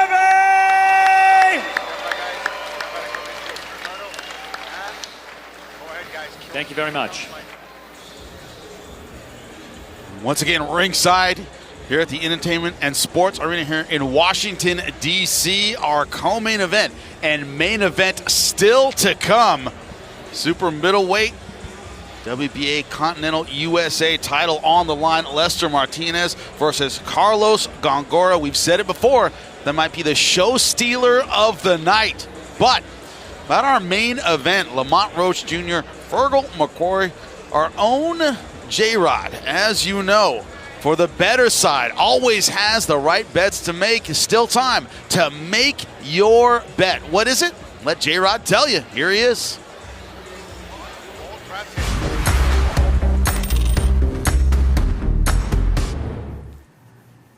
Well, we are definitely feeling ourselves on the better side. We've done 9 better sides, 8 winning weeks, and let's keep it going as ProBox TV is making history tonight. The WBA Super Featherweight Championship on the line in Washington, D.C. as Lamont Roach Jr. in his hometown defends it against Feargal McCrory. And if we go to our buddies at sportsbetting.ag, the odds, well, the hometown guy, Roach, minus 1,000, while McCrory a very live dog at plus 600. But this is what's interesting. Just yesterday, these odds were not what they are now. Roach was still the favorite, but minus 1,500, while McCrory was plus 800. So there is some more McCrory money coming in.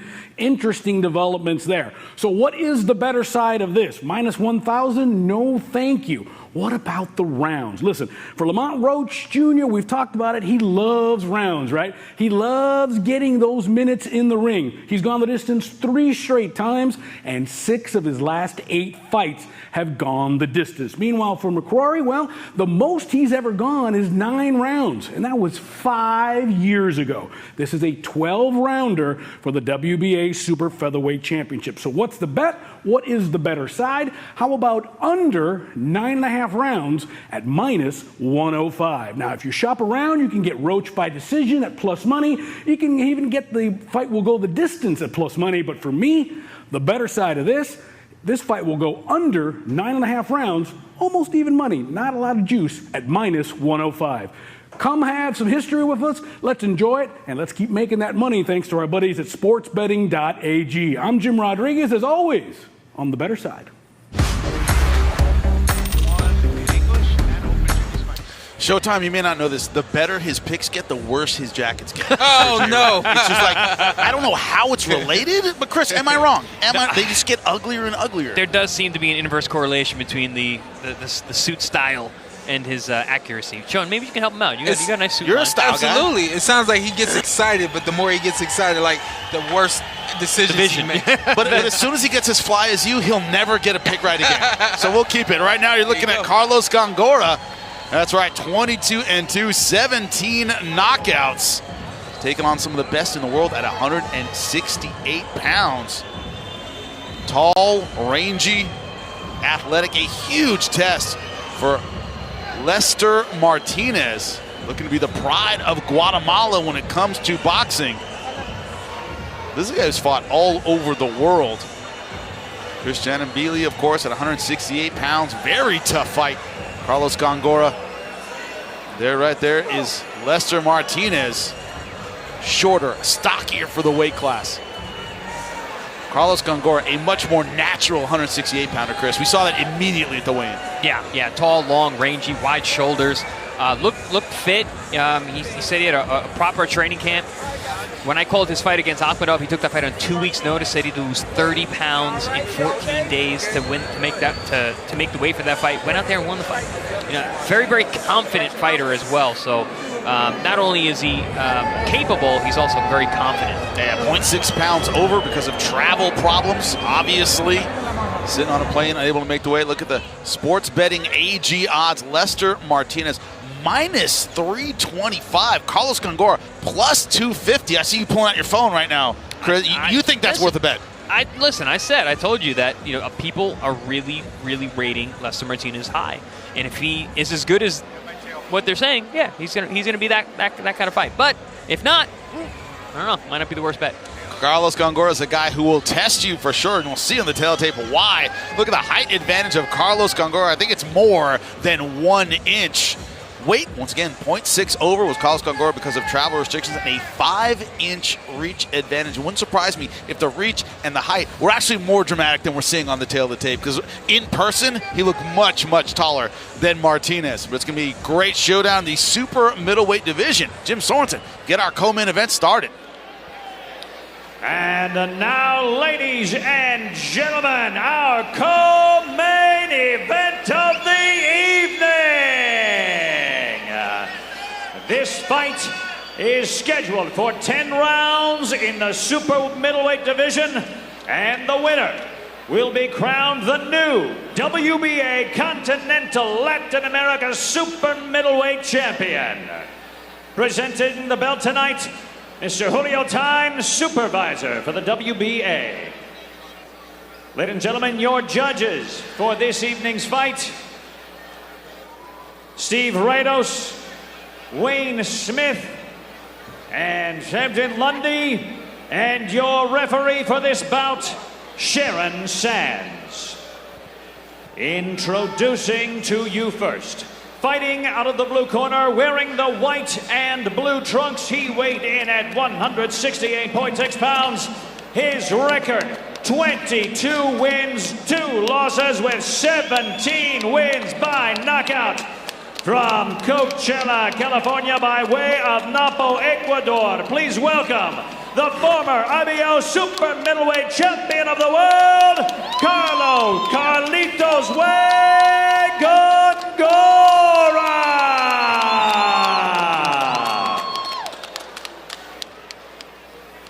And his opponent, fighting out of the red corner, he wears the black and white camouflage trunks. He weighed in at 167.2 pounds. He is undefeated. His record, 17 wins, with 15 wins by knockout. From San Benito, Petén, Guatemala, give it up for Lester Martinez.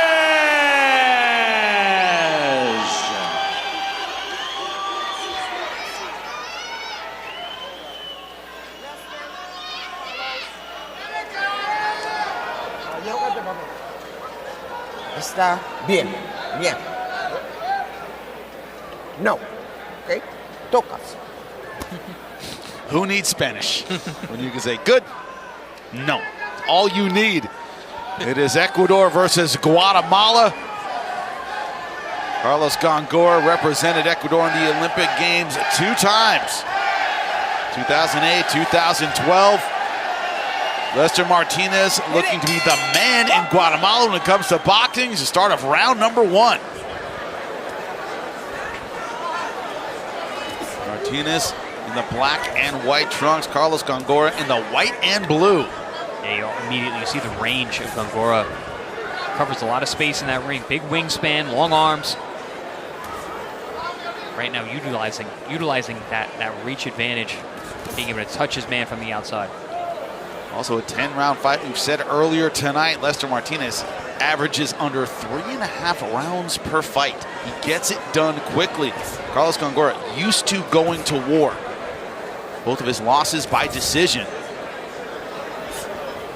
That was a wild, wide, just lead overhand right coming from Lester there. Looks like he's just got to get a little more comfortable. It was slow, too. Yeah. It was a slow, awkward punch. Very indecisive punch. Yeah. Hace the thing. When Gongora at his best, he's tricky, he's slick, he's hard to hit. Against Christian Mbili, he just got overwhelmed, and he was just, Mbili's one of those guys who comes to the front door, just lets his hands go. He's such an engine, and Gongora just really had to take a lot of punishment in that fight. Landed his own punches, but was just outworked all night long. At this rate, at this pace, this is much better for Carlos Gongora. Better pace, and he just landed about 2 or 3 punches in a row right there. Now, is it one of those things, gentlemen, where we know you're in there against a veteran, you're a power puncher, you're used to delaying guys out. Do you pace yourself a little bit more? Do you get a little bit out of what you would normally do, knowing you got a veteran in front of you? Yeah, I mean, you look at the corner of Lester, and you see that he's got a Terrence Crawford, Bo Mack, entourage, for the sake of words, in his corner, which means they're going to be methodical. They're going to start slow. They're going to find their way and build. And, that's kind of the Bo Mack, Terrence Crawford, Omaha way. Nice uppercut landed right there. Good shot. Martinez coming in. He keeps speaking about the range of Gongora. His uppercuts are nasty. That's how he knocked out Akhmedov. It was 2 left uppercuts in the last round that laid him out on his back. He used the uppercut well, and he hurt Mbili with it in their fight. Even though he was dominated for most of the fight, he was able to hurt Mbili a few times, and the uppercut was one of the main sources of that power. So the thing with this pace here is you allow Gongora to be comfortable, and you allow him to operate. At some point, they'll look to turn it up, and then we'll see what happens. On our air, ProBoxTV, Lucas de Abreu, of course, knocked out by Lester Martinez. That was June 2023. It was a TKO win. Easy work that night. Not having easy work so far with Carlos Gongora in a measured fight, round number 1.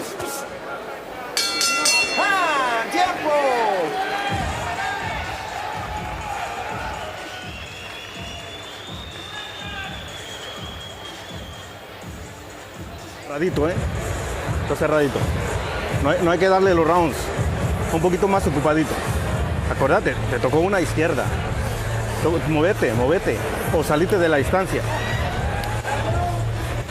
Coach. Nada para atrás. Vamos a levantar. Un cerradito este round, pero pienso que le ganamos. Pero no vamos a dejar nada a los jueces, ¿me entiendes? Llévenlo con... Lester Martinez's corner saying he's got to move. He hits you with the left. Our main event coming up, Lamont Roach Jr. taking on fearless Feargal McCrory. 12 rounds, super featherweight division. Title on the line. The WBA title belongs to Lamont Roach Jr. Lester Martinez ready to go. Round number 2. Okay. Round number 1 at the pace of the bigger, more experienced Carlos Gongora in the blue and white. Lester Martinez, the power puncher, in the black and white. I mentioned that Gongora has a good chin, but that's not to say he doesn't get hurt. He's been hurt, he's been down in many fights. He just battles back and is able to find his own shots and also make it to the end of the fight. So, but we'll see, because Lester Martinez is a finisher. He's a guy with a big punch. He has 15 KOs and has 17 wins. I mentioned that chin can run out. We talked about the power of Martinez, but I see some speed from the young man too. He's got some speed on that jab, that front hand. Also, Showtime, it's one of those things where, Carlos Gongora, the taller guy, but he tends to lean over and kind of put himself in range against Martinez a little bit. I has to think curl up a little. For him, he's been fighting shorter guys for so long that kind of, again, has become a part of his nature. Nice right shot. Ripping shot to the body. And Martinez landed a beautiful left hook to the body in the middle of that. That was smart. Carlos Gongora apparently not afraid of a firefight here, gentlemen. No, certainly not. We see nice tricky left hand. Tricky. Some blood coming out of the right nostril of Gongora. Oh, good right over the top there from Martinez. Yeah, Martinez, man, he's tricky. He punches with you. Oh, big shots. Good combination from Martinez again. A nod of acknowledgement from the veteran Carlos Gongora. Man, Gongora. I mean, those are neck-snapping blows that he's eating. Don't miss anything down on the ProBoxTV app, your boxing channel. Check out our news, check out our Wednesday night fights. Beautiful right hand. Don't miss our main event tonight. Martinez, explosive, powerful, finding a home. Gongora, man, he did not leave his nuts in the dressing room, that's for sure.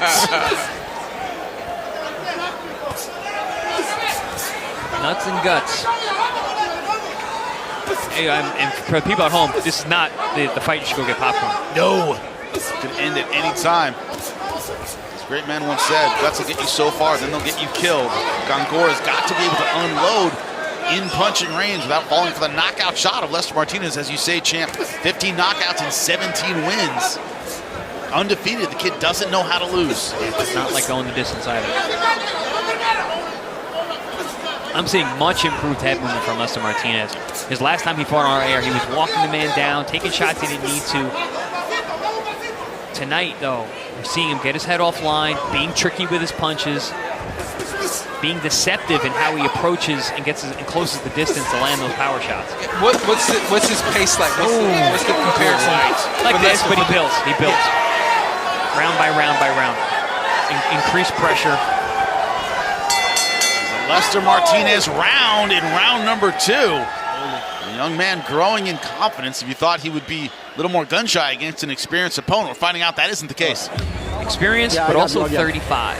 It's a very important number when you're talking about professional boxing. Yeah, I mean, he ate a lot of punches that round, but the difference now is how long are you going to be able to sustain that? Taking those kind of shots.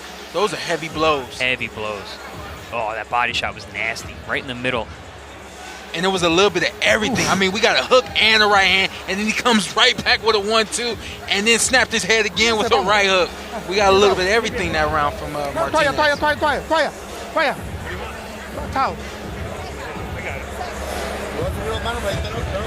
Gongora does have power of his own, but to your point, champ, you mentioned it before, it comes from awkward, weird positions where you throw these weird overhands and weird short hooks.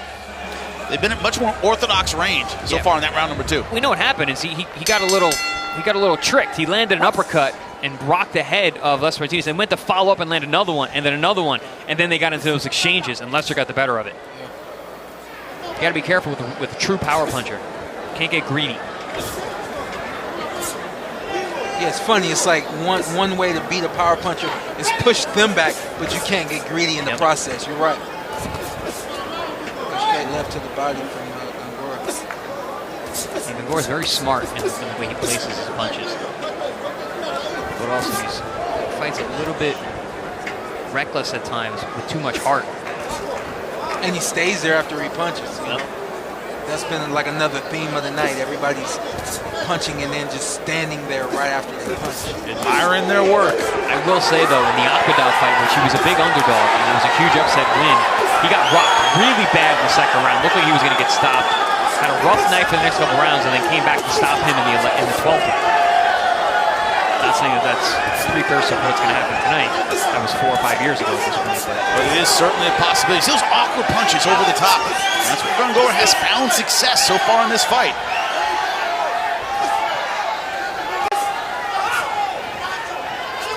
Such explosive punches from Martinez, man. You talk about that much improved, head movement, footwork from Martinez. Not a stationary target. But I'm always curious to see how punchers go with their power as the rounds go on. A lot of guys, they lose their power, they let their hands go, they shoot their load, and then there's not much left. So we'll see if Gongora can survive these early rounds. What happens late? Body shot. And I don't know if you listeners at home or viewers at home can hear these punches. Both these guys throwing heavy leather. Uppercut from the outside landed from Martinez. From ringside, you can feel it, especially those body shots. It's been a theme throughout this card here in Washington, D.C. Great body punching. You can feel it because you ain't never been hit. I don't imagine feeling this stuff. Yeah, taking a knee to the midsection, that is the worst. Well, the combinations now from and right, and Gongora is hurt. Frozen. Absolutely stunned him with 30 seconds left to go in round number 3. And Martinez does a really good job of closing the distance. He rocked him. Gongora stepped back, thought he was safe, and Martinez was all over him right away. The man is a shark, an outstanding finisher. Gongora staying in the pocket right now, answering back. Stop it about 10 seconds. Look at that, getting under the shots. And that's the confidence. He just got hurt, but he's still willing to be there.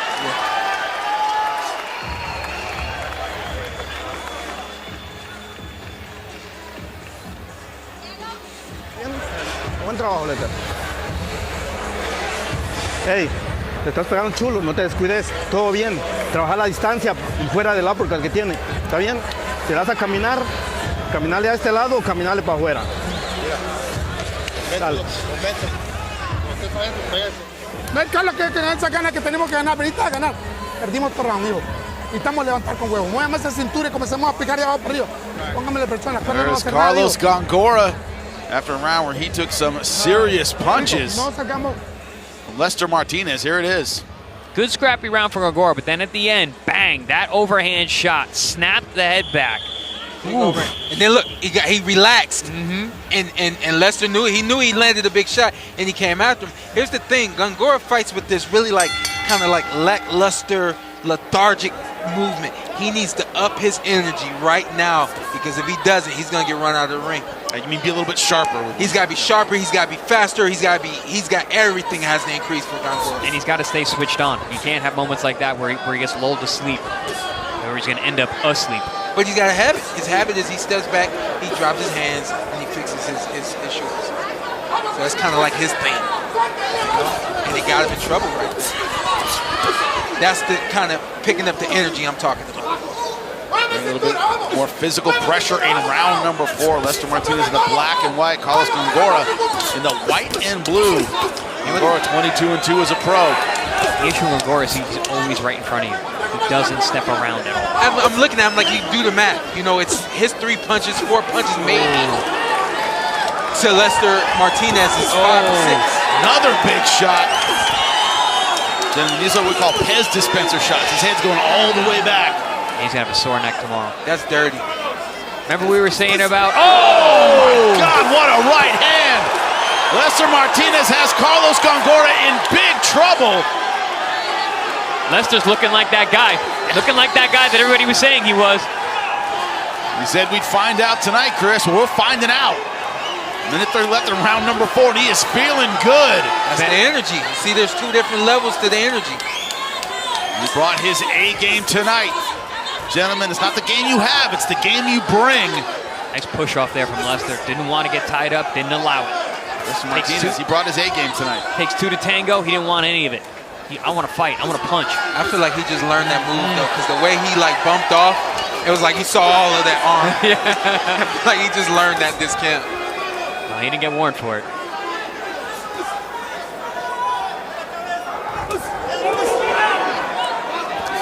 Martinez, that right hand, that chopping overhand shot. I'm telling you, he's there, but he ain't there. Gongora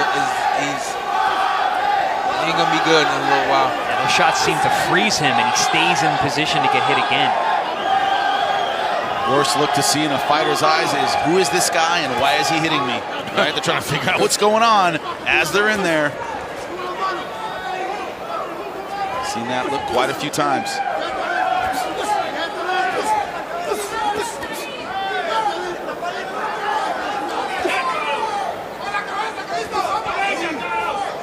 Carlos Gongora has not gotten the respect of Lester Martinez yet. Every time he starts to unload with combinations, he eats that right hand. And Gongora's smiling. He's smiling at Martinez. I think they're talking to each other. Yeah. Oh, man. Lester just keeps landing that right hand, though. Gongora physically not going away, not checking out of this fight.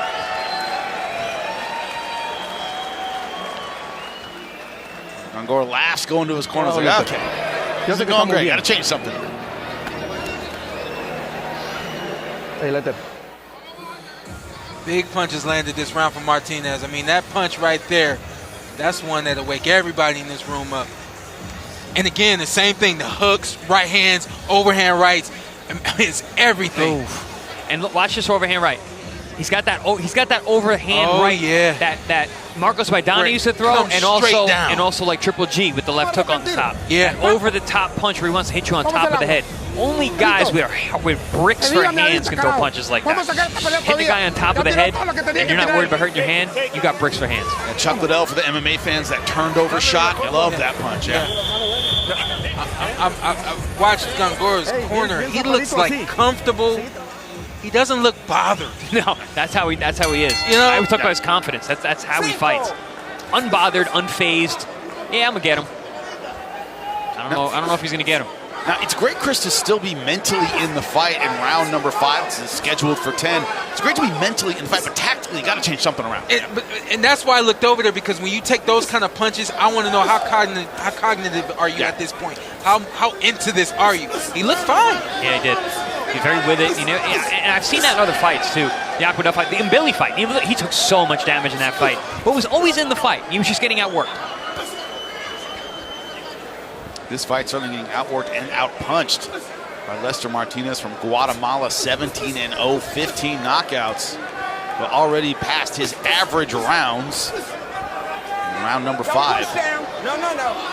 Again, this guy's not used to going the distance is an understatement. Also, one thing about Gongora, and I think that it might have hurt him, is in the past fights, he's gotten himself out of a jam with late power. You know, and he might be getting into that rut where he's like, you know what, I'll get him later.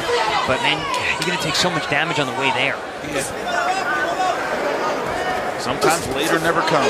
Yeah, that too. As it did in the Mbili fight. He hurt Mbili a few times, couldn't get him down, couldn't finish him, ended up losing a wide decision. It worked in the Aqueduct fight, but hasn't worked since. And he's breathing hard. You know, we're what, 5 rounds in now. He's breathing. He's 35 years old. Lester Martinez is young. He's got the youthful exuberance. That's the part of boxing people don't realize. You're taking these headshots, and yeah, you're getting hurt internally, but the other side of that too is it's wearing you down. Yes. You know, so we see in 5 rounds, he's mouth open, he's sucking wind. Even though his pace has been pretty slow. Yeah. Gongora hasn't done that much. He fights a very relaxed pace in general. Lester Martinez now backing off just a little bit. Voluntarily took himself to the ropes. Did a lot of punching in the last round. Looked a little bit arm weary. Every good punch that Gongora lands, Lester comes right back. Martinez is very good at answering shots. And so good at placing his punches right in the middle of the combinations of Gongora. Yeah, punches with you. Those are dangerous punches. Not a your turn, my turn fighter. He punches with you. I once asked Antonio Tarver, a friend of all of us, what it was like taking on Roy Jones. He goes, you have to throw in the middle of his speed. When he's throwing combinations, throw some in the middle, like throwing a stick in the bicycle wheel, right? You got to throw something in there. And right now, Lester Martinez is doing a great job of doing just that. Well, that's easy for Antonio Tarver to say because he was big and had a hell of a chin. A lot of other guys with Roy Jones Jr. woke up in the locker room when they punched with him. Also a tricky southpaw. We love you, Antonio. Man, legend. Gongora having a better round. Not good enough to win, but showing some life here at the end of round 5.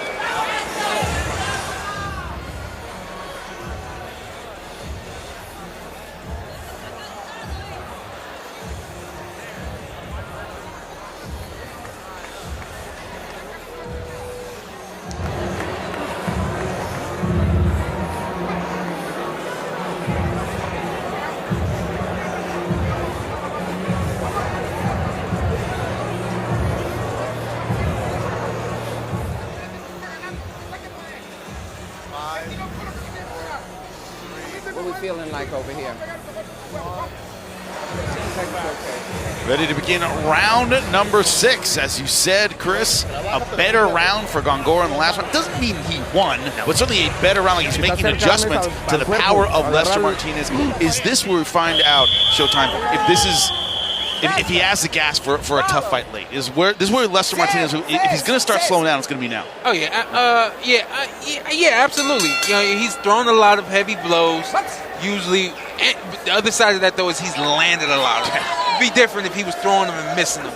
There's something about it. When you throw a miss, it takes something out of you.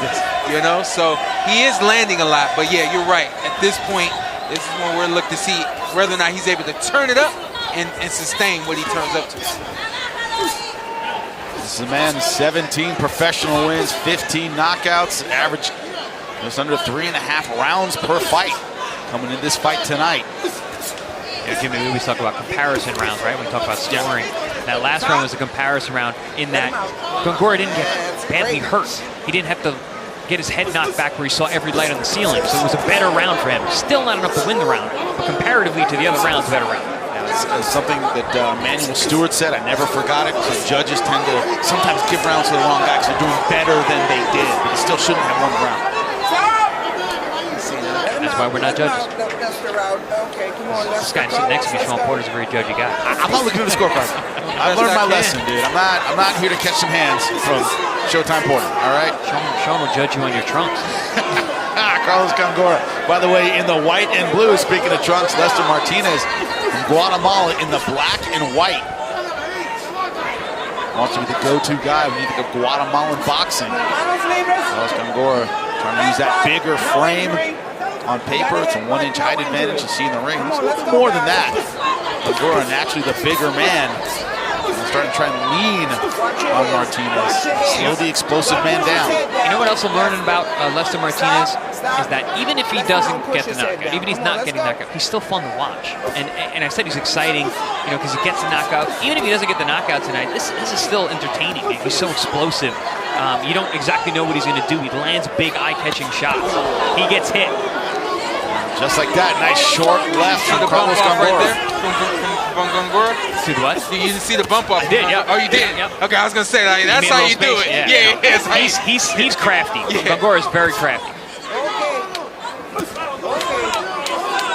Yeah, I think to your point of Gongora being crafty now, let me smother Martinez, let me try to wear him down, and then let me be explosive off the back of that.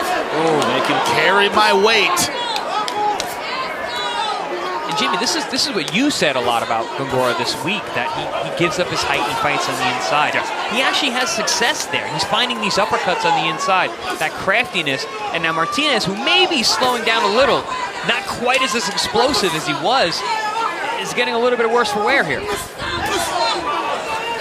But he can't give it up. That's what he's doing now. Great stuff from Lester Martinez again. Gongora stays too long. Needing more devastating punches toward the end of the round. Great stuff from Lester Martinez in round number 6. That was a good round for Gongora. I was looking at it. I'm judging it. I'm like, hey, you know, he's doing much better. The nice little bump off right there. Boom, boom. That's how you do it.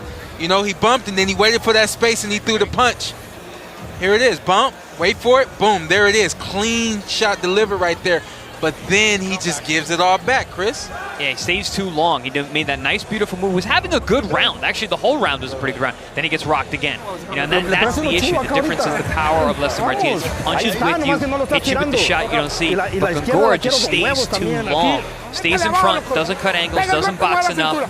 Gets greedy and then gets hit back. In the midst of being judgy, I do feel like what we're seeing from Gongora is age. Yeah. We're seeing that he can turn it up, but he can only sustain it for so long.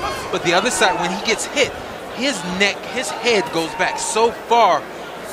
He's lethargic on the back end of that, so he has no energy to come back.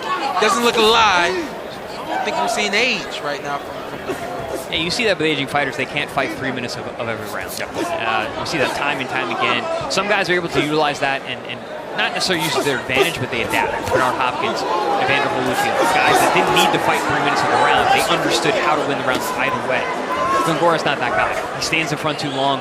He freezes at times. He gives it back, waits for the receipt, which is something my coach used to say. You hit a guy, don't wait for the receipt. Get out of there. Right. On the other side of it, Lester Martinez, there's a lot of things that he needs to improve on. Defense. Yeah. You know, he's getting hit way too much from a guy where I think he should be able to see every punch that's being thrown. Good sportsmanship there. Playful taps in the back rather than cracking him in the spine. So I'm just gonna crack you in the front. lot of respect between these two fighters. Very experienced. Carlos Gongora, 22-2. Lester Martinez, a big step-up fight for him. 17-0, 15 knockouts. Showed you the odds before.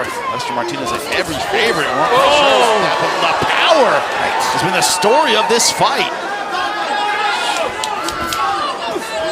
This is something that I've seen from Gongora in past fights. He's like a zombie. He gets hit with huge shots, comes back, get hurt to the body there. Got hurt to the body there.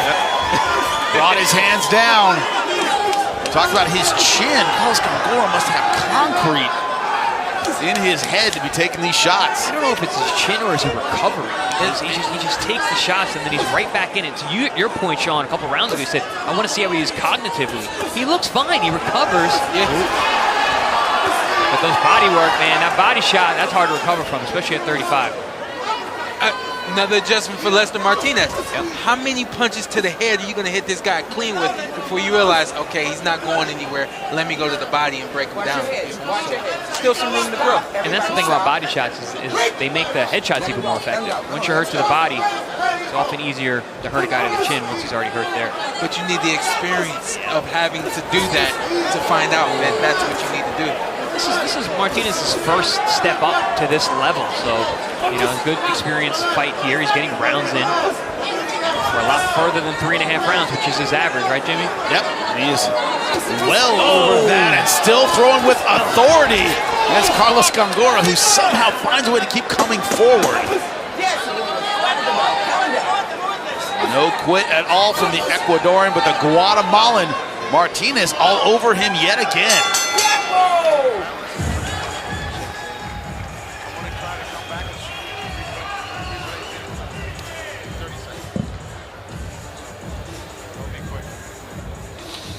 El 8 viene el 8. Nos quedan 3. Ay, estamos listos, no estamos en condición.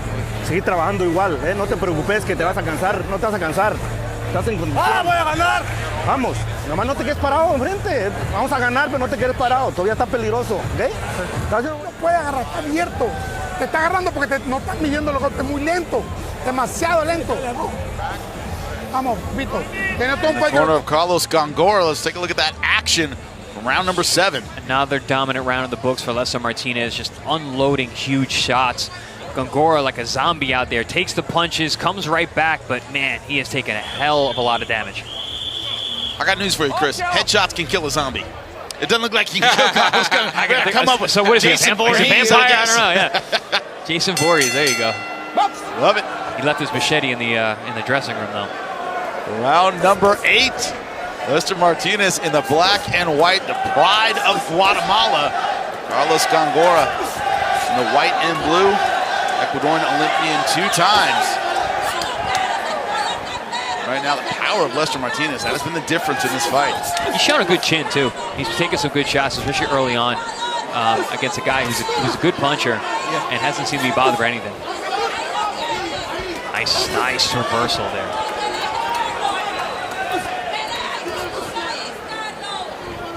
It would suffice to say, Chris, to answer your question, Martinez is that guy. Yep, he is that guy. As good as we thought he was. Things could still go wrong, plenty of time left to go, but he has not disappointed in this step. No, not at all. He's improved greatly since the last time we saw him. And to your point, Sean, you said, yeah, there's things to work on, absolutely, but a lot of the things that we saw last time, he adjusted, and there's still more adjustments to make, but this has been a very impressive improvement since his last time out. Against much better opposition. And that's what you need too when you talk about a statement. And everybody thinks the statement is the knock. The statement, you show people that you're better than you were in the last hour. You show people that you can go the distance. You're learning things and you're showing everyone else. You're making other statements as well. So, big statement, I would say, from Lester Martinez if this continues to go this way. And to his, defense or whatever the case may be, Gongora has helped him. Gongora hasn't been the most difficult opponent. Yeah. Now slow-paced, stays in the pocket, stays with you, doing exactly what Martinez would want him to do, basically.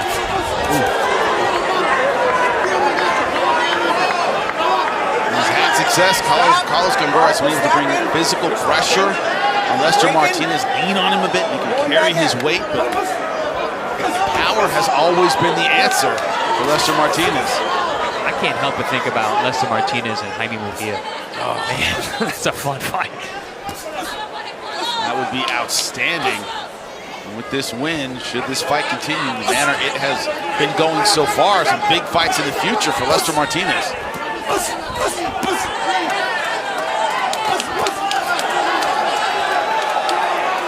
And Martinez has stayed very dialed in. You know, you see his eyes, you see where he's at. He's got a guy in front of him. He just does not want to go down, doesn't want to stay down.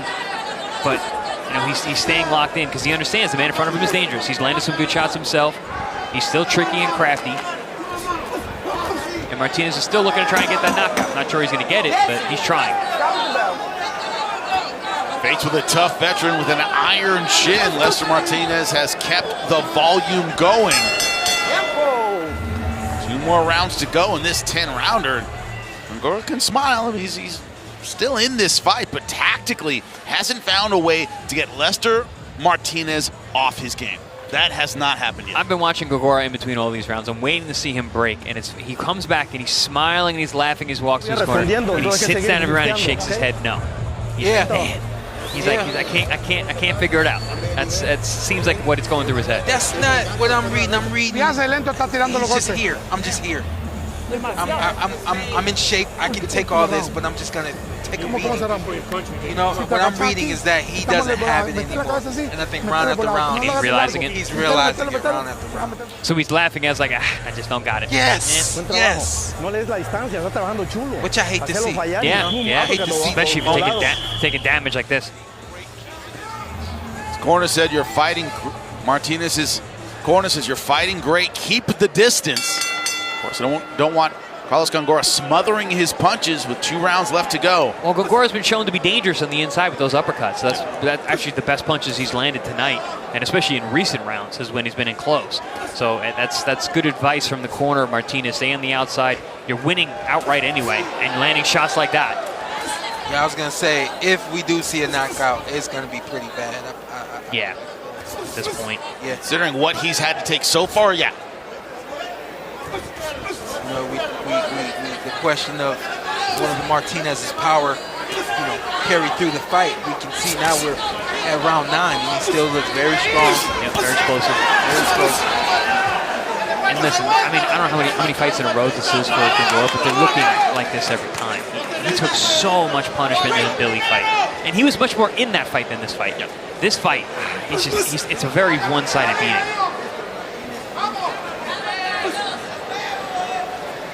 A lot of mileage on Carlos Gongora, 22-2. A lot of that spent at the elite level. 17 knockouts in those 22 wins. Lester Martinez's question is, how would he handle this big step up in competition? A man who has been fighting the elite at 168 pounds, and so far he has passed this test with flying colors. When we look at 24 fights as a professional, and we also look at 2 Olympic Games. Yeah. Which more than likely means those were 2 Pan American Games and World Championships and all, just a list of things. You know, when we talked last round about him coming back to the corner and kind of smiling at, I just don't got it anymore, it's very conceivable to believe he really, truly doesn't. Oh. Every time he tries, it gets hit harder. Like he finds a little success and then pays for it. Nice overhand left landed for him, though. Yeah, it did. It was a good shot, and then he took 2 shots right for his hard work. Under a minute left in round number 9.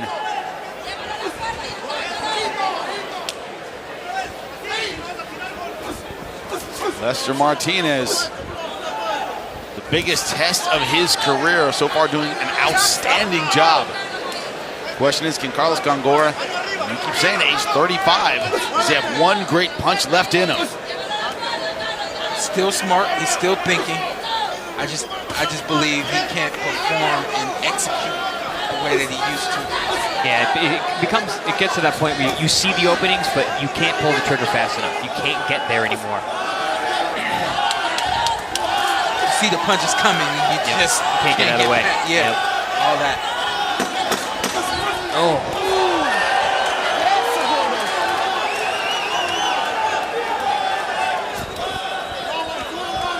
I mean, What a chin on Gongora, though, man. Try to come back with Jared Hurd, who'll be fighting in July. Sabe que va perdiendo. Va a salir a buscar algo. No me va a ganar. No nos va a ganar.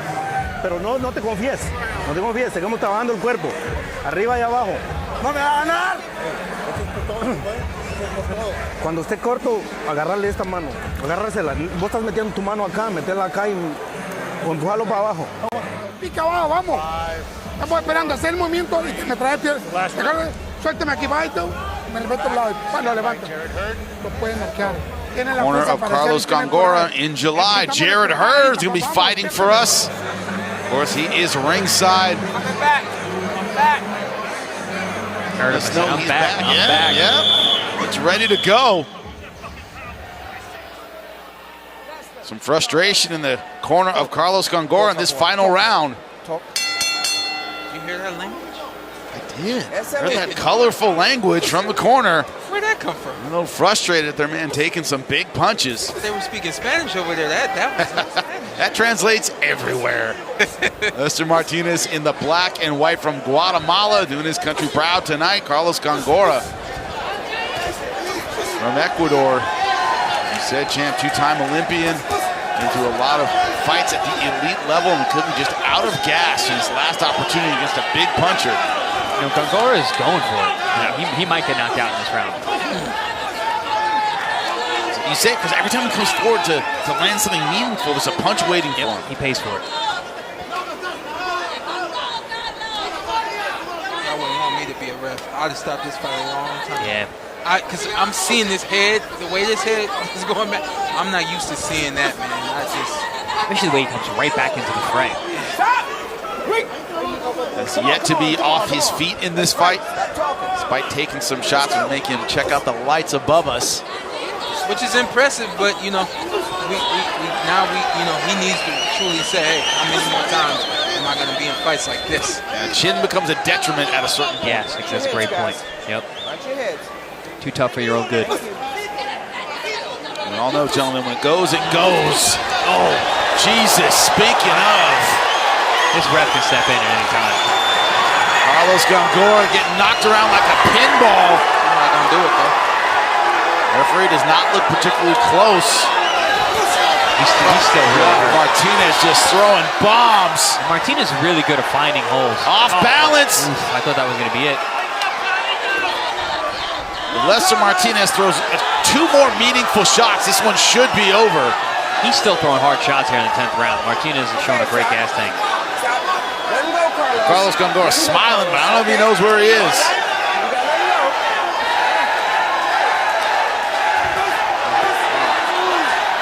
You can hear these punches ringside. Heavy shots. We got headphones on. Yeah, exactly. You can hear them through the headphones. No body work. Like, I know. Go to the body. Corner still pleading for Carlos Gongora to throw punches. Throw some effing punches, if I'm hearing it correctly. I'm pleading for them to throw the towel in. They're pleading for him to throw punches. 20 seconds left in round 10. More big shots from Lester Martinez. Wondered how he would do late. Well, guess what? He's throwing like he was in round number 1. Looks like Gongora's going to get to the end. 10 seconds left. Not because Lester Martinez didn't do everything he could to get him out of there, but Carlos Gongora, too tough perhaps, too tough for his own good, but he will see the final bell. That's a 3-day headache right there. Lester Martinez looking absolutely fantastic, Chris. He is that guy. He is that guy, man. He looked strong. He made a bunch of adjustments. Are there still more to make? Absolutely. Is he still rough around the edges sometimes? Absolutely. But, man, the physical gifts that he has, physically strong, explosive. He's got a gas tank. He's got a chin. He got hit with some big shots tonight. That thick neck ain't just for show.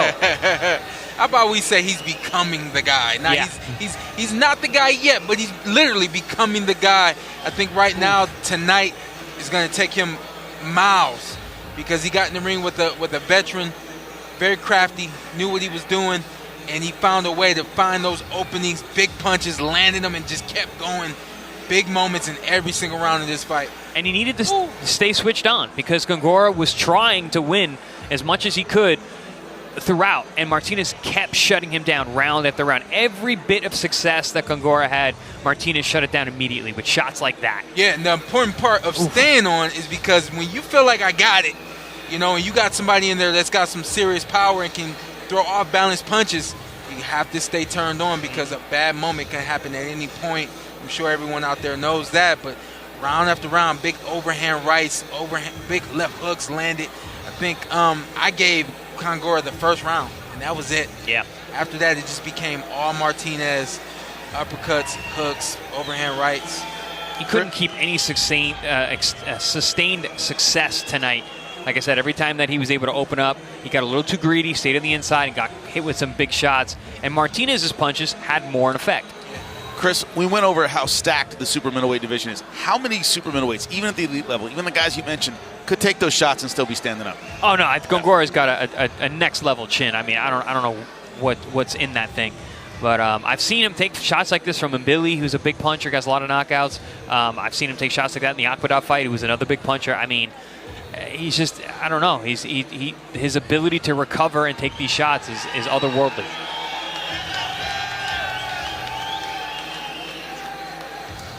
Finding success at every single point in this fight was just. I'm impressed. My first time seeing Lester Martinez. Of course, seeing highlights, but this was nice. Good fight for him. Came out to impress. That is exactly what he did. No suspense here when it comes to scorecards, but still, Jim Sorensen will make it official in this 10-round fight. Ladies and gentlemen, 10 rounds of fantastic fighting action brings us to the judges' scorecards. Judge Tony Lundy and Judge Wayne Smith both see it 99-91.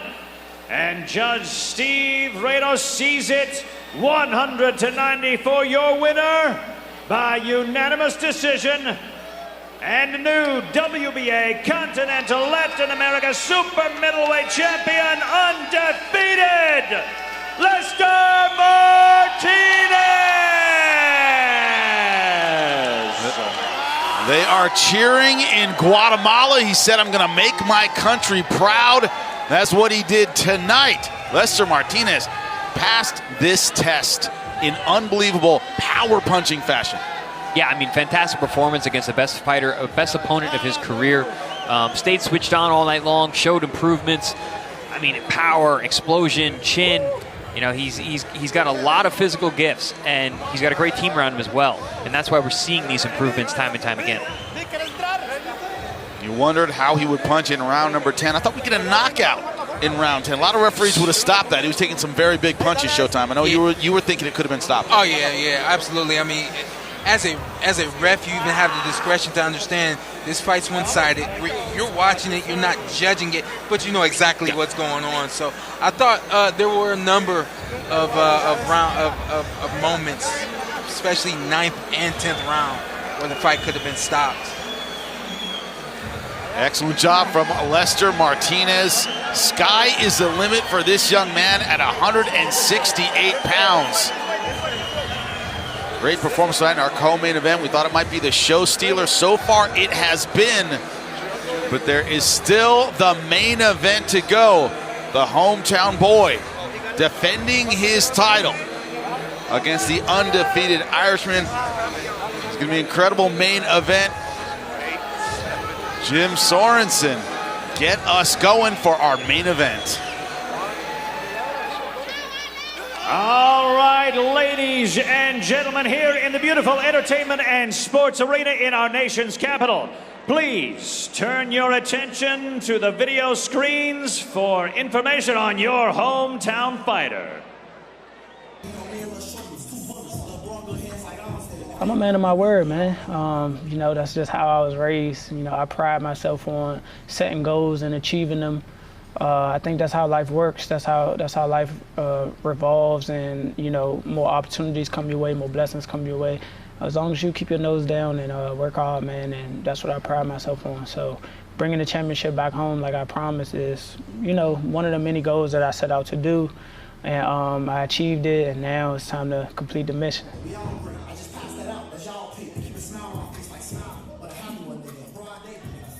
They gonna see, they think, oh, he only got 9 knockouts, he ain't cracking. Look at all my fights. I hurt everybody. I hurt everybody in damn near every fight. Either I dropped them multiple times or I hurt them severely. I dropped Hector Garcia the last fight. I hurt him. I dropped him in the 11th, like I hurt Jamel. Earlier in that fight, I hurt him with a right hand. I almost got him out of there. One more bomb, and he would have been done. Right on the mark. Nobody likes to get hit in the solar plex. And then he brings the hook around the arms. That starts to slowly wear his opponent. Lamont Roach Jr.'s rise has not been without obstacles. In his first world title fight against the reigning champion Jamel Herring, he came up short, but made sure the world knew he belonged on the big stage. Back over this fight. Oh, big shot from Lamont Roach. Hurts Jamel Herring with just 5 seconds left here in the 11th. And now, what did he do? He came behind the jab. He caught Jamel Herring behind the ear. You see the reaction from Jamel Herring. He was hurt badly. The champion did the right thing. Survived. In the fight with Jamel Herring, I learned that they aren't going to give you anything. I say this over and over again every time I ask this question. You just got to go take it. And I definitely adapted that. I think that fight was, I know that fight was in my grasp. I could have finished them. I just started a little too late. I just didn't do my job fast enough. I was on the way, but like I said, I should have stepped on the gas earlier. I would have got him out of there. And I would have been a champion for a long time now. I would have been champion. I would have been reigning champion for a minute now. So, you know, but it is what it is, man. Everybody's path is, you know, not the same. I fought for a world title. I just turned 24. So just being there is an accomplishment in itself. And I wasn't satisfied. And I came back a couple years later and got what I deserved.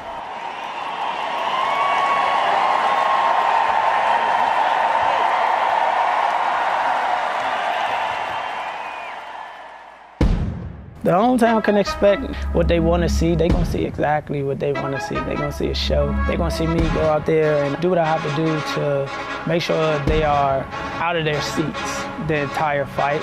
I'm just going to punish him. I'm going to make him pay for his mistakes. I'm going to lure him into some traps, and them traps going to make him pay. You reach, I teach. Feargal, I hope you're ready, man. I ain't one of these Rudy Poos you fought. You know, you'll see come fight night. I'm gonna let you think what you think. I'm gonna let you expect what you expect, but I'm telling you right now, I'm a whole different animal, bro. I'm really him. I'm really that fucking guy.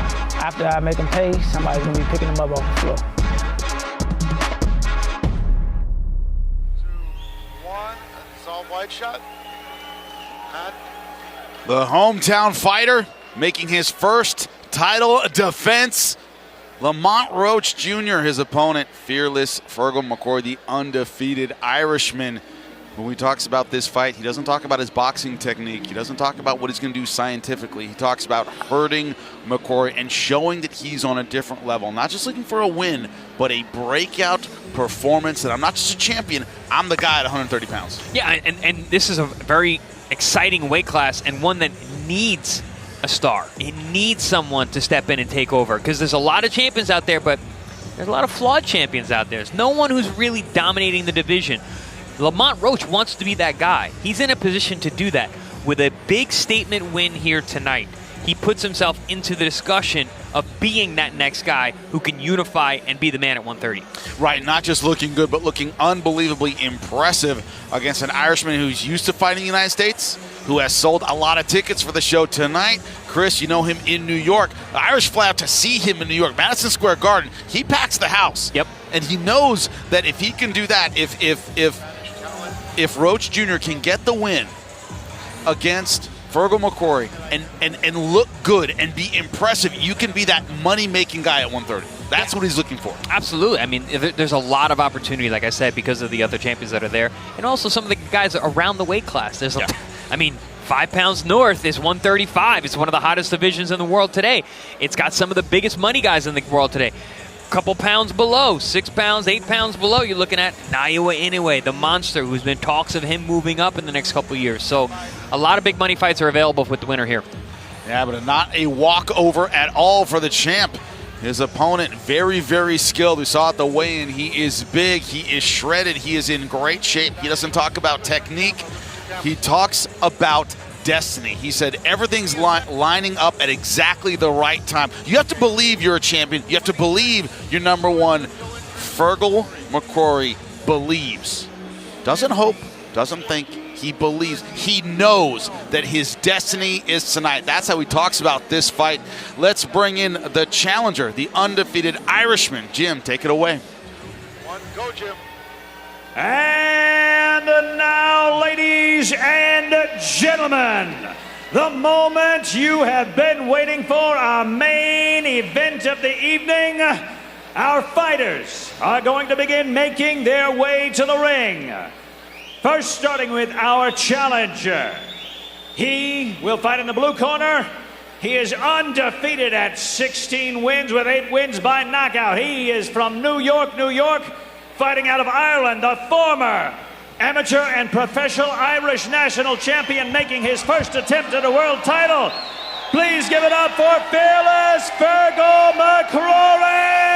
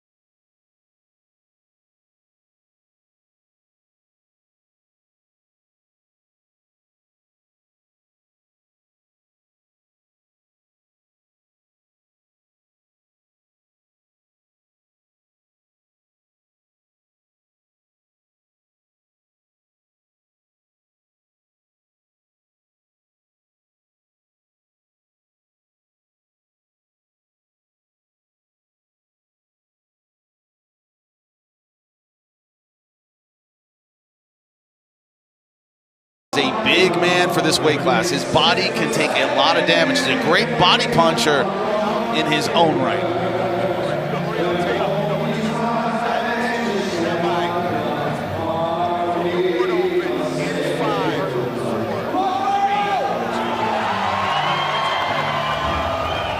Makes a mistake, man. That's the first thing y'all gonna notice. I'm capitalizing immediately, and I'm gonna make him fall. It's gonna be real exciting. It's gonna be real fierce. It's gonna be real punishing. I'm ready, man. I'm ready because it's gonna be a big show. I know that when I make that walkout, it's gonna be a crazy atmosphere. There he is. And there he is, Lamont Roach Jr., ready to come out to his hometown crowd. You hear the cheers behind us here at the Entertainment and Sports Arena here in Washington, D.C. Ain't nothing bigger, Nick. going up. How you gonna pull on the ripper though here now? Came around here and he on you fish, so why you acting like you just did something? Catch no ass, so why you want problems with me? I'm around a motion to kill it, just shit on the day to be swiping for bags for free. I'm about to hold my nuts and drag on niggas. And I ain't got money for none of these niggas, just shells and cashes, nigga. Y'all need to keep trying to face all our up and pass a nigga.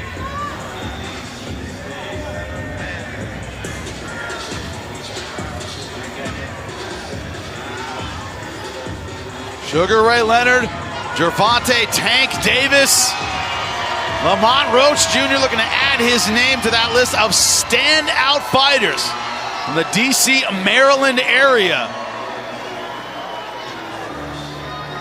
Incredible talent, a world champion. He says the pressure has been on me since the amateurs. I was never, ever in my career under the radar once. Everyone was looking at me.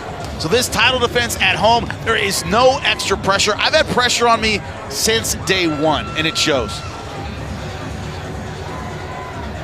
Betting odds, got it. And there are the betting odds. Lamont Roach minus 1250. Feargal McCrory plus 700. Odds makers, of course, talking about the skill of Lamont Roach Jr. Obviously, the hometown crowd behind him 100%. But how do they line up physically? Let's take a look at the tail of the tape. Lamont Roach Jr., 4 years younger than the challenger.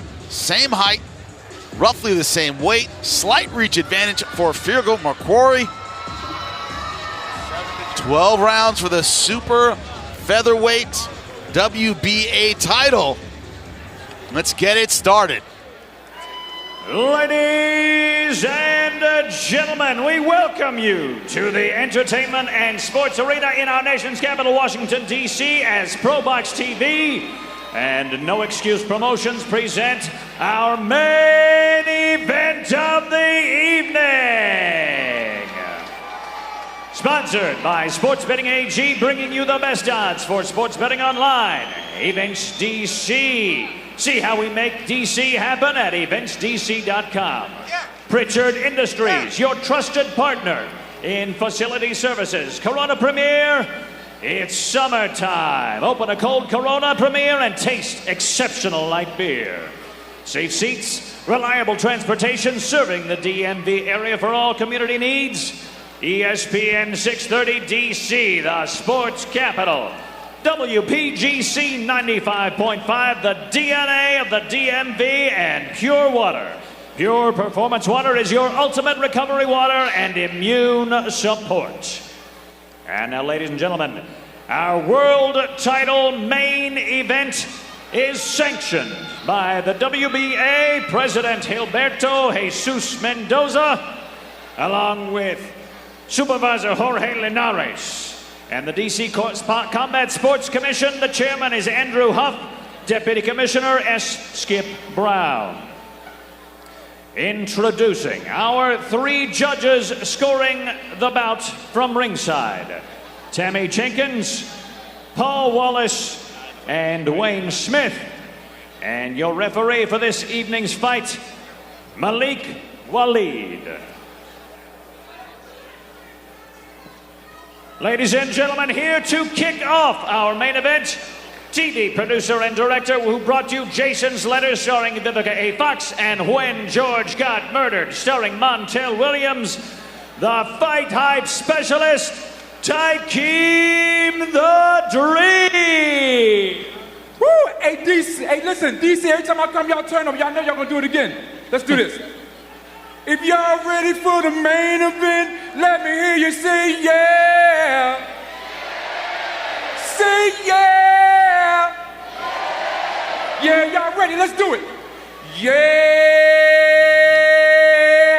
It's time to brawl, y'all. Now, DC, make some noise. That's what I'm talking about, baby. Y'all turn up every time. All right, Tykeem the Dream, thank you. Ladies and gentlemen, here we go with the main event of the evening. 12 rounds of boxing in a contest for the WBA Super Featherweight Championship of the World. Introducing to you first, the challenger.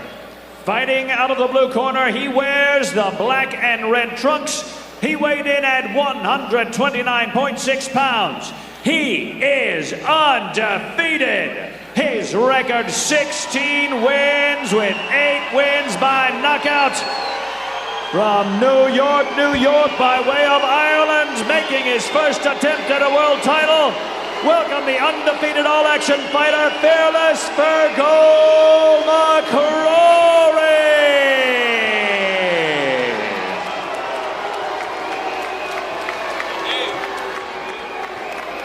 And his opponent, across the ring in the red corner, the reigning world champion. He wears the black trunks. He weighed in at 130 pounds on the nose. In his campaign, he has 24 wins, 1 loss, 1 draw with 9 wins by knockout. Fighting here in his hometown, the nation's capital, please give a huge DMV welcome to your current reigning and defending WBA Super Featherweight Champion of the World, Lamont the Reaper Roach Jr.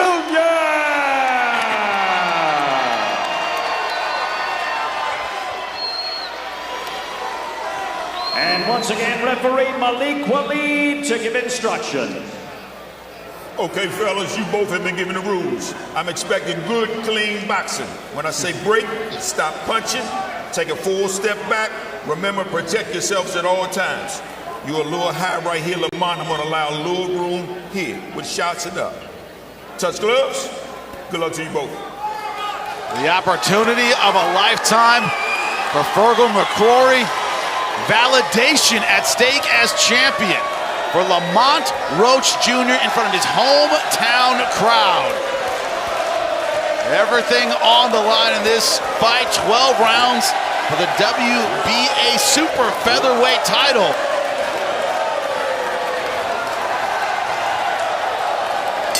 House is rocking, and here we go. Round number 1. Look at that, walked right out to him. We've been talking from the top. Feargal's not the kind of guy you got to look for. He's coming right at you, and here we see it already. He's meeting the champion in his own corner. He took more than half the space of the ring when he walked out. Sending a message, I'm going to be in your grill throughout this fight. That's what he's been telling everyone who'll listen. Lamont Roach Jr. have to back me up. Sharp jab from Roach right away, coming back with that left hook over the top, which is a great weapon against the southpaw. Goes over that lead hand. We saw that earlier tonight.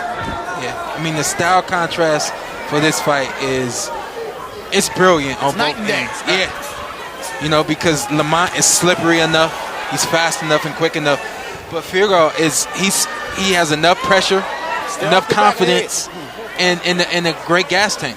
Yeah, the team of McCrory told me to watch out for the right hook to the body around the elbow. That's his best punch and his favorite punch. That right hand, that lead right hook to the body. Loves working the body, loves breaking opponents down. That's what McCrory is known for. So when they faced off, a size disparity. McCrory a bit bigger today. Yeah, he filled in nicely, looks really big for the weight. And, you know, they said they're the same height they were listed as. Feargal looks taller. Oh, good counter hook from Roach.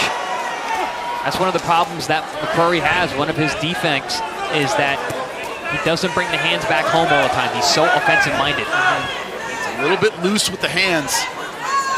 Lamont Roach Jr., his teammates have talked about the work he has put in sparring, where he hits deceptively hard. Something he always talks about. Only, 9 knockouts on my ledger and 24 wins, but I hurt the guys. When I hit him, I hurt him. Good body shot, straight left hand, right down low, perfect shot against the southpaw. Oh! Nice left hook! Oh! Does he have McCrory staggered early? Beautiful shot from Lamont Roach Jr. Definitely hurt him, but McCrory came right back. That's what I said about McCrory. His hands, he gets so offensive-minded, they don't go back home. He leaves a lot of openings.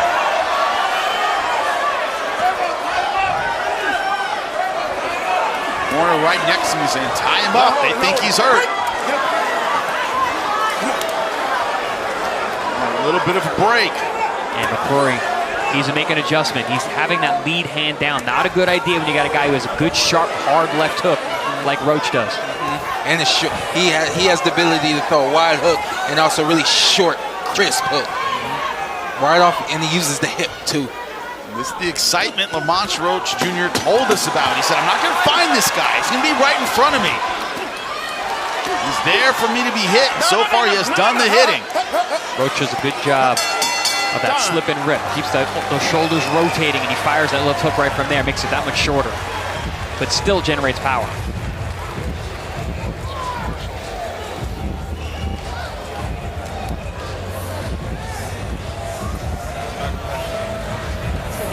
Right there.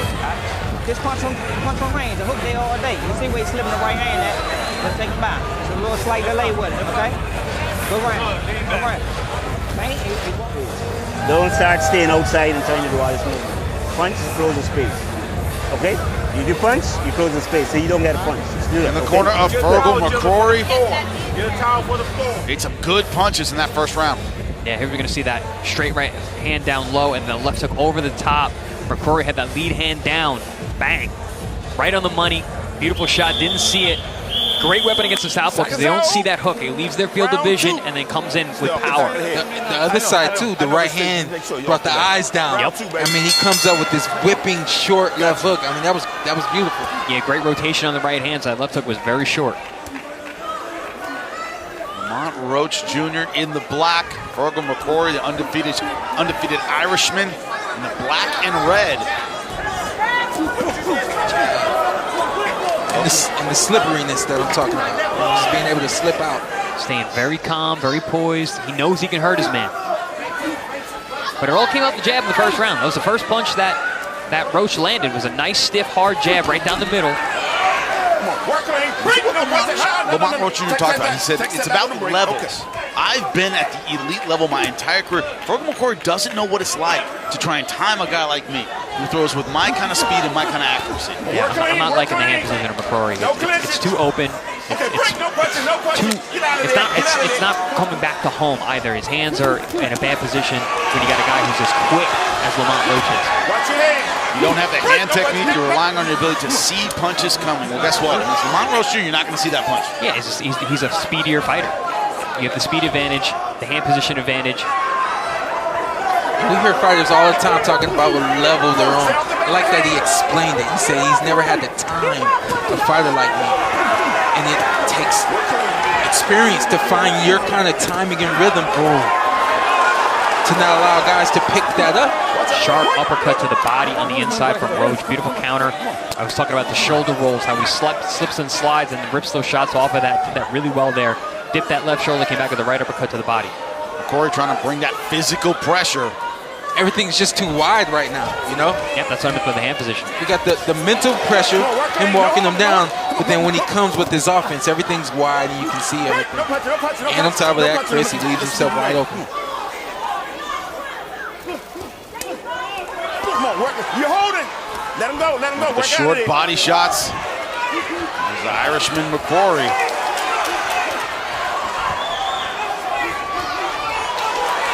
Good right hand, left hook combination from Roach Jr. Sharp stuff. No pushing. Work clean. Work clean. Work clean. Work clean. Dirty box in there, holding and hitting. That's some thudding shots. I mean, he's not getting great rotation, obviously, because his other hand's tied up. But Get out of here. Another good left hook. Double left hook, body head. Another good shot. See, he has him on roller skates in round number 2. When Roach shortens those up, McCrory has no defense for them. Cannot see them coming at all. That's a headlock, and then he squeezed it. Yep. Which is what McCrory's supposed to do. Yep. No answer, gentlemen, for those short hooks on the inside. And look at Lamont Roach. Focused, locked in. If you can read the eyes, they would say, you thought you were on my level. That's what it looks like so far. Absolutely. Hook to the body, hook to the head. Textbook. Textbook. I mean, just how it's supposed to go when you catch mitts, and then he just continues. Look how short this punch is. Boom! So short. And the awareness to know that McCrory was still there, and to just continue to punch and find him, wiggle his way out, and keep going. And you can see the expression on Roach's face, man. He wants to deliver as much punishment as he Saw can. that. Control this, man. Control. Okay, let's go. I gotta tell you this though about McCrory. Walking back to the corner, he was mad at himself. Yeah. He knows that that's now 2 rounds that I'm letting this slip away. You know, I like seeing the dog in him, the fight in him, the desire to want to win. Yeah, it's not discouraged look. It's I've got to get this back. Exactly. Oh. Lead right hand. Lamont Roach Jr. Yeah, the right doesn't have the same effect the left hand does. The left hand's been able to, every time that thing lands, it seems like it has an effect on the legs of McCrory. The right hand, he's been taking them a little bit.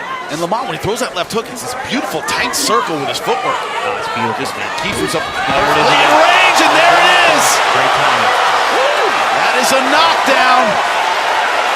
Caught McCrory coming forward. Check left hook.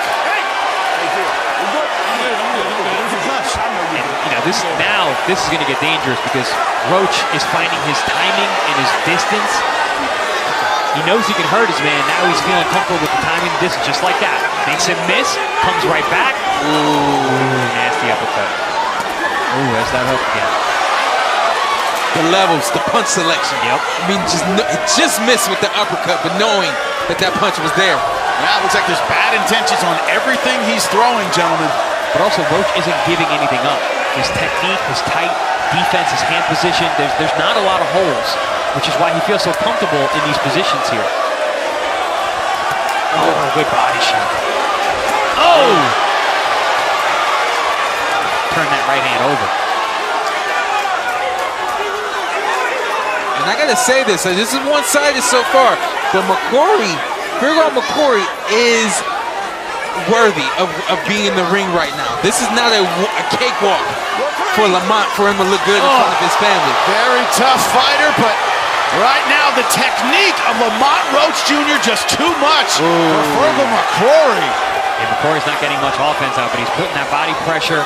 He's just trying to walk through the fire now. Gentlemen, for the question, would you rather be tougher or better? Be better. Right now, Lamont Roach Jr. is better. What's I saying though? I'd rather be lucky. Yeah, exactly. Feargal's trying to make himself lucky tonight.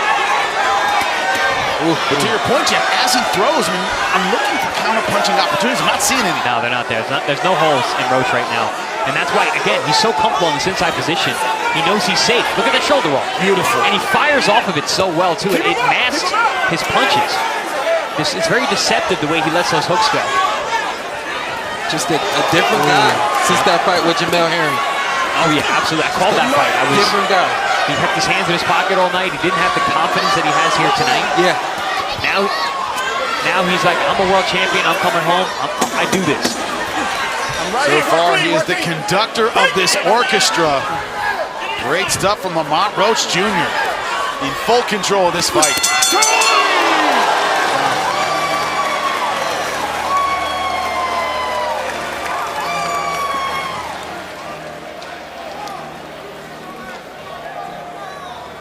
Better, okay? Don't stay careless and stay to the end of the punch. You gotta close the space.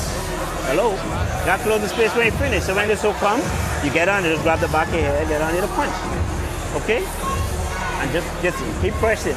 You keep swinging, and then by the next round or two, you can get tired because you don't train for all these punches. Then you get a chance. Just keep it. Take the shots, block, go through the storm. It's fine. Yep. Then you get tired. Double it up. Do that lower down.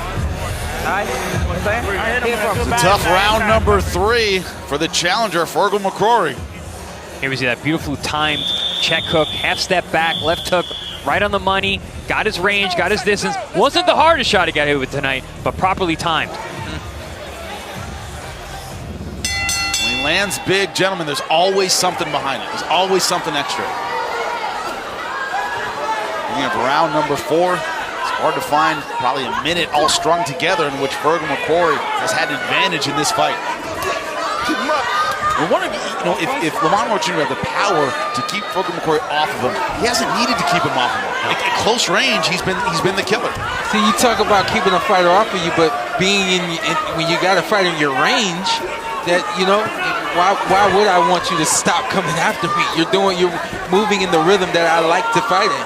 Short, tight punches from the champ so far. This DC crowd absolutely loving it. Both men have completely dispensed with the jab, though. There's not any jabs going from either direction. I guess because it's being fought in a phone booth. But this is where Feargal has some success. McCrory's able to pin Lamont and do something like you said, Jimmy. Dirty boxing. Hold up with one hand, punch with the other. We were both wrestlers, Chris. We know a wizard when we see one. That's what he has. He has him tied up. There it is. Yep. That's that overhook position where he's got that arm wrapped around underneath the elbow. And Showtime, we're not seeing jabs because, to your point, it seems like Lamont Roach is okay at this range. Like, hey, come on, get inside and I'll use those hooks. I don't need to jab you on the inside, on the way in. I think it's the early success of the knockdown and the big punches that were landed. It's now become a waiting game for that punch. He knows he's got the timing, and he knows that he can land it, so now he's just kind of waiting on it. If I were Lamont, if I was his team, I'd say get back to the jab and set it back up, I was going to say, I don't want to knock what he's doing because obviously he's having a great time out there, but that's the only thing I would say I would like to see from him. Is the beautiful left hook. You can see him just low, just waiting on that hook. That was that Danny Garcia no look left hook. I don't know if you guys saw that.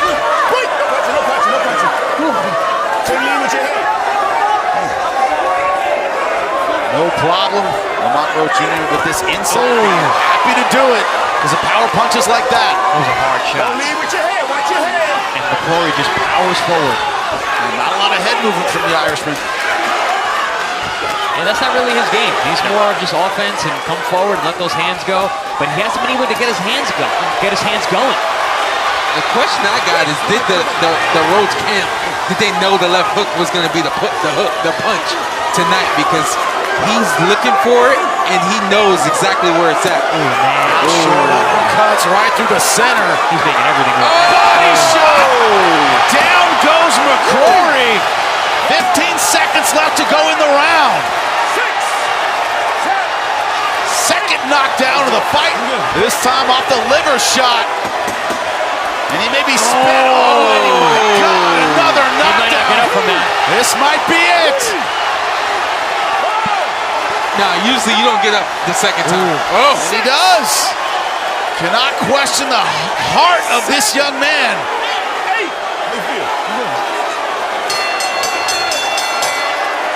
And the challenger makes it to the end of the round.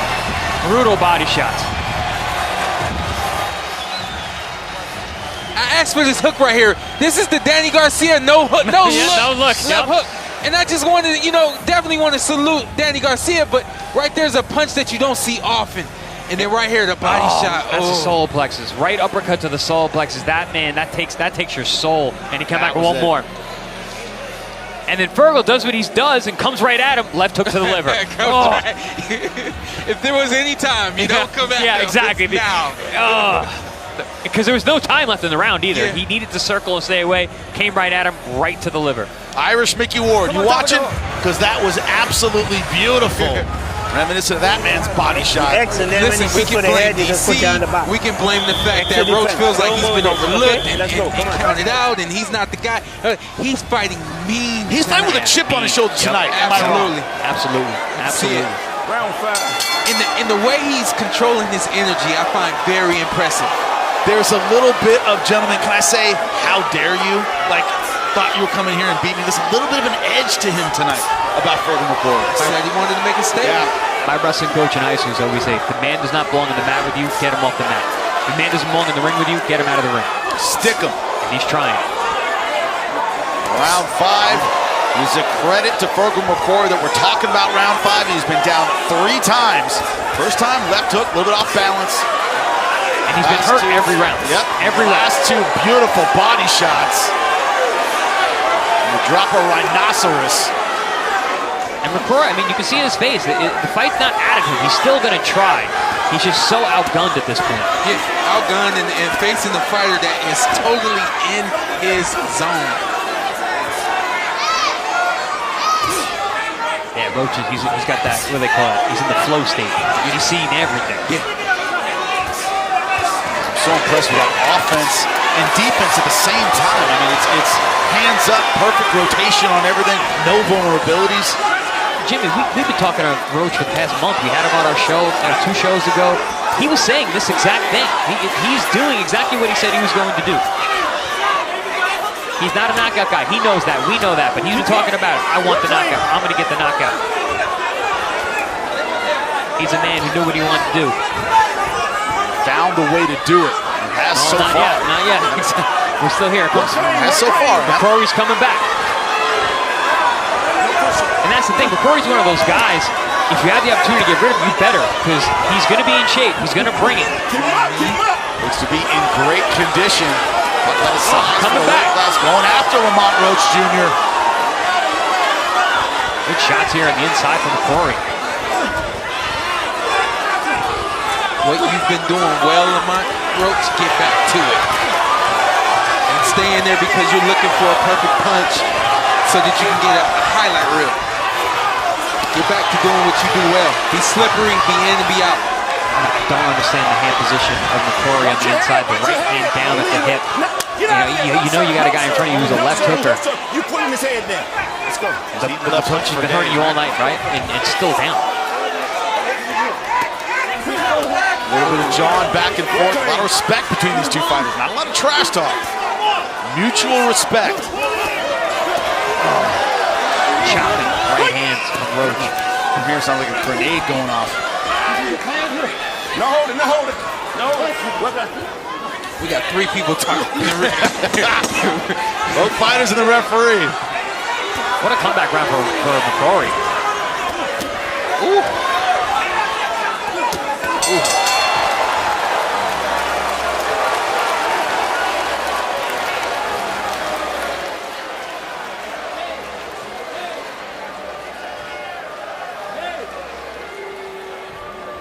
Don't worry about it. You gotta create the opening. You gotta create the opening. Hit him on the arm.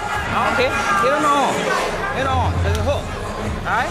When the inside lead, head to head, you're straight up the middle, the 6-4. Alright? But stay on the rope. Stay on the rope. Just turn. Now the fighting is turning because he can't. Just keep tight when you swing. Get inside them swings. Keep touching like you're doing. Just keep touching. Breaking down. He's starting to talk to me. He's starting to talk to me in the... Yeah.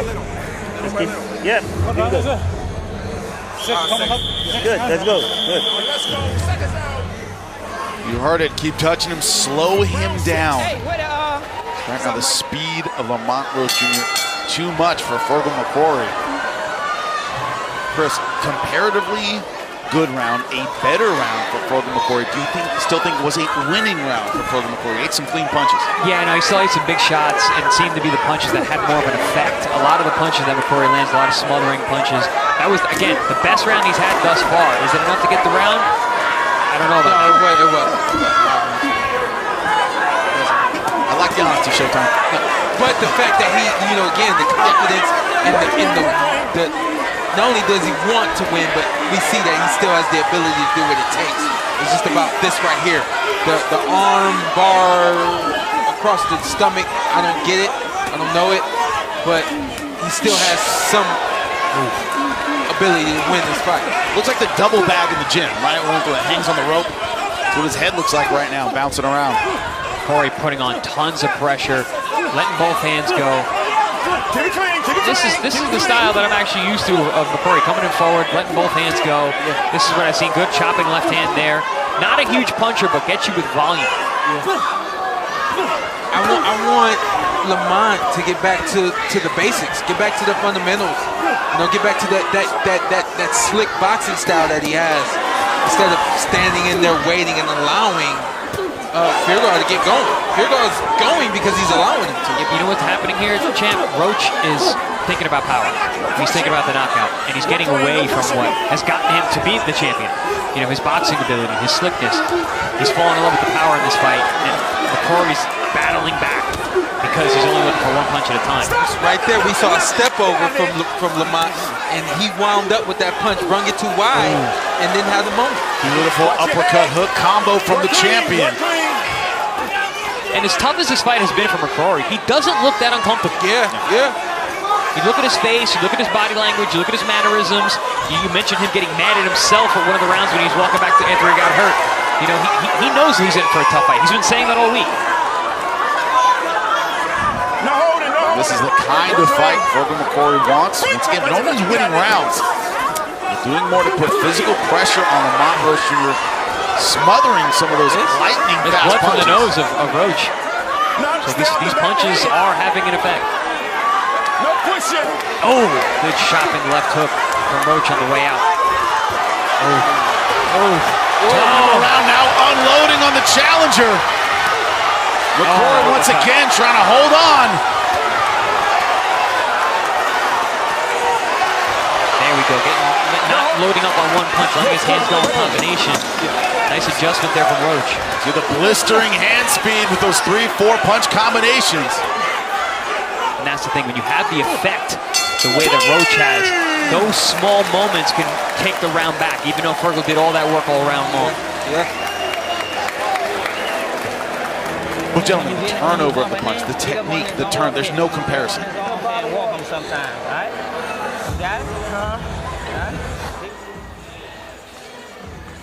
Big round from both these guys. You know, the pressure from Feargal, but still, as we see right here, taking a lot of punches right down the middle. Down the middle is where the success was for Lamont. Right there, landed the big left hook, and then he kept going.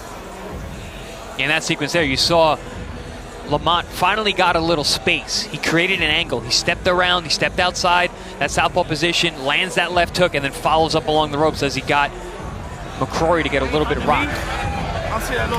Key word for Lamont moving forward in this fight is the space. He's got to control the space. As long as he controls the space and creates it, he's got to create it because we know that Feargal is going to come right at him. He has to create the space, maintain the space, and that starts with using the jab. And you pointed out last round, cutting an angle. Space and angles. If you create that angle, then create a little space. Cut an angle, create space. Cut an angle, create space. I think he can do a circle around this ring and keep that offense going. Otherwise, you're going to have McCrory in your face like he did last round, busting up your nose, landing these shots on the gloves, hitting your elbows. All the damage he has taken, McCrory hasn't taken a lot of backward steps. Always coming forward, always trying to get back offensively at Lamont Roach Jr. You know, the other thing too, what I found as a fighter, when you punch with a lot of power, when you try to go back to the speed, your muscles are a little tight, and you don't have that fluidity in your arms. You know, so I'm expecting and looking for snap now from Roach and get back to the outside. I don't know if he has it. Yeah, he's all pumped from all those power shots. Exactly. Different energy systems. Beautiful uppercut. But that's boxing right there. That's just pure ability. Keeping these short punches, combinations that way. You don't need to be fast when you do that. The technique is sharp. Absolutely. Let those hands go. Absolutely. Keep beating the drum.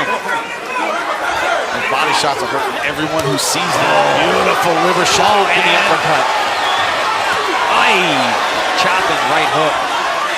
Great punch selection. And he goes back to touching him. Yeah, see that was the adjustment that Roach needed. The big shots he was surviving. Now the little ones are adding up fast. The legs are gone from Feargal McCrory. Standing up, but he is wobbly. Corner yelling to hold him. Look at Roach loading up the right hand. I mean, just got he had that in his pocket. Look at this, little small choppy steps to the side, to the left and right. Death of 1,000 cuts, gentlemen. No one punch has taken McCrory off his feet in this round, but how many of those shots can he take? A lot of times your brain rattling around though, those do more damage. Yeah. Everything starts getting fuzzy. And also you can never catch your breath when you're getting hit that much.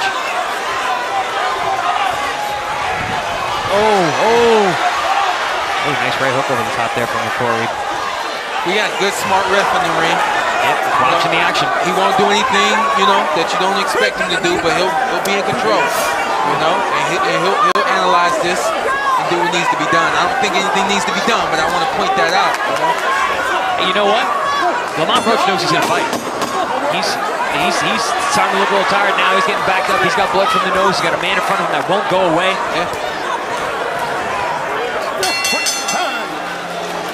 Incredible heart on display from both of these gentlemen.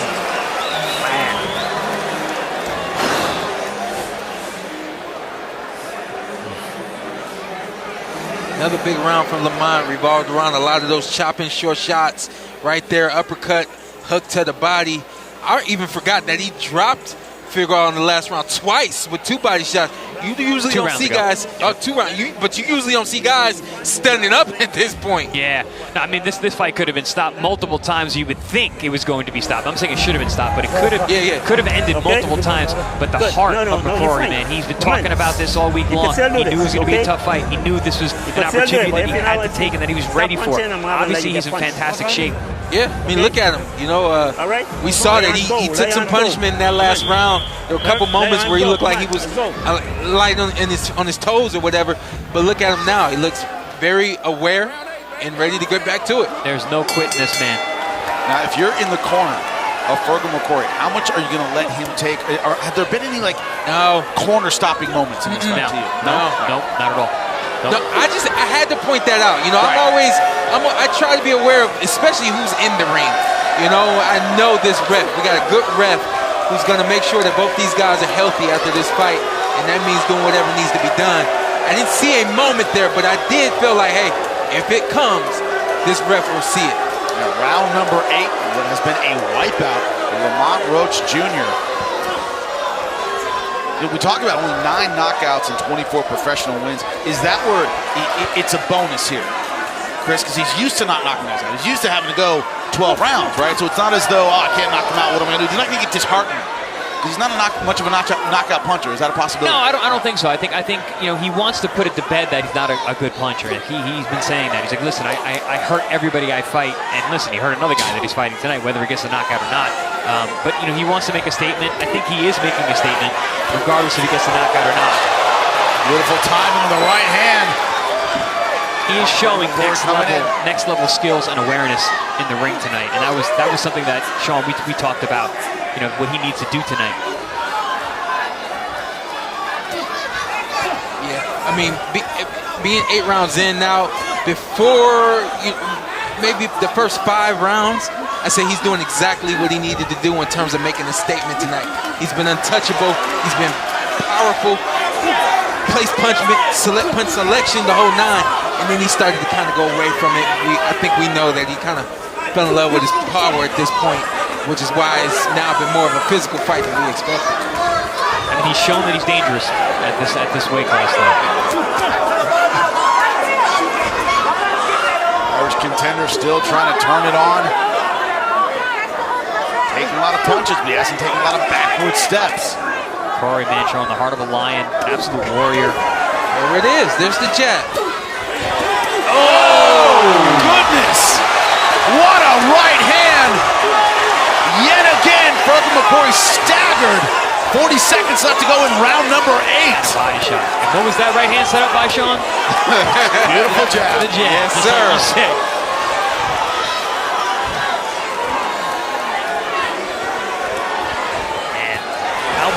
How much can McCrory take? Now the ref's looking real close.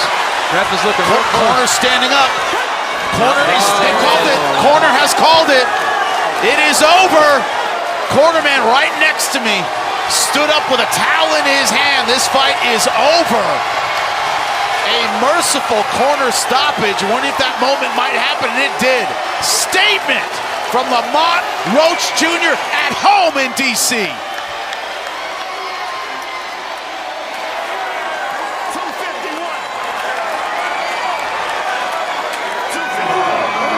Technical, sharp, accurate, aggressive against an Irish challenger with his heart as big as Ireland.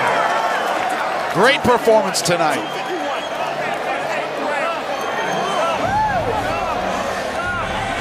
Listen, incredible showing from McCrory, man. The toughness, the amount of punishment that took, the never give upness that he showed.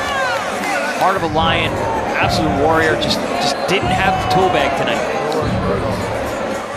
Had the heart to stay up, had the heart to stay in it, but did not have a technical answer for the barrage of Lamont Roach Jr. Beautiful hooks, incredible work on the inside where Feargal McCrory generally did his best work, not tonight. Knocked down 3 times before the stoppage in round number 8. 2 of them on body shots. That's a bad man at 130, gentlemen. Definitely.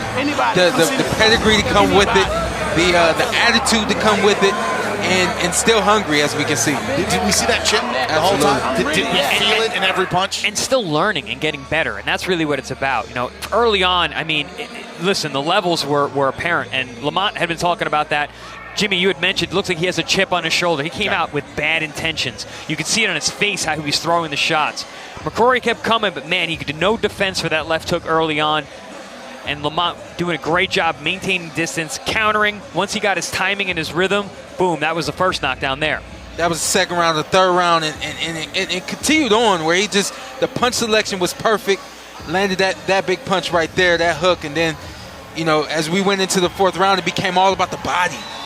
And that just was so smart for him to understand that I got to get to this man's body. Ends up digging the body twice with 2 solar plex shots. And the second one put him down, comes right back to it. What'd you say? Mistake on Feargal's behalf to come right back to him. Yep. Yeah, and he eats another body shot, and there it was. Round 5. Then we saw McCrory make a bit of a comeback. Came forward, was able to push and pin Roach against the corner there, was letting those hands go, bloodied the nose of the champion. Round 6 again came forward. Roach kept stealing the rounds with big shots, but the majority of the round was spent with Roach's back on the ropes and McCrory letting those hands go with small little shots on the inside. But then Roach started picking him apart, started taking the power off the punches, letting the hands go, and rattling up those numbers. Listen, you got to pay attention to Lamont Roach. Very strategical, how he approached this fight. I think they knew that right arm was going to be down and that left hook was going to be open. But finding moments where he can lay back on the ropes and allow McCrory to think he's taking control so that he can open himself up for the punches that Lamont was able to land continuously, round by round, top to bottom. They maneuvered through this fight in a very professional and methodical way, and I salute it. Look at the respect shown between these 2 warriors. Lamont Roach Jr. with his son, congratulating the Irishman on a very, very tough fight. This man took this fight. He said, when I got the call, I immediately said yes. I wanted this opportunity. All respect to him, but he was outgunned tonight by a fantastic champion. No shame in that.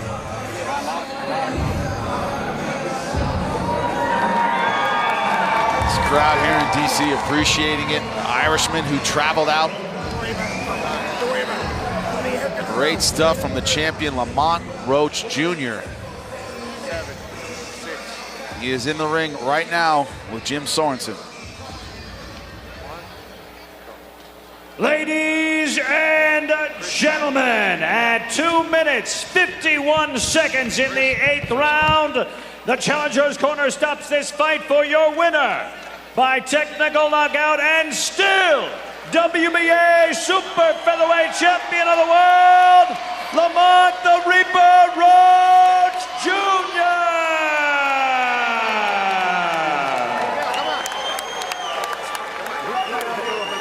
Winner by TKO, corner stoppage. A good and merciful decision by the corner. The challenger, Feargal McCrory, had taken a beating up to round number 8, still on his feet when the fight ended, but that's just a tribute to his heart rather than anything else.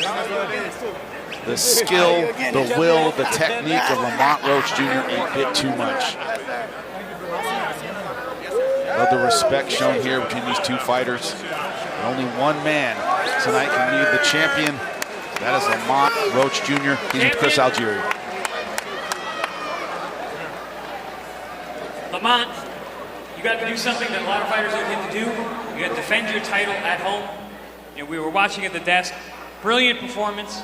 Left hook was on fire from the beginning. You showed so many different things tonight. But something that we all saw was this chip on your shoulder. Talk a little bit about that. Talk about what you want to do. You've been telling us what you want to do for months. What does it feel to go out there and actually do what you said you were going to do? Man, it feels, man, I don't even know how to explain it right now. It just feels the best, man. I know that I reap all the benefits of my hard work. I'm not just talking just to talk, like I told you guys, for weeks and weeks and weeks. I've been training my ass off to put on a spectacular performance for the beautiful people of my town.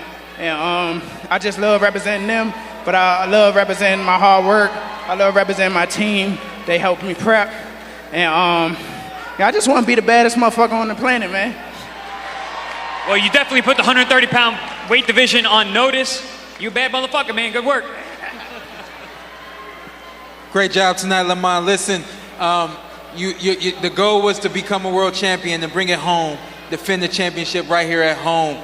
But beyond that, you were looking to make a statement. Mission accomplished tonight? Mission accomplished. And my next goal to conquer is unification. So any champion watching this, just know I'm on your ass. I got to ask, though, what was that statement you were looking to make? That I'm the best at 130, man. And I hope I showed it tonight, but I'm definitely going to show it when I unify. Congratulations. Thank you. Yes, sir. Hey, congratulations. A great performance, my friend. Yes, you are a great fighter. My question is, would you like to fight with Emmanuel Vaquero Navarrete? He's another Mexican fighter. He's a warrior. What do you think about if you want to fight with Vaquero Navarrete? I would love to fight with Navarrete. He's a hell of a fighter. He's a warrior. He's action-packed. And he's very tough. He hasn't been beaten at 130 pounds. He won at a lot of weight classes. And if that unification happens, it'll be a total all-out war. Hi, congratulations. First, I like your style. You do good fight. Well, you back. You're home to win by knockout, but your body punch is special. Where you learning the body punch? I train, well, you know, I like my dad said my left hook is my favorite punch and my best punch. So as you can see, it probably is. I focus on the body when I hit him. I know that I heard him grunt a little bit, and I heard him with some good body shots, and I actually dropped him to the body twice. So that was just my focus. You know, I just stay in the gym, I stay ready, I try to get stronger, I try to get better, I try to get faster every chance I get, and that's what I proved here today. Congratulations, coming the best for your future. Thank you. The best. A lot of great champions asking questions of the champ, Lamont Roach Jr. Bright future for him. His goal tonight, not only get the finish, he got that, but to show that he's the best at 130 pounds. He looked great tonight. Hard to find a flaw in his game. He looked great. Yeah, I wrote it down. What was the statement? Did we give him the... Oh, looks like he has one more statement to say. He said, hey, if y'all can hear me, man, thanks for coming out. Everybody, thanks for coming out. Appreciate y'all. I love y'all. Every single one of y'all that came out. You know, you ain't have to come spend your money with me tonight, but y'all did, and I appreciate it, man. Much love. Thank you so much. And the champ does what he wants, and we'll say another statement to his fans here. Chris, Showtime and I were just talking about he wanted to make a statement about being the best at 130. You heard him say that. Hard to find a hole in his game tonight. No, he definitely made a big statement tonight. He did what he said he was going to do. He had a very tough customer in front of him, in Feargal McCrory. You know, he pushed the action, but man, just Lamont Roach is on a different level tonight. Yeah, I was gonna say the statement, no holes. Yeah. You would think the statement is I got power. Nope. You would think that the statement is I'm untouchable. Nope. The statement is I got no holes. I'm the best guy at 130. And in order to be the best guy at 130, that means there's no issues that I have. There's no holes in my game, and that's what I saw tonight. So much of this fight at Feargal McCrory's range. I mean, in tight, in close, he could do almost nothing to Lamont Roach Jr. This is the most impressive part of this. This wasn't at a range in which Feargal McCrory hasn't had success. He has against previous guys, not tonight. No, not tonight. I mean, Roach was ready for everything that Feargal could bring. And, I mean, he showed that he is top-notch, and anyone in the world at 130 needs to be worried about him. And as that was the statement he wanted to make, not just he's the best 130-pounder in the world, he can finish guys. He said, people disrespect my punching power. I can hit and I can hurt you. Knocked him down 3 times before his corner did the merciful thing. Had a chance to talk to his corner man. I gave him the thumbs up and said, good job. He goes, my guy's too tough for his own good. Because he was taking some merciless shots. Yeah. True tonight? Oh, yeah, absolutely. Too tough for his own good. And you got to understand when someone's got the timing and those other, you got to find other ways to get in there, you know? It was a great night of fights, not just in our main event, but DC represented tonight. Great team. They talked about getting ready together. They were victorious together. Great job in our main event, Lamont Roach Jr. For all of us behind the scenes here at ProBox TV, thank you so much, and we'll see you next time.